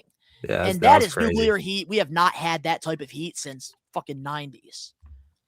That's why it gives me 2 thumbs up because at the end of the day, this is sports entertainment. This is storytelling. And my God, Gunther is set up for success. I was just gonna say to Omar's comment, so somebody explain to me what was the smile about. You want to read the full comment for the audio listeners? Yeah, so Omar says, someone meant to explain to me what was the smile about before he tapped out. I'm still confused about it. Is it a way of saying fuck you, Triple H? No, it was a way of what Donnie was just explaining. It was John Cena saying, my job is done here. It's very so looking back at it, obviously I was one of those people that were pissed off, and you saw it on stream. Like I had to storm out for a second. But when I took the weekend to like kind of cope with it and like think about it and like ponder around it, it was like episode 4 of Star Wars where Obi-Wan Kenobi saw the future in Luke Skywalker. Wow. Sorry, take my nerd card away. Luke Skywalker. And then when Darth Vader swiped him out, that's what. And like the Luke Skywalker's reaction was the same reaction to people at the CENA'S main event. So yeah, I want to. John Yep. Cena It's the posted same it, way. and It's Bubba the Ray. same thing. I didn't even see that post too. So yeah, good call on that part. But Great call. I would have to say it's the right call now, thinking about it. So I don't know. I hated it at first, but looking back on it, it probably was the right call. Yeah. I don't know. I want to read this, and and this is one guy that I will listen to when it comes to pro wrestling, creativity, how a match is structured or whatever, and that's Matt Hardy. Matt Hardy was live tweeting the entire show. He watched it, was live tweeting with everybody. And somebody asked him what the smirk was about and how Matt interpreted it. So I'm going to read this because I think it's very interesting. He said, as Cena has been saying publicly, his body has been breaking down and he can't take the in-ring abuse anymore. John has lived with the pressure of carrying WWE on his back for 2 decades, which is stressful. It was his final match after getting out of Gunther's sleeper multiple times. After getting locked in it the final time, he was physically and mentally spent. He had nothing left to give. I think Cena came to the realization that he didn't have to fight anymore, didn't have to carry the company anymore, didn't have to live up to his unrealistic expectations anymore. He just let go. John found solace in finally being able to quit, hence the smirk. In his mind, he didn't tap out. He clocked out and was walking away from the burden of being the face and flag bearer of WWE. John Cena finally let go and found it euphoric. His 23-year journey was finally finished. Fucking yes. That's what I've been trying to say. Yes. Matt Hardy hit the bullseye right on the fucking dot with that statement. I said it on 100%. Hot Takes, which if you guys haven't checked out the latest episode of Hot Takes, I went in depth about this entire situation here with John Cena tapping. And that's exactly what it was. Because he wasn't tapping for dear life to get out of the chokehold. And you have to remember, this is like the 6th time Gunther put on this chokehold for Cena. And Cena realized, what am I still fighting for? Exactly. And that's why this is going to be a moment like you might hate it, but it made you feel something. And this is going to be talked about for the next 20 to 50 years. Oh, yeah. Like, we still to this day talk about the way Shawn Michaels said, I'm sorry to Ric Flair at WrestleMania 24 when he retired him. It's one of those moments with John Cena here with Gunther. It was beautiful. And that's why, like, I was shocked in the moment, but I realized this is the right call. And people were sort of mad about him losing his last ever match. And it's like, not everybody gets to win their final retirement match. Like you said, Ric Flair didn't win his match. I believe, John Cena. I believe Shawn Michaels didn't. I believe Kurt Angle didn't either. Nope, Angle didn't. So it was like, yeah, I was one of those people that would like to see John Cena win and go on top. That's why this works. This ending, yeah, it worked. And yeah. And I just think like WWE did a great job. But I will say this, and I did say this on Hot Takes, Triple H getting heavily booed out of the building, I am not upset at all about that because I think it was justified for the way he booked this entire John Cena farewell tour. But I will say, if this was his idea creatively, I applaud Triple H. Because this was perfect, in my opinion. And I'm one of the biggest John Cena fans out there. Oh, we know. And there it is right there. The end of a legendary career, first-class Hall of Famer, the greatest of all time, John freaking Cena, leaving the shoes, leaving the sweatbands in the middle of the ring, gave everything he had, made grown men cry, and he made Cody Rhodes cry, bro. Cody Rhodes, yeah. Yeah. I remember who said it in the chat a while back, but we were talking about John Cena at the time, and they said, like, what if John Cena did a speech afterwards? I'm like, that is his speech. Just dropping the shoes off there and not saying a word is his entire speech. He left everything he had. He didn't need to say anything. Like, there wasn't a speech that needed to have, unlike Goldberg. But like this match in particular spoke everything. It was very poetic once you rewatch it and like think about it more. It was just a full circle and a closing the book. I know. In a couple years, if those shoes ever end up out for auction, I know Donnie's gonna try and buy them. And I ain't got the money for that. Hopefully I hit the lottery, because if I hit the lottery, then I'll get them. But I do want to read a few comments here before we close off this long episode of the pod, dedicating it to the farewell tour and John Cena's. The only thing with the smile for me is it felt more like a pity tap out more than anything, saying this is your time, kid, while barely selling the chokehold. He was selling the chokehold.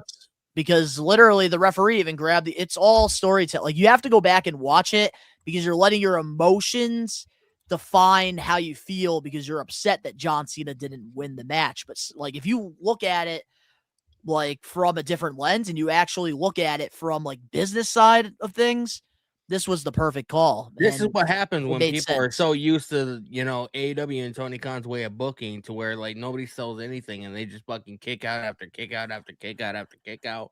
This match was 100% story based. And it was fantastic.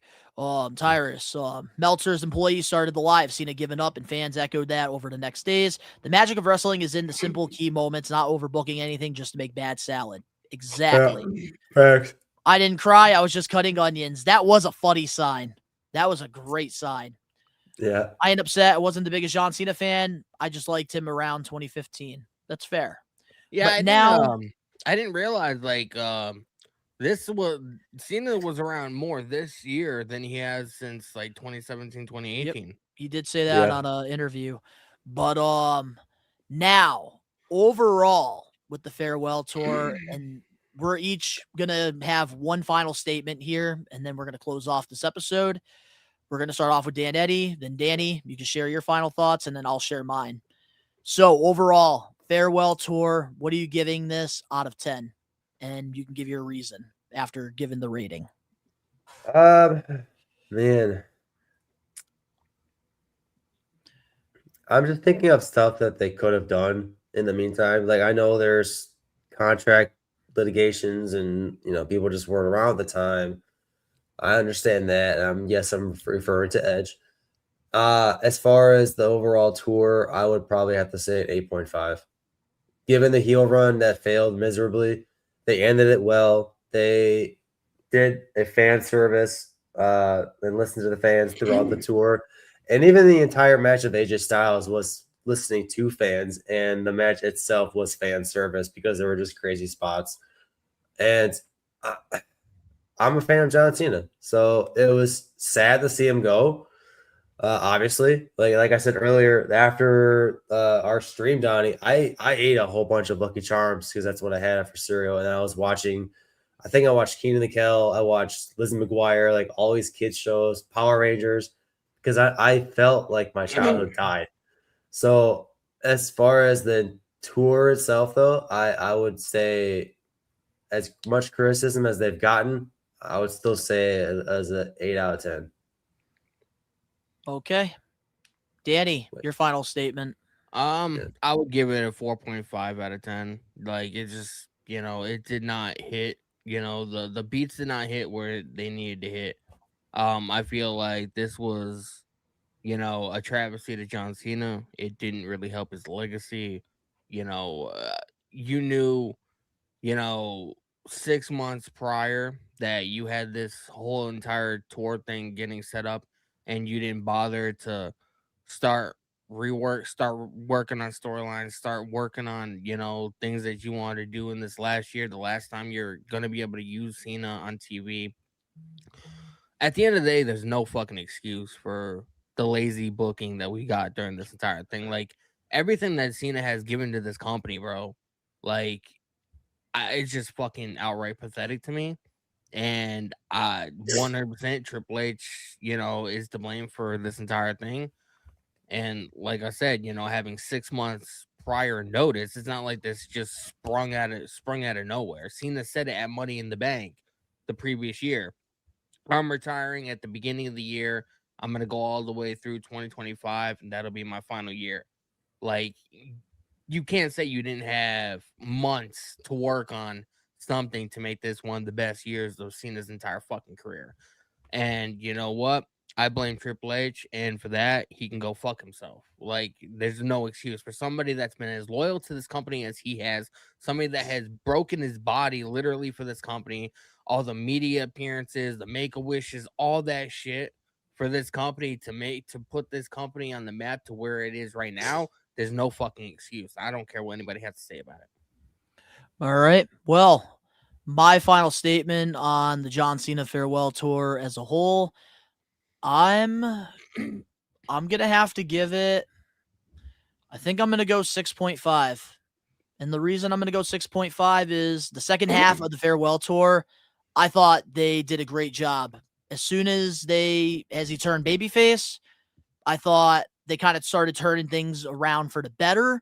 I think him versus Cody Rhodes at SummerSlam, that was fan service. John Cena versus AJ Styles at Crown Jewel, fan service. And then, of course, Dirty Dom getting that opportunity with Cena. Really enjoyed that. And then even the last match with Gunter, I thought was the perfect ending to a perfect career. Now, I can't go higher than a 6.5. And I was really trying to give it a 7 or an 8, but I just can't because the cons getting into the match at WrestlePalooza with Brock Lesnar, that was so unnecessary. And we've had better matches with Cena and Brock going all the way back, Extreme Rules 2012. That's the type of match we should have got with Cena versus Brock. Now, WrestleMania 41, Cody Rhodes versus Cena. I know Cena was trying to ruin professional wrestling and like the psychology of working a very old, slow style wrestling match. I know what he was trying to do, but this is WrestleMania, and what we got at SummerSlam is what we should have gotten at WrestleMania. And that's why, like, I'm definitely going to be holding him accountable to that with my rating. I get what he was trying to do, but wasn't a fan of that. The moment for Elimination Chamber was fantastic. Am I going to blame John Cena? Absolutely not. Am I going to blame Triple H? A little bit. Am I going to blame Travis Scott and The Rock? 150%, because they had this plan. Only 5 or 6 people knew about this, and they talked about it on WWE Unreal Season 1. And the fact that you don't have a whole blueprint, you don't have a whole plan, A to Z, with this heel turn. This was just one of those, let's do this for a shocking, oh my God moment. This is something Tony Khan would have done. They already said it. Hey, this is my closing statement. I didn't interrupt you. Overall, yes, they could have done better with John Cena's farewell tour. I will say that. There were some matches that I would have loved to see. John Cena versus Braun Breaker. John Cena versus Obafemi. John Cena versus Carmelo Hayes, a guy who is from Boston. I would have loved to see that. There was a lot of missed opportunities, but I will say, regardless of how much I can sit here and say, oh, I could book this better than Triple H. I could book this better than Vince. I could book his farewell tour better. I can't, because at the end of the day, John Cena is my childhood hero. He's my favorite wrestler of all time. And I think my expectations for this farewell tour, I set my bar a little too high. And the first half of the farewell tour, I felt like I generally didn't enjoy it because like we do here on the podcast, we overanalyze a lot of the stuff that we see, and we criticize the bad, we talk about the good, and sometimes we get sucked into this toxicity of the IWC. And I kind of felt like that happened to me the first half of John Cena's farewell tour. And I felt like I didn't live in the moment and enjoy it until the second half. And I'm really upset at myself for that. And I think sometimes what I learned from this entire farewell tour is sometimes we just need to take a step back and just be a fan. Enjoy the product for what it is. And that's what I did Saturday night main event. And I think that's why I don't feel strongly pissed off at the booking decision of Gunter tapping John Cena out. And I think that that was the right decision at the right time. And I You just were think at peace. overall, I was at peace. And the farewell tour, yes, it did have a lot of cons. But I'm thinking back to this episode. We went over everything one by one. And I think I had more thumbs up than thumbs down. And I think overall, there was very good moments, some very good highs. And of course, there is lows because nothing can be perfect ever. And I just think that overall, the farewell tour could have been better. And the puzzle pieces they're trying to force in other pieces. And that's why, like, it didn't feel like it was the best farewell tour out there. But if you really sit there, like we did for 4 hours, and analyze these matches one by one, the segments one by one, it's not as bad as people are saying it is. And that's just my humble opinion. I like That's to why I'm add, giving it a 6.5 out of 10. you guys made some great points, and I just want to add that I'm dropping my score too because there are a lot of more cons I can think of. I will, and Angelo. more great moments in that I would take away from this. So I would have to join you on that scale, Donnie, at 6.5. Yeah, I'm keeping my my grade, 4.5. They're lucky I'm not going any lower than that. And at the end of the day, we're all know, entitled to our opinions. We are That's entitled okay. to our opinion. I really wholeheartedly feel like there's no excuse for what was during this retirement tour because they had 6 months advance notice, and Triple H Couple should have been years. fucking. Triple H should have been fucking. Yeah, they've been talking about this back and forth since 2023. That Cena was gonna retire because it takes like 9 months to like get all the merch designs, situated and all that. So they had plenty of time to figure all this. All right, all this well, fucking story out. I think we all said our opinions and we got all our closing statements in. So now I think it is time to wrap up this special episode of the We Are Wrestling podcast. Our last one of 2025, we fucking made it count, man. Live, baby. Last live episode because next week, Christmas Eve, we will be having a taped episode. It will be out 5 p.m. Eastern Standard Time, and we're going to be doing a whole Christmas special, and it's going to be a fun one. It's going to be a really fun one. And then, of course, the week after, December 31st, New Year's Eve, we'll also be having a taped episode for the We Are Wrestling Awards, which you guys have until December 21st to vote on those awards, 35 categories. So if you haven't voted yet, go to our We Are Wrestling YouTube community tab and go vote because we're going to share all the results and we're going to talk about it on the following week's episode of the podcast. But to all the We Are Wrestling Maniacs out there worldwide, hope you guys enjoyed this in-depth John Cena farewell tour review. In depth. We didn't sprinkle anything. We had the full course meals, all right? So if you guys enjoyed this, smash that like button now. Let us know in the comment section below your thoughts on the entire farewell tour itself. Really take the time and analyze it like we did because I think it's not as bad as people say it is, like Danny. If you're not a We Are Wrestling Maniac yet already and you're listening to this episode wherever you get your podcast and you made it all the way to the end, you're a real one. Give us a 5-star review, not just any review, a best one review, and download this episode and give us a follow. If you're not a We Are Wrestling Maniac, you're already over on the YouTube channel where you get the best pro wrestling content, including live episodes of the We Are Wrestling podcast every Wednesday, 5 p.m. Eastern Standard Time. You get live watch-alongs for all the WWE PLEs and specials and AEW pay-per-views. And you also do get vlogs, hot takes, reactions, everything pro wrestling over here. Recommend you guys to hit that subscribe button now, turn on the post notifications. I'm not being biased. I think we have the best wrestling community in the IWC. The link's down in the description box below. You can go follow myself over on my toy page. I do wrestling figure reviews, Nickelodeon stuff, toy hunts, all that fun stuff. And I'm active over on my social media pages, doing a John Cena giveaway right now on Instagram. So if you want to go follow me, my links are down below. If you want to go follow Danny, he does live watch-alongs over on his YouTube channel, Danny Huckins PW, with the weekly shows, in addition with the pay-per-views and stuff. But the weekly shows, you're not getting that over here on We Are Wrestling. And Danny gets to interact with you guys a lot more on his channel than the live episodes of the pod, because we are following a script here. So go subscribe over to Danny. And Twitter, too. Follow me on X, man. I'm new. I finally convinced him. He convinced me. I'm on Twitter. So follow me and tweet me things, and I might respond if I feel up to it. Absolutely. And Dan Eddy, he is active over on Instagram. He's private, so if he likes you, he'll accept you. If he doesn't, he'll Let deny us know you. if we should convince Dan Eddy to make a fucking X account, because he should have at least. I have an X account. It's just more football related. Well, you should. I respect that. I respect that. It's my first true love. So I you tweet need to football have at stuff. least one public social media account, man.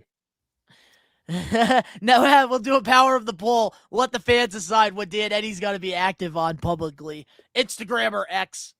Instagram, X, Tumblr, fuck it.